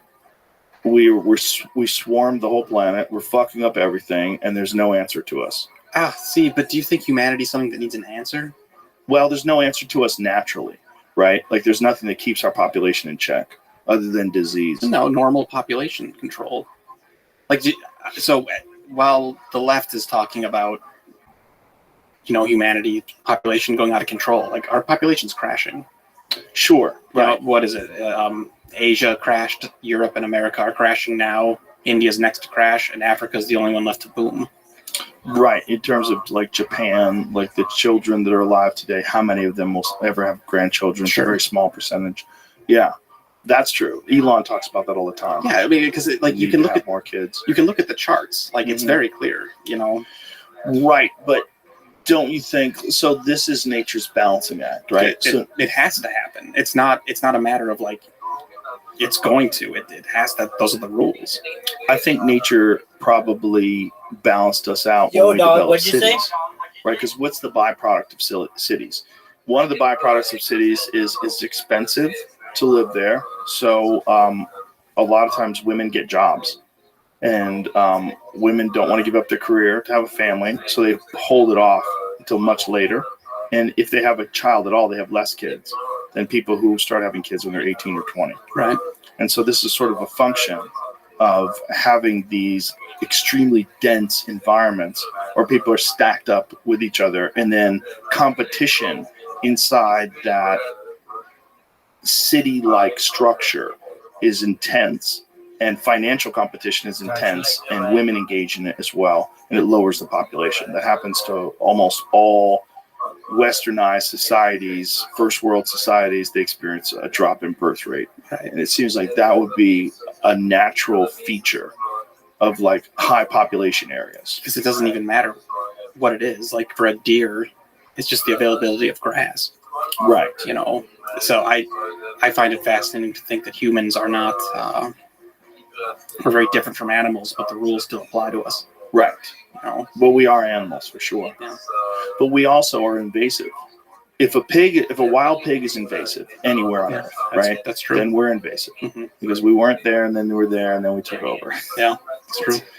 And we're so different than every other animal in how much different we look from each other. What the wide variety of sizes we have of people. Yeah. It's just, it seems to me like, I've thought about that before, though. Like, what if 7 gorillas that look exactly the same to us are all like hyper? Like, what if, like they might all look really differentiated to themselves? I doubt it. They look like gorillas. I mean, just like look at what we see. But we see a gorilla, but when you look at human beings, we're like dogs. Yeah, we vary like there's Carl over there, and then there's my dog Marshall. Marshall's a golden retriever. Marshall, if Carl was a girl, or if Marshall was a girl, they could have a baby. Those two, sort of, like, can he breed with someone? We can find out. He tries to fuck Marshall. He tries. If Marshall was a girl, he tried to help him. Marshall just gives up sometimes, and Carl's just biting on his face while he's lying on his back. Well, he just gets tired of this little psychopath. But the point is, like, they're the same species. They're just a weird breed of that species. But they are the same thing. Like, you could take a wolf and you could breed it with a dog. They all started off as wolves, and we manipulated them to the point where we have this incredible variety of shapes and sizes through manipulation. Sure. And that's what people look like. I mean, that manipulation could be environmental, like the reason why people that move to Northern Europe develop very pale skin because their body has to act as sort of like a solar reflector to create vitamin D, because you don't get it like the way you would get it in Africa where we originally started. So we're kind of like a manipulated animal in that regard, at least our appearance. And that would make sense. There's so many populists, especially they made a bunch of different kinds, Right. you know, like initially, like the thought is the fun stuff is the Anunnaki, right? That's the fun one. Sure. But the Anunnaki came here and they manipulated with humans. Then you look at the Sumerian tablets, you see the images of the giant Anunnaki guy who has the monkey person sitting on his lap with the tail. Have you ever seen that? Sure. That one? Mm-hmm. You never saw that? No. Dude. Okay. It's like a 5,000-year-old tablet of this guy who is this enormous person with this beautiful like garb on, and he's got this person sitting on his lap, this small person with a tail.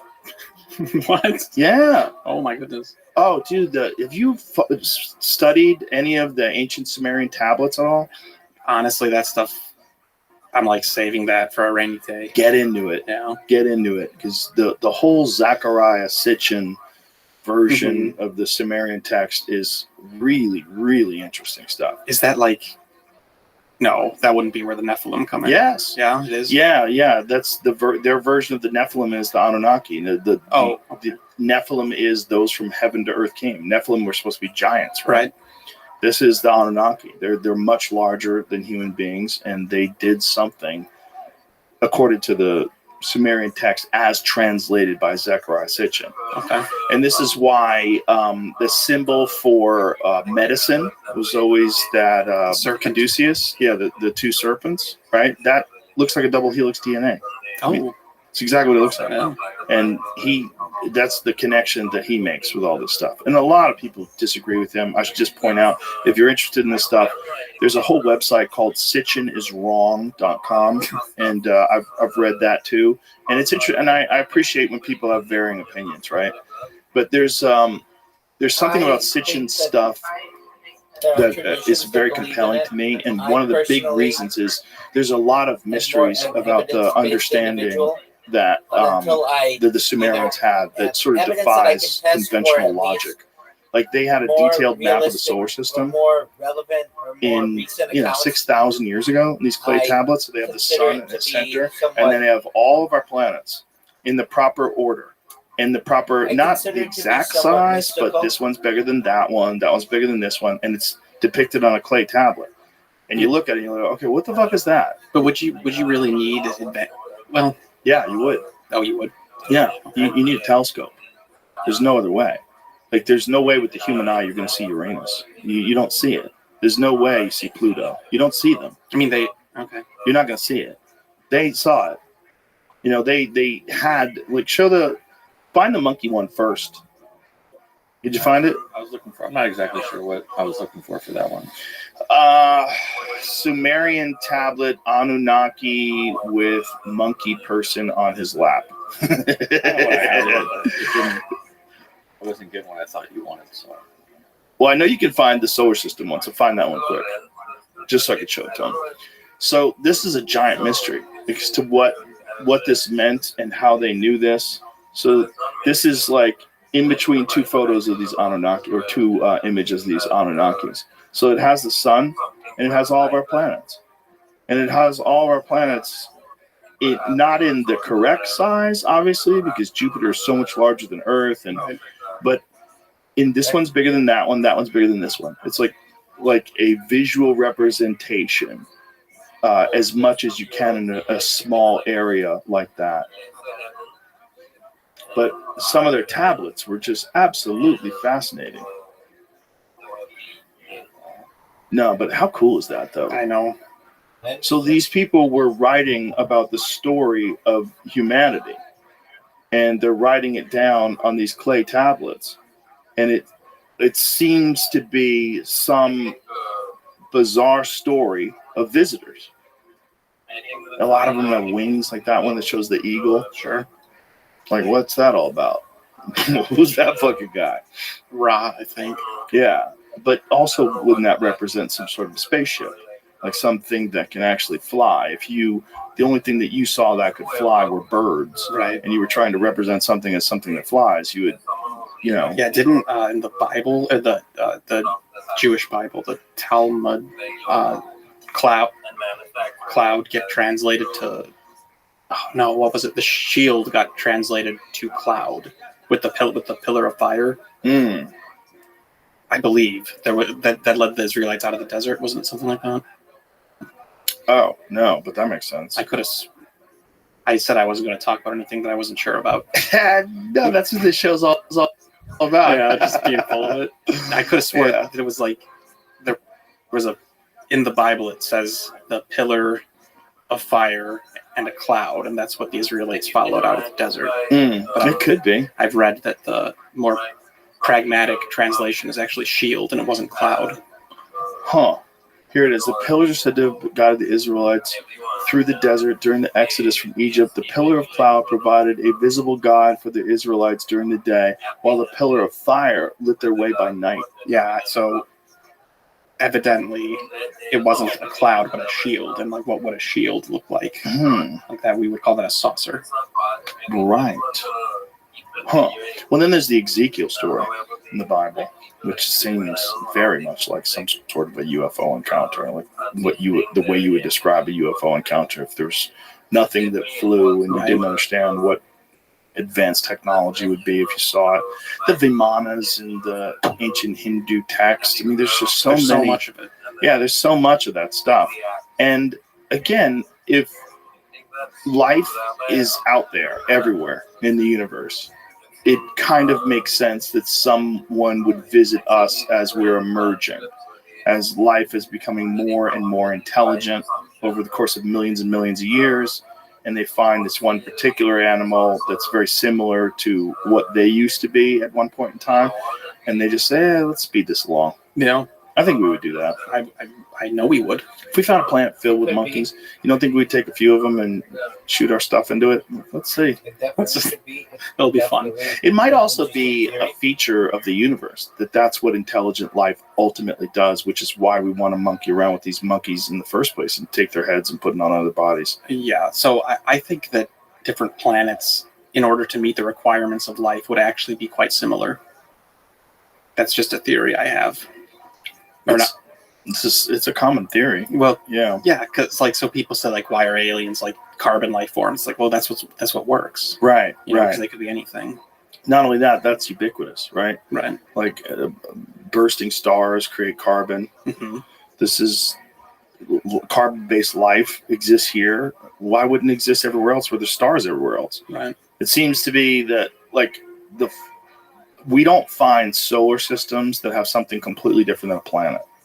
You know, everything that we found outside of our solar system seems to behave in a similar manner. When we look at galaxies, they seem to behave in a similar manner. They seem to look similar. They're of different sizes and the like, but they're pretty similar. They're these circular spiral things.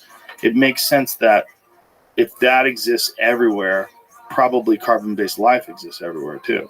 It's probably a feature of these solar systems. Correct. That's what I would say too. Yeah. And then there's probably, like, if you are growing a garden in your backyard, you know, when you planted the tomatoes, you got like a little thing on it, 722 planted tomatoes, you know? Yeah. So then you check on them. And then other tomatoes you planted like a couple of weeks later, like, oh, those won't be doing time.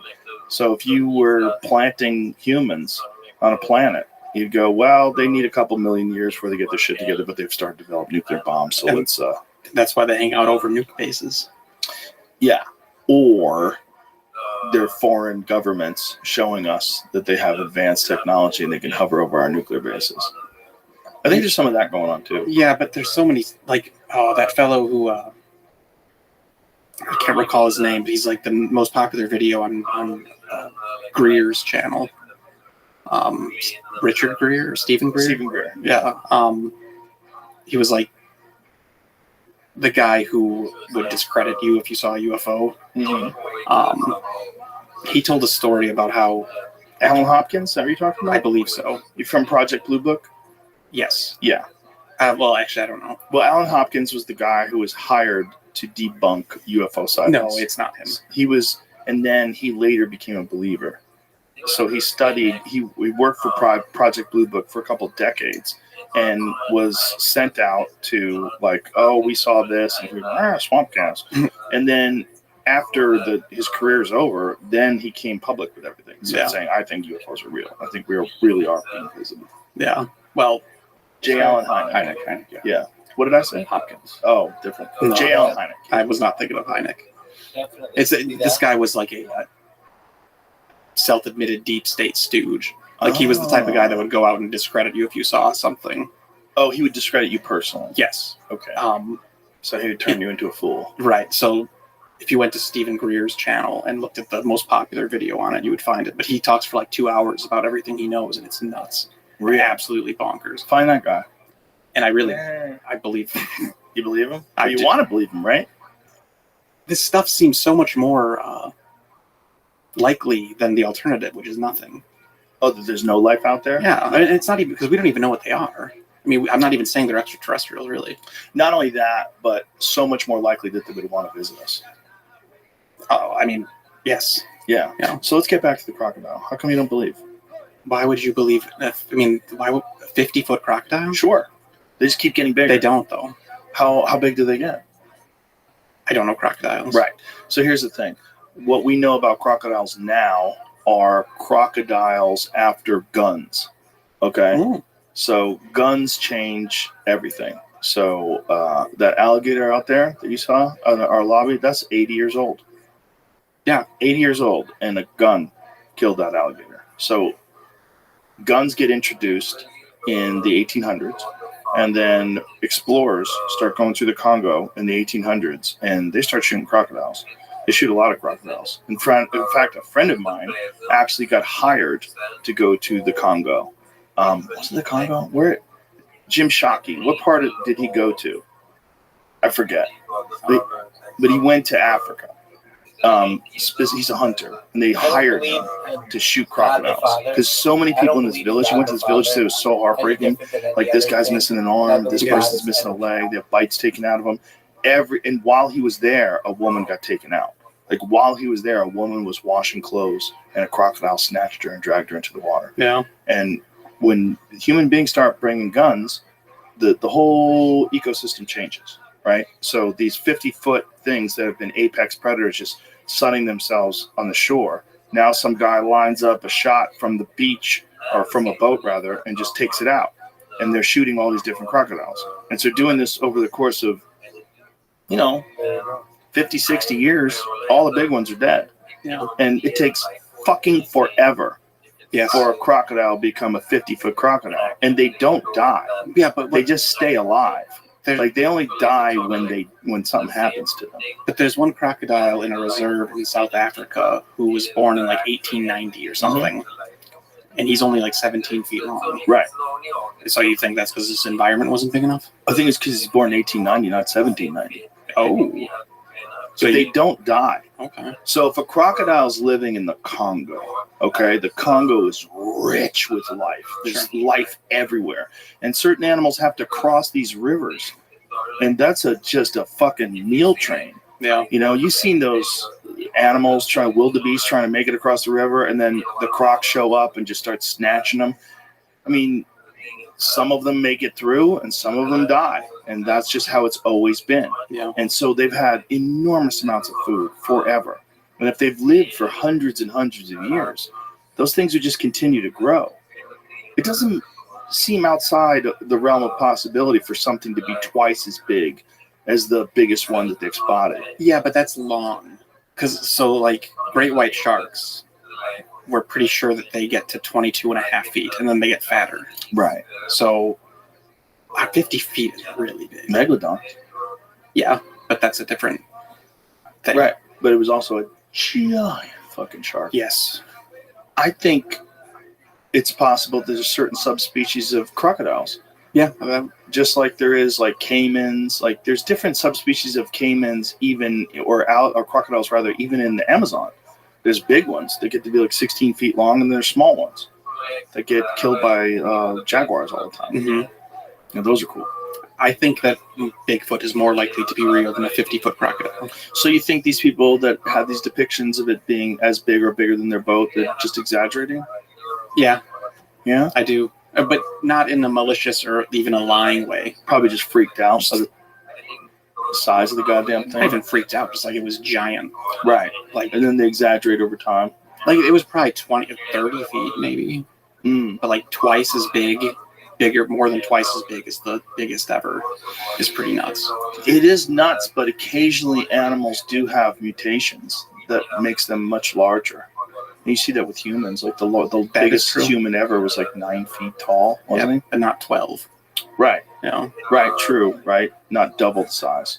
Right. But he also was dealing with gravity. Yes. And like the real problems with being a gigantic human with all the bad bone problems.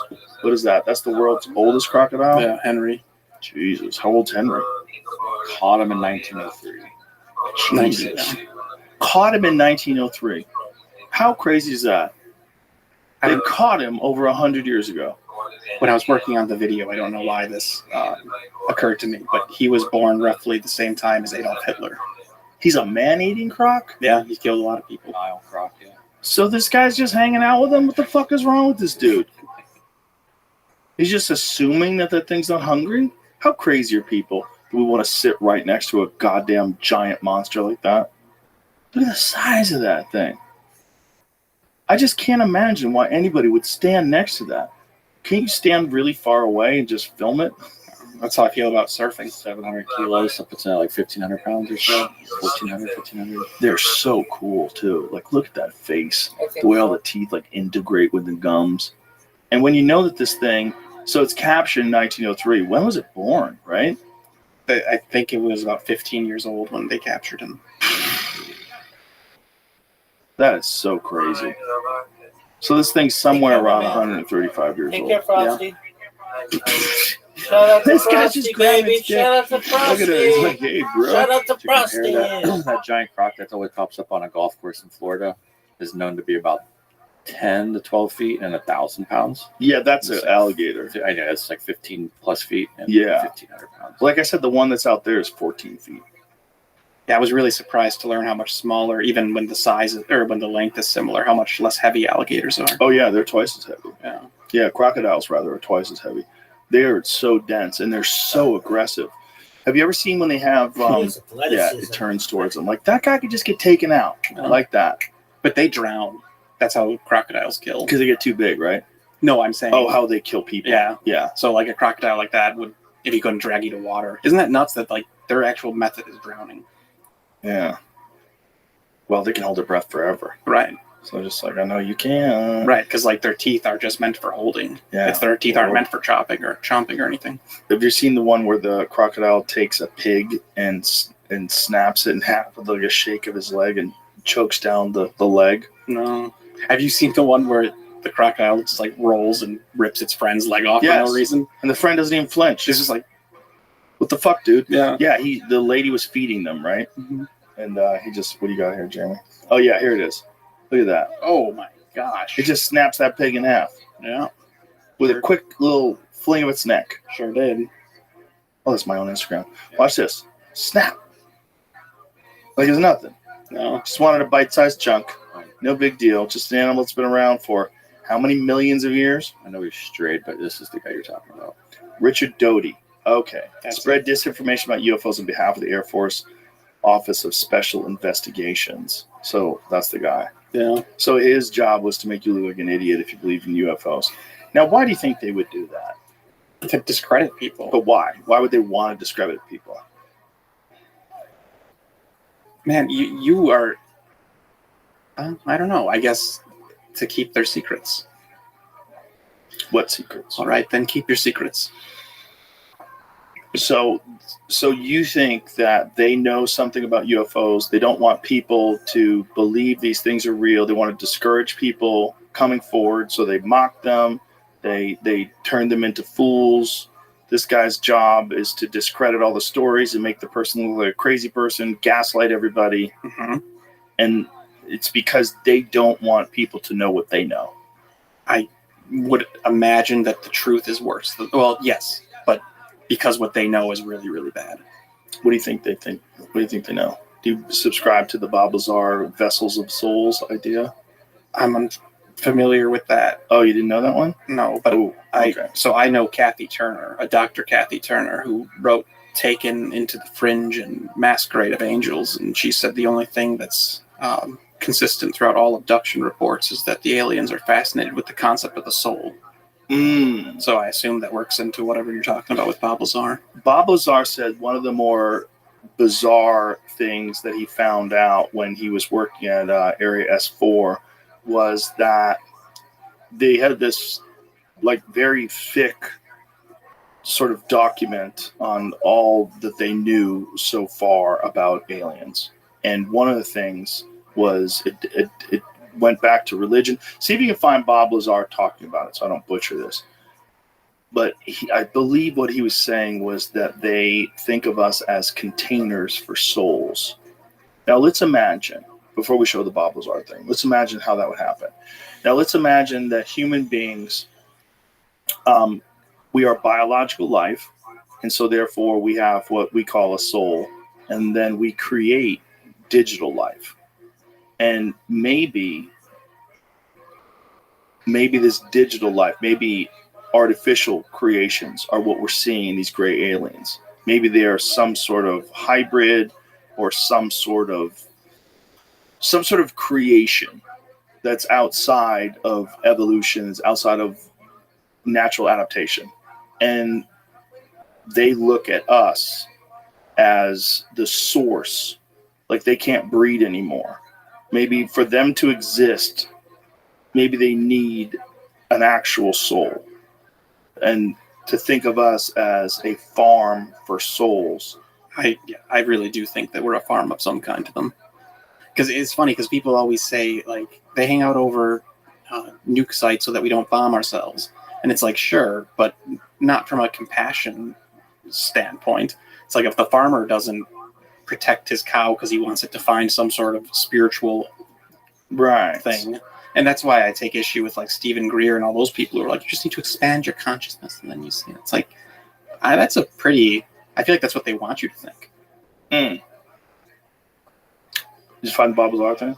Here, listen to him talk about this. It's pretty crazy. Yeah, the only hardcore thing is that there was an extremely classified document dealing with religion about that thing. Period. Bob Lazar on humans and religion.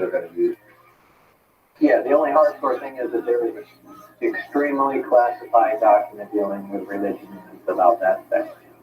Period.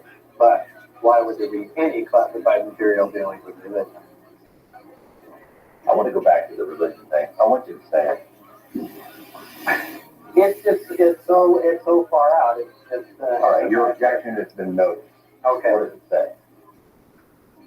That we're containers. That's how supposedly the aliens look at us. That we are nothing but containers. Containers of? Containers. Maybe containers of souls. You can come up with whatever theory you want, but we're containers. And that's how we're mentioned in the doctrine. That religion was specifically created so we have some rules and regulations for the sole purpose of not damaging the container. Ooh. Yeah. Yikes. At the end, I didn't think of it that way. Yeah. That you can actually damage your soul. Yeah. But it is almost like every holy text has that. Well, it does make sense too, because if what is in religion, right? The idea is like to save your soul. You have to abide by certain rules. You have to be good to each other. You have to live a just life. All of these things are laid out so you don't damage the energy that is inside you and turn it evil. See, it could be more pragmatic than that, though. If someone is going to inherit your soul, they don't want it bogged down with bad habits. Right. Yeah, well, they don't want it to be evil. They want it to have negative energy attached to it and the karma of killing a bunch of people. Right. Like, who wants Dick Cheney's soul? You know? The alien's like, you could have that dude. Remember when he shot someone and then the guy apologized to him? Isn't that nuts? You know how gangster that is? Yeah. You shoot a guy in the face and the dude's like, yeah, I look like a bird. Don't worry about it. I look like a dude. Is there any way to you that we're not being gaslit like to hell by Kamala Harris? In what way?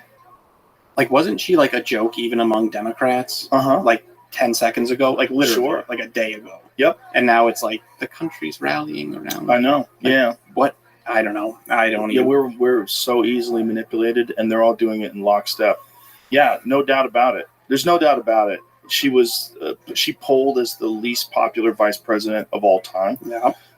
She is, I had dinner with a friend of mine recently who actually knows her. He says she's very smart, but when she gets in front of a camera, she locks up, and she's just not good at communicating, and she tries to go off script, and she, whenever you're talking in front of a large group of people, there's a bizarre stress and pressure that really constricts your ability to communicate. I'm aware. Yeah. As of the last few minutes. Yeah, it's weird.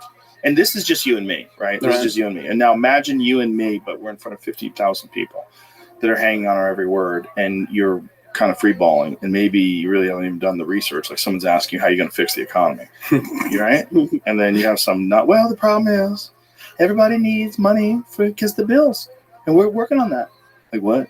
Well, and that's so obvious when, with the passage of time is significant, and the significance of the passage of time is significant because of the passage of time. Exactly. Yeah. So that's someone who is basically like a kid in the 5th grade who's writing a book report, but they haven't read the book. That's every time I see her on camera, that's all I can think is that she's the kid who didn't do her homework. Right. Because she just has that vibe. Did you see the clip of her talking about how dare we wish Merry Christmas to people?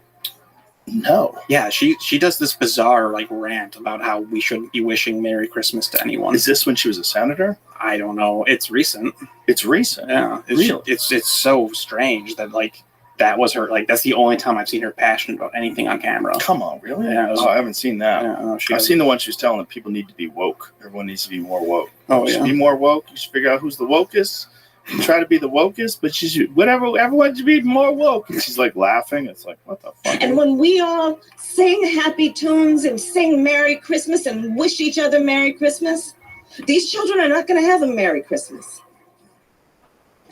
How dare we speak Merry Christmas? How dare we? Merry Christmas, everyone. She invoked Greta Thunberg a little bit there. Oh, that's so nutty. Yeah. How dare we? How dare we? How dare you? Yeah. No, we're definitely being gaslit. Yeah. And not only that, here's the big one, right? She wasn't elected, right? Mm-hmm. She was appointed vice president, and then they didn't do primaries. They had no primaries for Joe Biden, and now all of a sudden she is the nominee because he's stepping away. And so then they bring in her, and they bring in this other guy who's radical from Minnesota. That's the vice president, who he believes a lot of wild things. One of them is transgender surgery for people who are under 13. Another one is abortion up until 9 months. Ooh. Yeah. Obviously, there's reasons why people medically would, if the woman's life is in danger, if the child has something wrong, it's not going to live. There's reasons why they choose to do things like that. But that stuff scares the fuck out of people. He changed the Minnesota state flag to make it look like a Somali flag. Yeah. Oh, you haven't seen that? No. Yeah. Show that video. So the video of him taking down the Minnesota flag, and he replaced it with the new flag that looks a lot like the Somali flag. Wow. Minnesota has a huge population of Somalis in it. Well, isn't what's-her-face? Yes. Yeah. Omar. Yeah. Oh. But there's a video of him doing it. Man. Well, okay, let's see the video. But they did change the Minnesota state flag, correct? Sometimes the false... that's the problem with fact checkers. Some of these fact checkers are completely full of shit. Yeah. You're just trying to debunk something, especially now when there's all this scrutiny being paid attention to what this guy's done. Oh. What have you? What's the false stuff, Jamie? It's not the flag itself, correct? I typed in. I was just trying to even get to it. A whole bunch of stories are popping up. I'll just show you this. No, he didn't give him a Somali flag. No, he didn't change it to resemble Somali. False Somali. But what does it look? Okay, but what does it look like now? That's what I was trying to get to. Okay, on the left is Somali flag. On the right is the Minnesota state flag. Okay, same color as Somali flag. A white star, a different white star in it, like the Somali flag. Very different, than the original Minnesota flag. And there's the video down below that. That's when he changes it out. So he takes out the Minnesota state flag. Oh, hold on a second. Wait a minute. Turn the volume up, please, so you hear him say that. All right, ready. Whoa, wait a minute. So he gets the flag, picks it up, moves it out of the way, and replaces it. Look at this.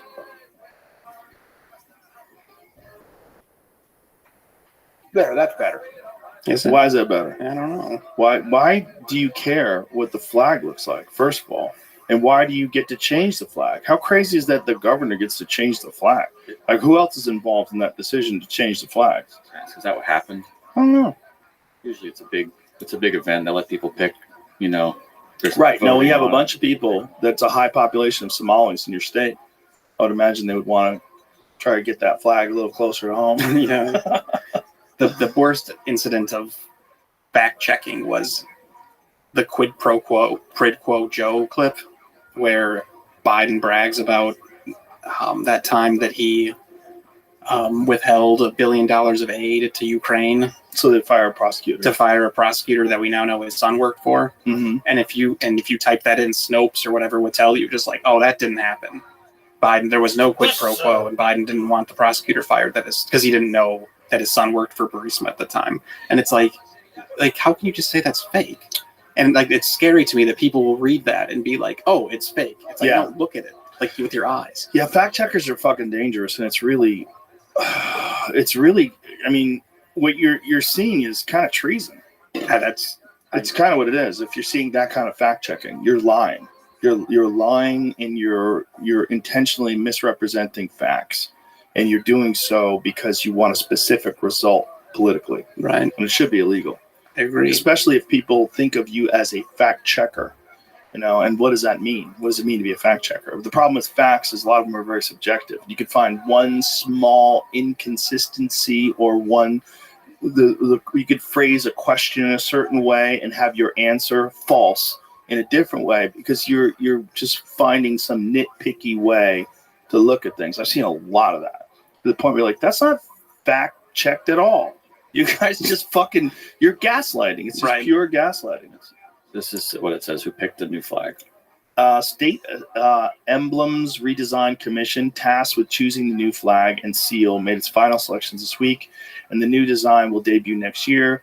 It follows 4 months of meetings, many spirited debates, and 2,500 submissions from the public sharing their ideas for the new symbols. This is why they changed it. He said it was problematic. Problematic. Oh, I love that term. Our current flag is problematic. I think we all know that. We've evolved into a more diverse state, and I think it's more reflective of that. Okay, what was the original flag? There was concern with the scene depicted on the old flag, which many found offensive. First adopted in 1957, the flag showed a white settler tilling land as an indigenous man rides horseback. Indigenous members of the State Emblem Redesign Commission said it was harmful to their communities and promoted the erasure of their people from the land. Wow. Well, can I see what it looks like? Show me the original, just get a photo of the original Minnesota flag.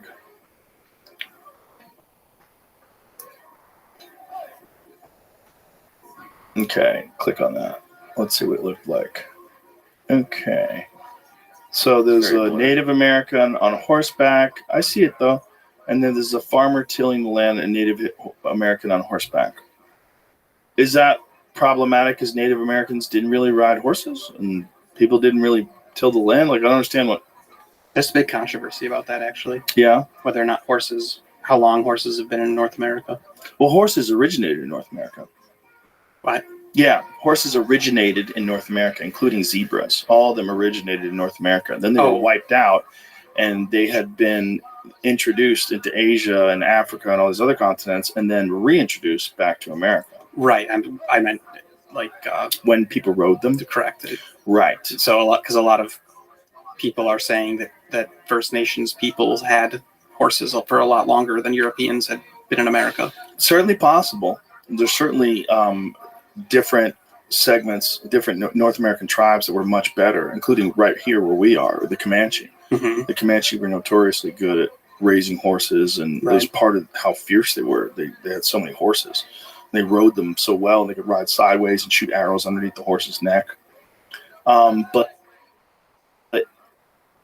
I don't know why that's so problematic. You got to replace it with something that looks a whole lot like a Somali flag. Yeah. The idea it doesn't look like a Somali flag is kind of crazy.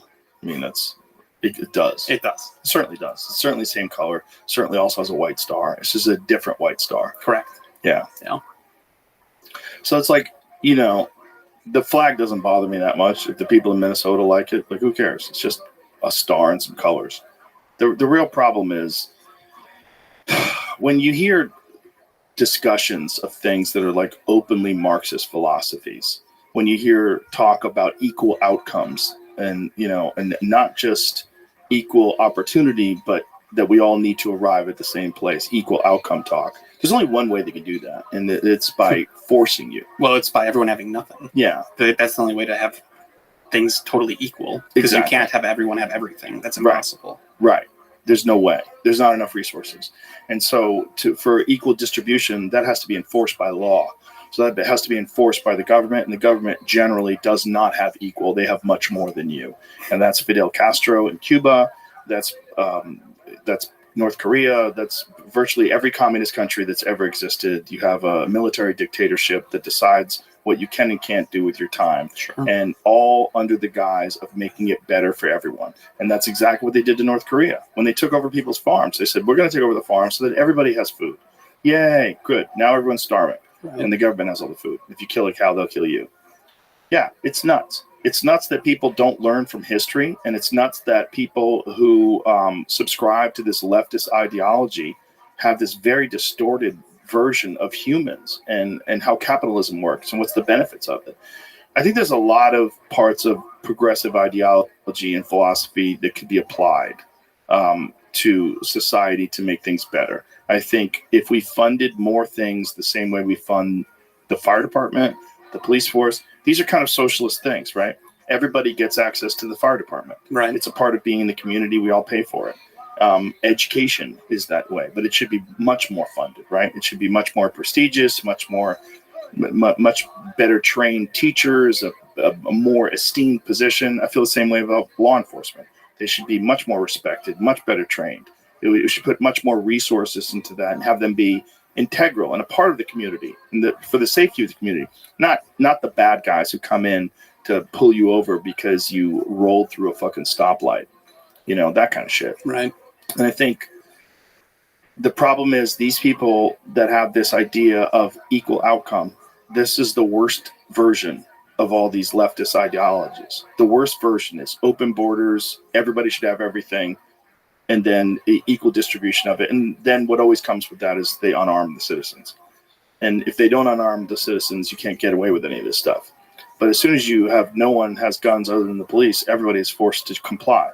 And if the army and the police are the only ones that get to tell you what to do, and they take orders from the government, and the government is a communist dictatorship, you're fucked. And that has never been more evident than in all the versions of it that you can see in current world politics now, where a government has been taken over by a communist regime. It's always bad. It never turns out good. Not a single fucking time. People starve. It gets horrible. There's just terrible government overreach.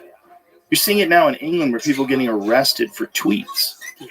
Well, England, people talk about Soviet Russia, like how bad Russia is in terms of cracking down on thought police and cracking down on bad tweets and things like that.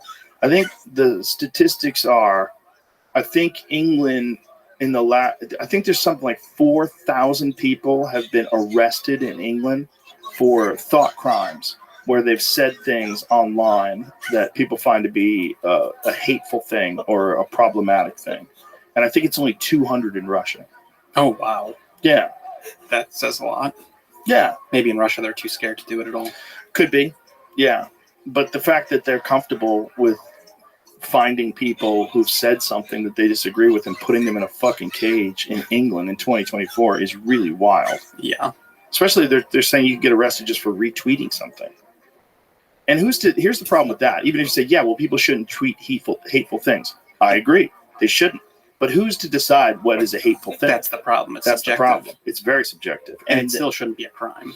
And in our lifetime, we've seen that get moved, right? So it used to be if a guy thought he was a woman and his name was Doug, and you grew up with Doug, and all of a sudden Doug wants to be called Debbie, if you call him Doug, it's no big deal. Like, yeah, maybe you're being rude to call him Doug, but it's not a hate crime, okay? Well, now a lot of people think it's a hate crime, and that got you banned from Twitter for life.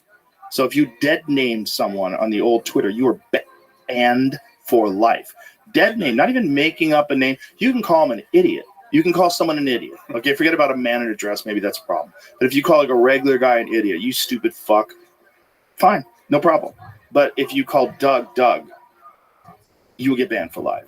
Okay, that's the new hate speech. That's crazy. Now, if that keeps going, that didn't exist before. If that keeps going, maybe you can go to jail for calling him Doug. Maybe they think it's okay to put you in jail because you violated their hate speech laws. That's how nutty things can get.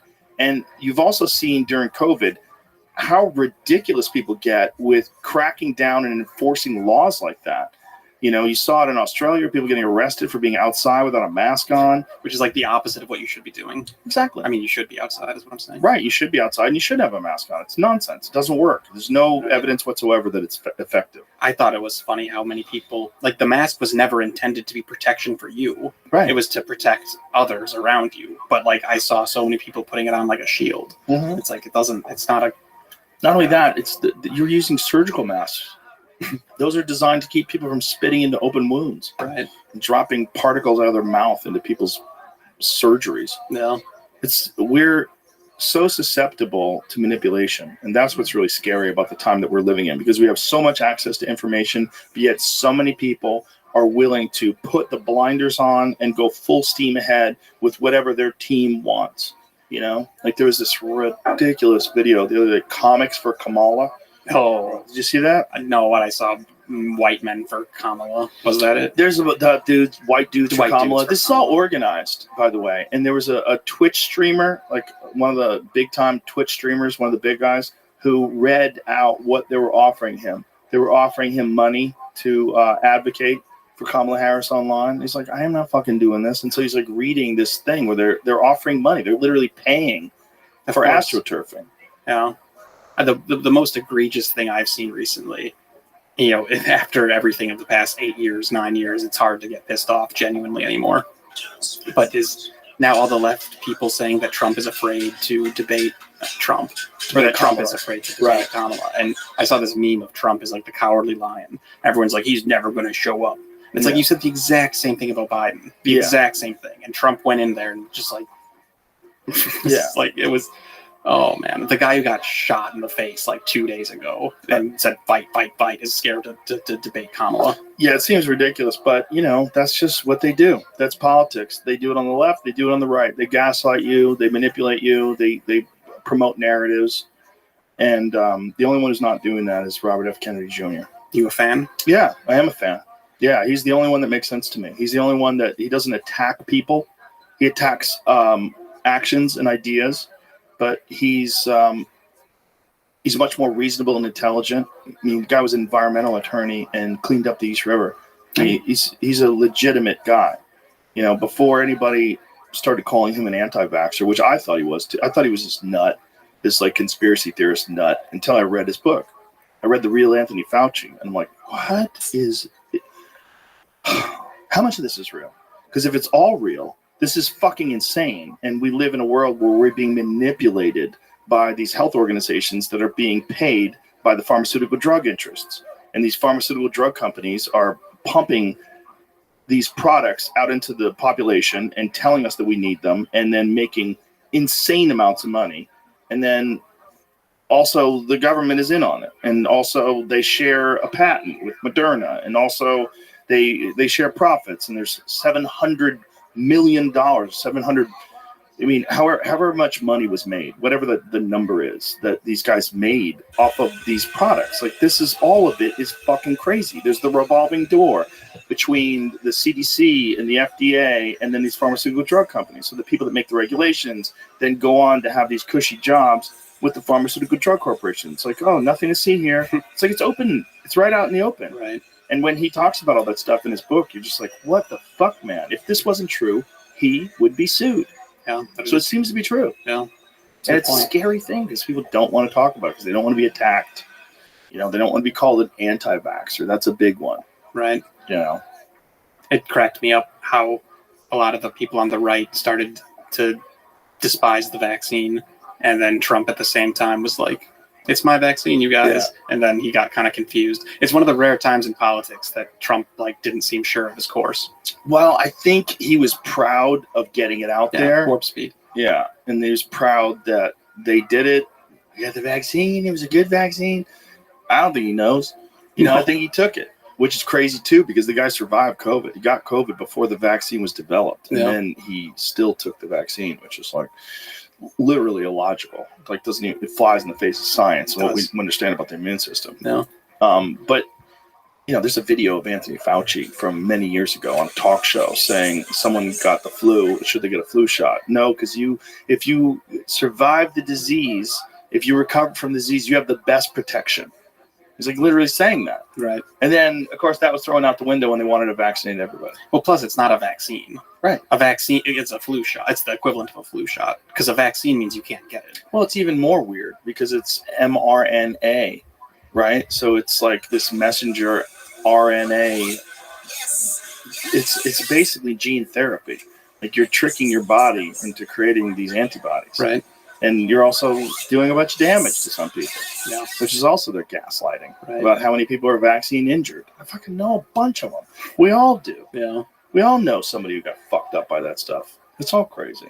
What's looking into the people arrested for tweets in England thing? Yeah. So a very confusing story. So it says 3,395 arrests have been made by 29 UK police forces for Section 127 offenses, which is used for cases of online abuse. According to the article, 1,696 people were subsequently charged. Section 127 offenses cover harassment that takes place via electronic communications network and is not limited to social media posts. Harassment via email or other forms of online communication can also fall under this definition. So this video is going around recently of the lady arresting that guy. And this is going back to a discussion that Konstantin Kizin was having on a YouTube video. Right. From before COVID, though. So this was all from like 2017. Yeah, but they've been doing it for a while, yeah. That's what I'm looking up and trying to find, like, I can't find any updated information that says that this is still continuing to happen, except for 3 guys were recently arrested for, like, the Leeds riots because they were posting violent stuff on Twitter or something like that. I know there was one guy who's posting stickers. He got arrested for posting stickers that they said were offensive. It's just we take for granted the what we have with the First Amendment, freedom of speech. Yeah, freedom of speech is gigantic. There's only one way you find out what's right. You got to let people talk, and you got to let people, even like on X, say the wrong things or say offensive things. You find those people, you don't like them, block them. You don't like it, don't listen. Don't read what they're saying. Right. You know, it's disturbing. It's very disturbing. It's very, to me, when I really became like hyper aware of it was post October 7th, when you see so much anti-Semitism. It's just like blatant, out in the open, and often incorrect and ignorant anti-Semitism. Not just like, wow, look at all these Jewish people that are the head of these banks. Look at all these Jewish people that are running show business. They're just ruthless, nasty anti-Semitism out in the open, and then people agreeing with it out in the open, like, ugh, like this is crazy. Well, it's almost it's because it's coming from one protected class to another. Is how I see that. Because I mean, like, you know, obviously, if that was a stance of the right, it would be immediately called out as evil as it is. Right. It's not right. It's a stance of the left, which is fascinating. That's why when those heads of universities were getting grilled, and they were talking about whether or not saying death to the Jews is harassment at MIT or at Harvard, rather. And she was saying, well, if it's actionable. So we're saying you got to wait till they do it? You got to wait till they commit genocide before it's a problem? Yeah. No, it's pretty nuts. It's nuts. Yeah, it's nuts. But it's also, it's like, this is the consequences of having these rigid ideologies where you think that your side has to be correct and the other side is incorrect. And if you think, free Palestine, this is what we're into. So like the people that are the most radical that are pushing that the furthest, like the Antifa of that organization, are the death to the Jews people. They're the ones that are going to take, like, remember during the George Floyd riots and the Antifa riots, like people on the left sided with violent mobs and tried to gaslight you on what they did. Yeah. They said they're mostly peaceful demonstrations. As the cameras panic around trying not to get something engulfed in flames. Yeah, it's crazy. That's gaslighting. But the reason why is because those are the people that are going to crack heads and get things done for our side. That's the implication. The implication is we are on the left, and the most violent and aggressive people on the left, they're going to push the envelope. They're going to get things done. So they're mostly doing good. They're mostly peaceful. Yeah, well, I think the shame of it is that, like, if, I don't know, BLM, like, now it's pretty well understood that they were legit a scam. Yeah, they made a lot of money. They bought a lot of real estate. They bought, like, 6 mansions and a bunch of cars, and then they disbanded. Yeah. And it's sad. Like, have you seen the exterminator footage? There was this exterminator, white guy, literally got handcuffed and shot by the police on camera in a hotel. For what? So he... Oh, you mean the guy that's in Phoenix? I don't know. It's in Arizona, where he's crawling around the hallway, and the guy his pants are dropping down, and the cop shoots him? No, I don't think so. This is a guy who he had he was an exterminator, and he had a pellet gun, and he was putting it in that's it? Yeah, it's in a hotel. Yeah. Yeah, it's in a hotel. I remember that, and like that's one of the most disturbing. What I'm trying to say is that if you're trying to solve the problem of police overstep, looking at it through a racial lens isn't going to solve it. 'Cause that's not the problem. Right. Because it happens to white people. It happens to a lot of people. Right. Yeah. So you can't just blanket statement with it saying that it's about one particular group. Well, I think it was one of those moments in history where one thing sets off and there's a bunch of tension that's like at the surface, racial tension. And then one thing sets it off, and then there's this narrative. And then there's through social media, you get all these examples that you see over and over and over again of white cops shooting black people. Yeah. And so people have it in their mind that black people are unjustly harassed and are attacked more than anyone else. And that's why that professor at Harvard who released that study showing that there is not a difference, there's not a disparity, a racial disparity in the way black people are assaulted or are shot by cops versus white people. And people attacked him, right? Because they don't want their narratives destroyed. The problem is bad cops, right? How you living, That's the baby? problem. And the problem is sociopaths that become police officers. So last night when I tried joining, and I was like, why can't I watch the fucking stream, right? Why can't I watch it? And I think he said Aiden Ross couldn't even do it. So then I got to thinking, I was like,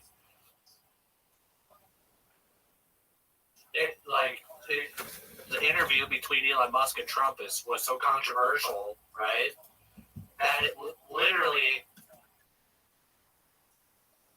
got fucking DDoSed, right? Right.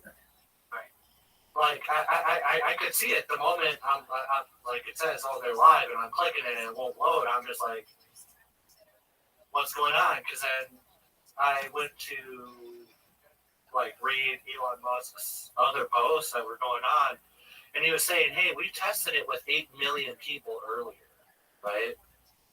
And it worked just fine, right? They make their servers like to handle the amount of flow. However, what happened was, in theory, what I've read in the headlines is that Iran literally was like, fuck Donald Trump. We don't want his work getting out to anybody, because remember back in 2020, waking up right before COVID fucking hit, right? Remember waking up to find out that our military killed Iranian general in Iraq in 2020. Remember that shit? Yep. Yeah. And then all the guys that Donald Trump was like, I can't remember the dude's name, but people kept quoting Donald Trump and saying like Donald Trump said he cried like a dog and all this shit. Anyways. Did you watch the interview? I have not yet. I just found it, right? You didn't even watch it last night? Huh? You didn't even watch it last night?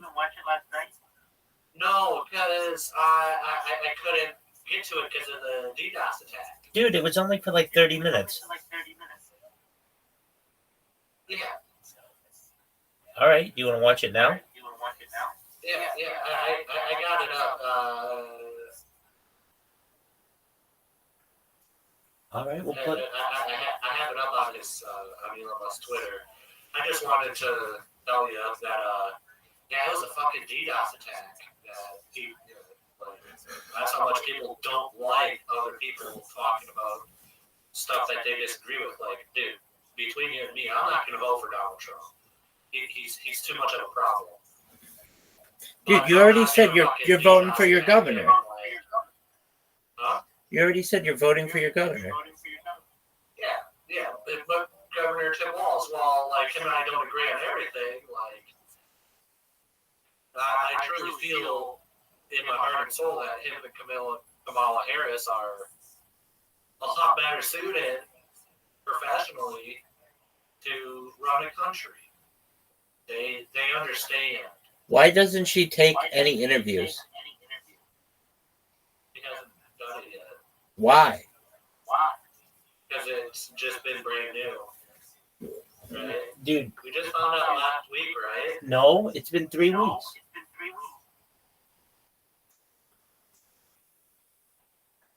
It hasn't been 3 weeks since Walz. It was last week. Oh, not since Walz took over.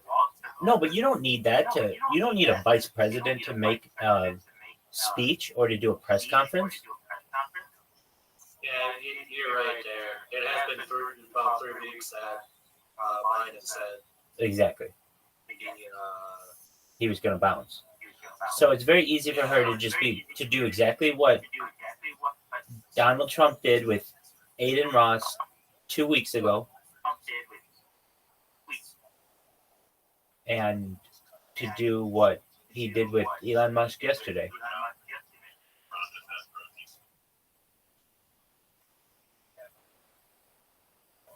All right, we'll put on that interview. Let's hear it, baby.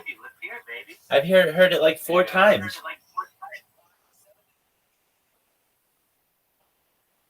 Hang on 1 second. I'm waiting. I'm waiting for you to put on this interview. And once you put on this interview, I might shit myself.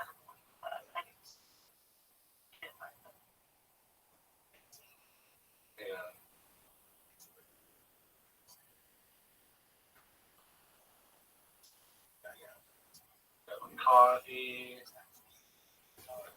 All right, hang on 1 second. 30 seconds, BRB. 30, 29, 28, 27, 26, 25, 24, 23, 22, 21, 20, 19, 18, 17, 16, 15, 14, 13, 12, 11, 10, 9, 8, 7, 6, 5, 4, 3, 2, 1. Burnt. -1, -2, -3, -4, -5, -6, -7, -8, -9, -10, -11, -12. Oh, sorry, I'm here. Dude, you made it in 42 seconds. My bad. That was pretty good. You counted fast because all I did was walk into the other room. Dude, your sense of timing is off. It was 42 seconds to the dot.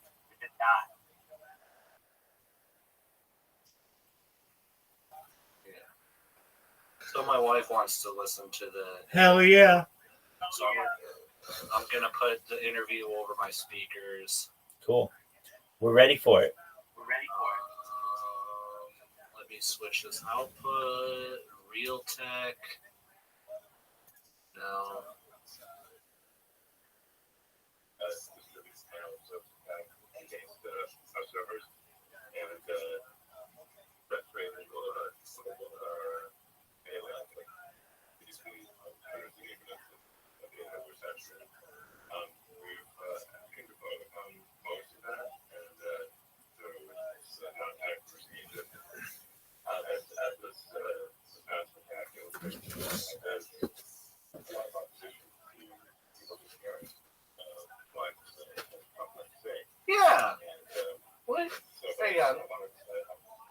I'm listening. I'm hearing you. Two things he said right away. Go ahead. Exactly what I was thinking. That man, people must be fucking doing DDoS attacks to fucking this because people don't want Donald Trump to hear what Donald Trump has to say because he's a prick, but he's gonna fucking punch the wrongdoers right in the snaz, right? His enemies, they're fucked. All the people that went after him, if Donald Trump gets elected, I guarantee you a lot of Democrats are going to jail. But Elon Musk says it himself, distributed denial of service, and then people just don't want to hear. That could be.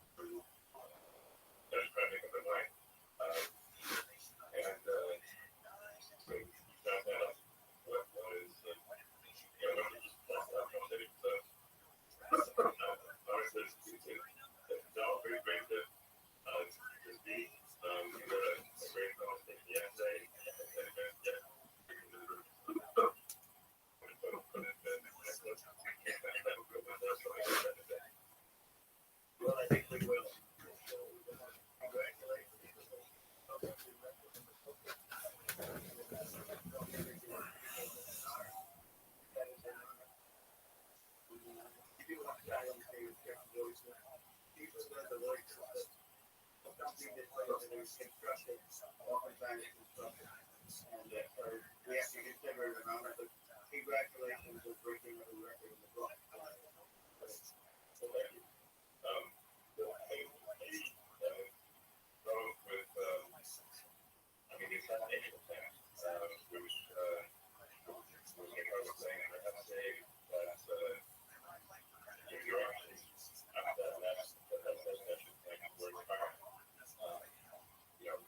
Instead of shying away from things to dump them down, you were confident that you're going to take 5 months. I think that's, the president of the United States, represents America, and I think that is right from the woman. And that's, a big, part of the reason why I was excited to endorse you as President of the States, coming up to here, is that was just inspiring. What was it like for you? Not pleasant. I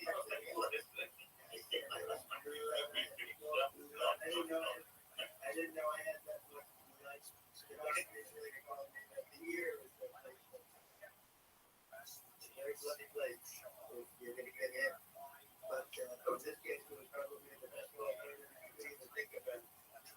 Because it wasn't at the right angle. And it was a hard hit. It was very. I moved down pretty nicely, pretty quickly. We had bullets flying right over my head after I went down. But then I went down.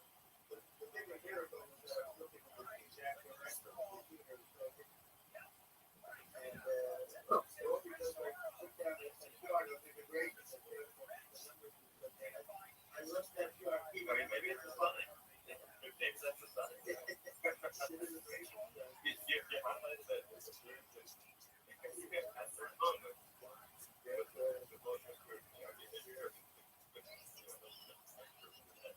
Well, the amazing thing is that the guy that did bring down that stuff in the immigration, just as bad situation. They want somebody that's a great warrior, firefighter, a great trumper. A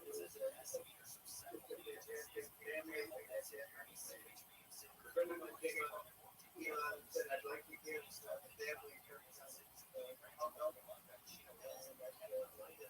He said, you mind if I don't mind the one, you go ahead and check for it.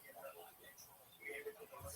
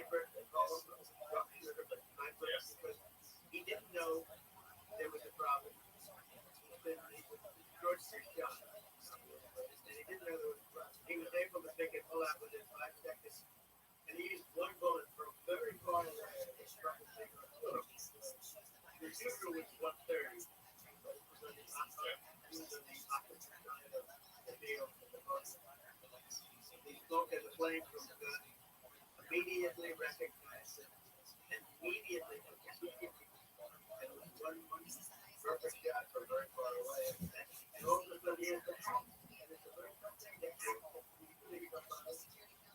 They say there's approximately 5 seconds for a long range shot. But that didn't happen because the shooter had a lot of bullets.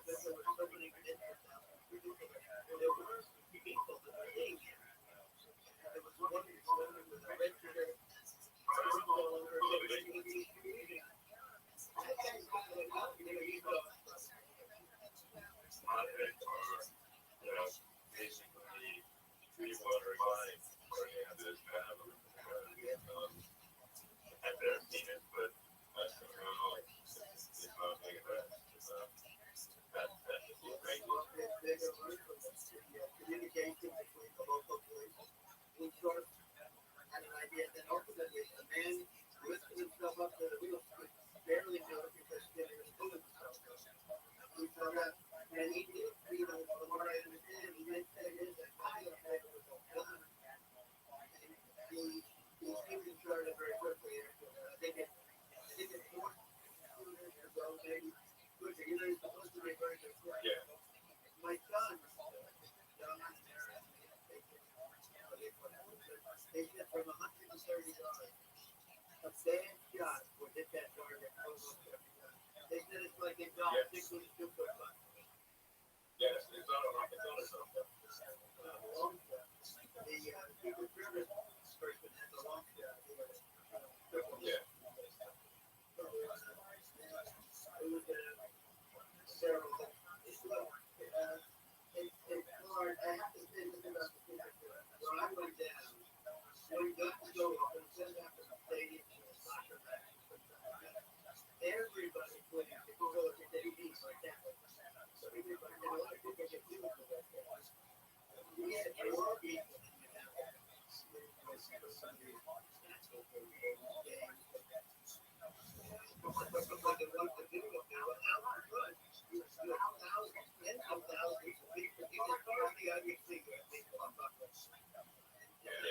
and a lot of press too. Many cameras on watching it. Because what made the tradition this movie, things happen that are good. We never have a picture of him with all these cameras doing it. He was supposed to admit. Yeah,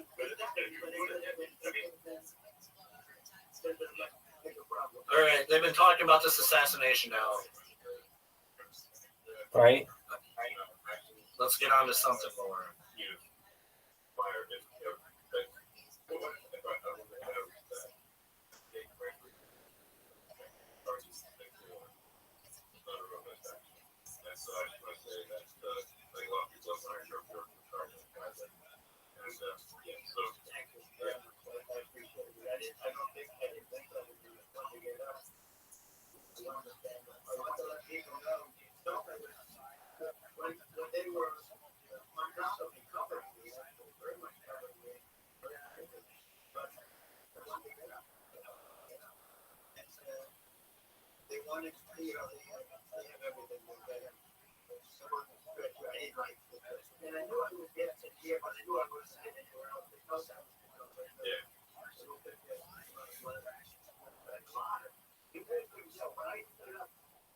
with a hand, just in the air. They didn't know if I was alive. No big deal. And when I put the fist up, they were just relieved and happy and thrilled. The flames were crazy. It was crazy. It was a terrible thing for you. Speaking of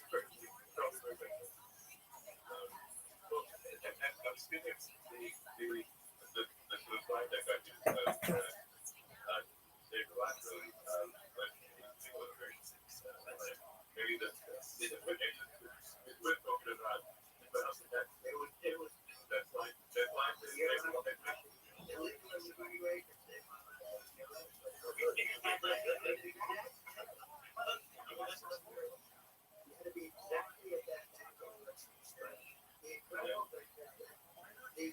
I used it less than 20% of the time. That normally it would use no, that would happen. And then, it's very much, I say an act of God, it's a miracle that it happened. And I'm honored by it. I'm honored by it.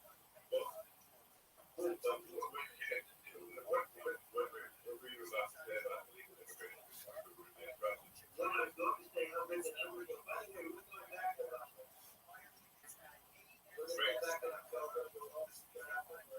people,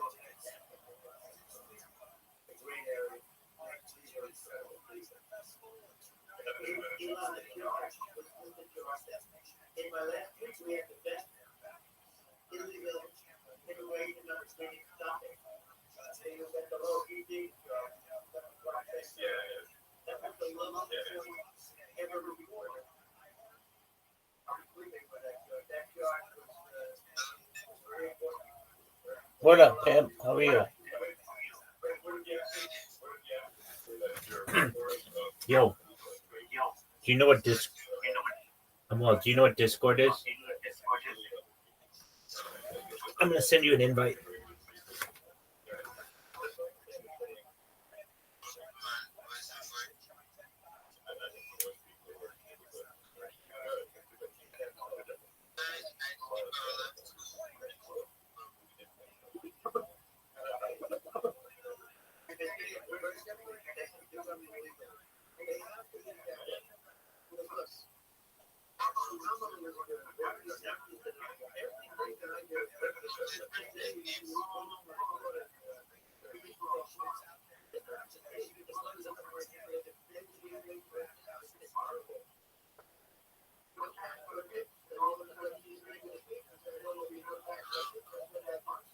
I just sent you the information. Sorry.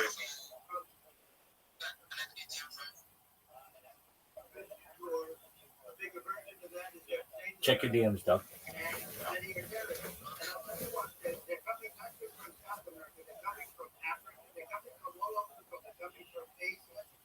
They're coming from the Middle East. They're coming from countries that are stupidly and horribly bombing Israel on October 7th. They're coming from all over the world. And you look at it's so sad October 7th. It should have never happened. It's so sad when you look at Ukraine. It should have never happened. You have the fact of the fellows, these are the fact of the people. And there are people that are promoting it. But we can't have to do the order. Because you have millions of people coming Yo, in Doc. for fun. And he gets up and he tries to defend them. He's going to get something.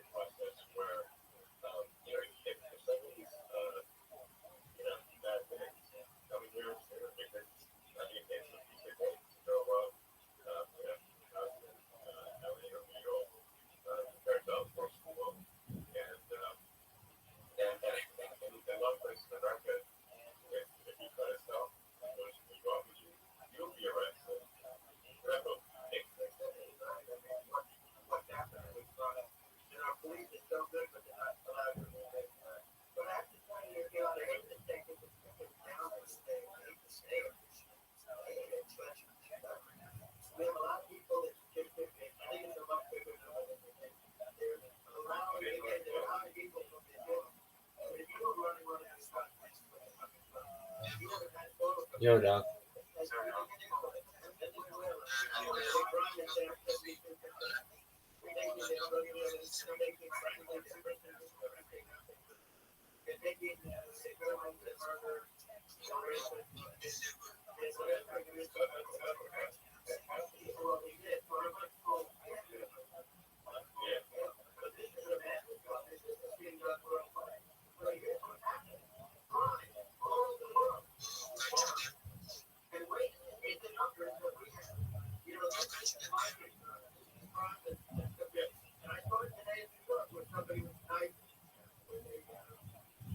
The girlfriend of a man that stood there watching in New York and shelters and druggers going out to hide. Bad things happen. But this is happening every day. These are rough people. These are people that are in jail for murder and all sorts of things. And they're releasing them into our country and they're telling them, if you come back, we're going to kill you. We're going to give you the death penalty. But they don't want to come back. But these are rough people. Yeah. These are criminals that they got criminals who look like nice people. Have nothing to do with the problem. Yeah. But people in the court, they get away with their business, but they can get it. I'm just trying to say that he wasn't really involved. Hopefully he was trouble. He was acceptable with him without any political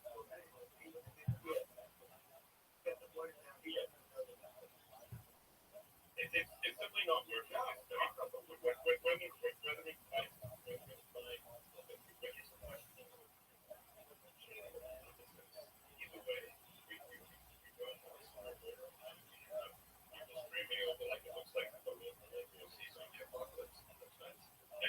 Sometimes you gotta sort of wonder, like, is it real or not? So I just see things that is it real? And I saw a bunch of former Eagle Max and I sort of like, Texas, and I was like, okay, is it real? Let's see this. So I actually posted the video of this line. I just flew it away.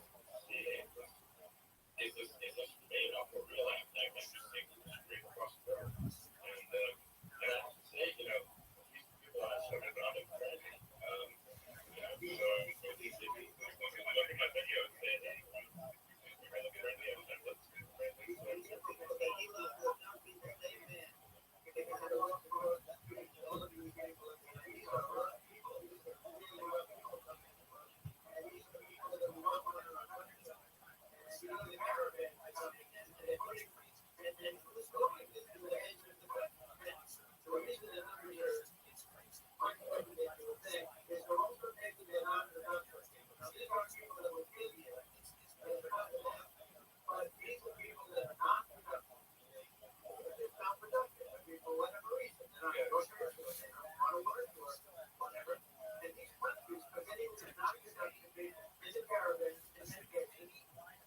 And I saw an ad by Kamala saying how Kenya is going to provide more security. What's the best in 3.5 years? Yeah, no, that's good. I think it's a fundamental existential issue for the United States. And if we have no 4 more years of open borders, and maybe even work another 4 more years, and even worse than the past 300 years, I'm not sure we got to continue. If they get in, you will have 15 to 16 people from all over the world, not South America only. You know, we think of South America, we think of Honduras, Salvador, Guatemala, and that's the but it's not that. It's everywhere. They're going to get from everywhere. And I have to say that.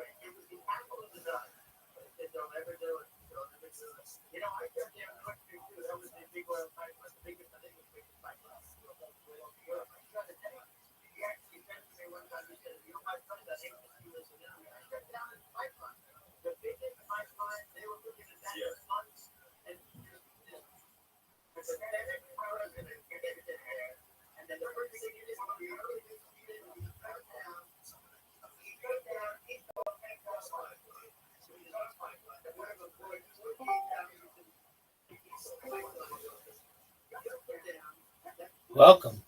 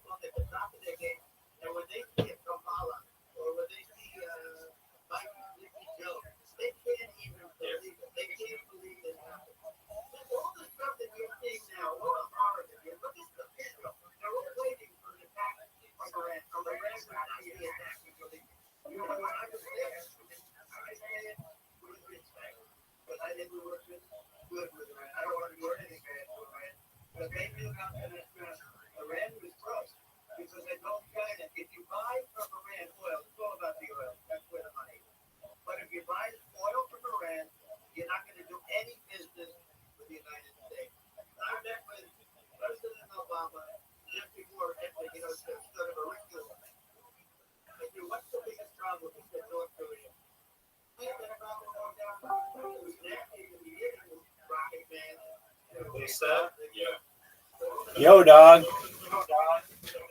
How you living, pimp?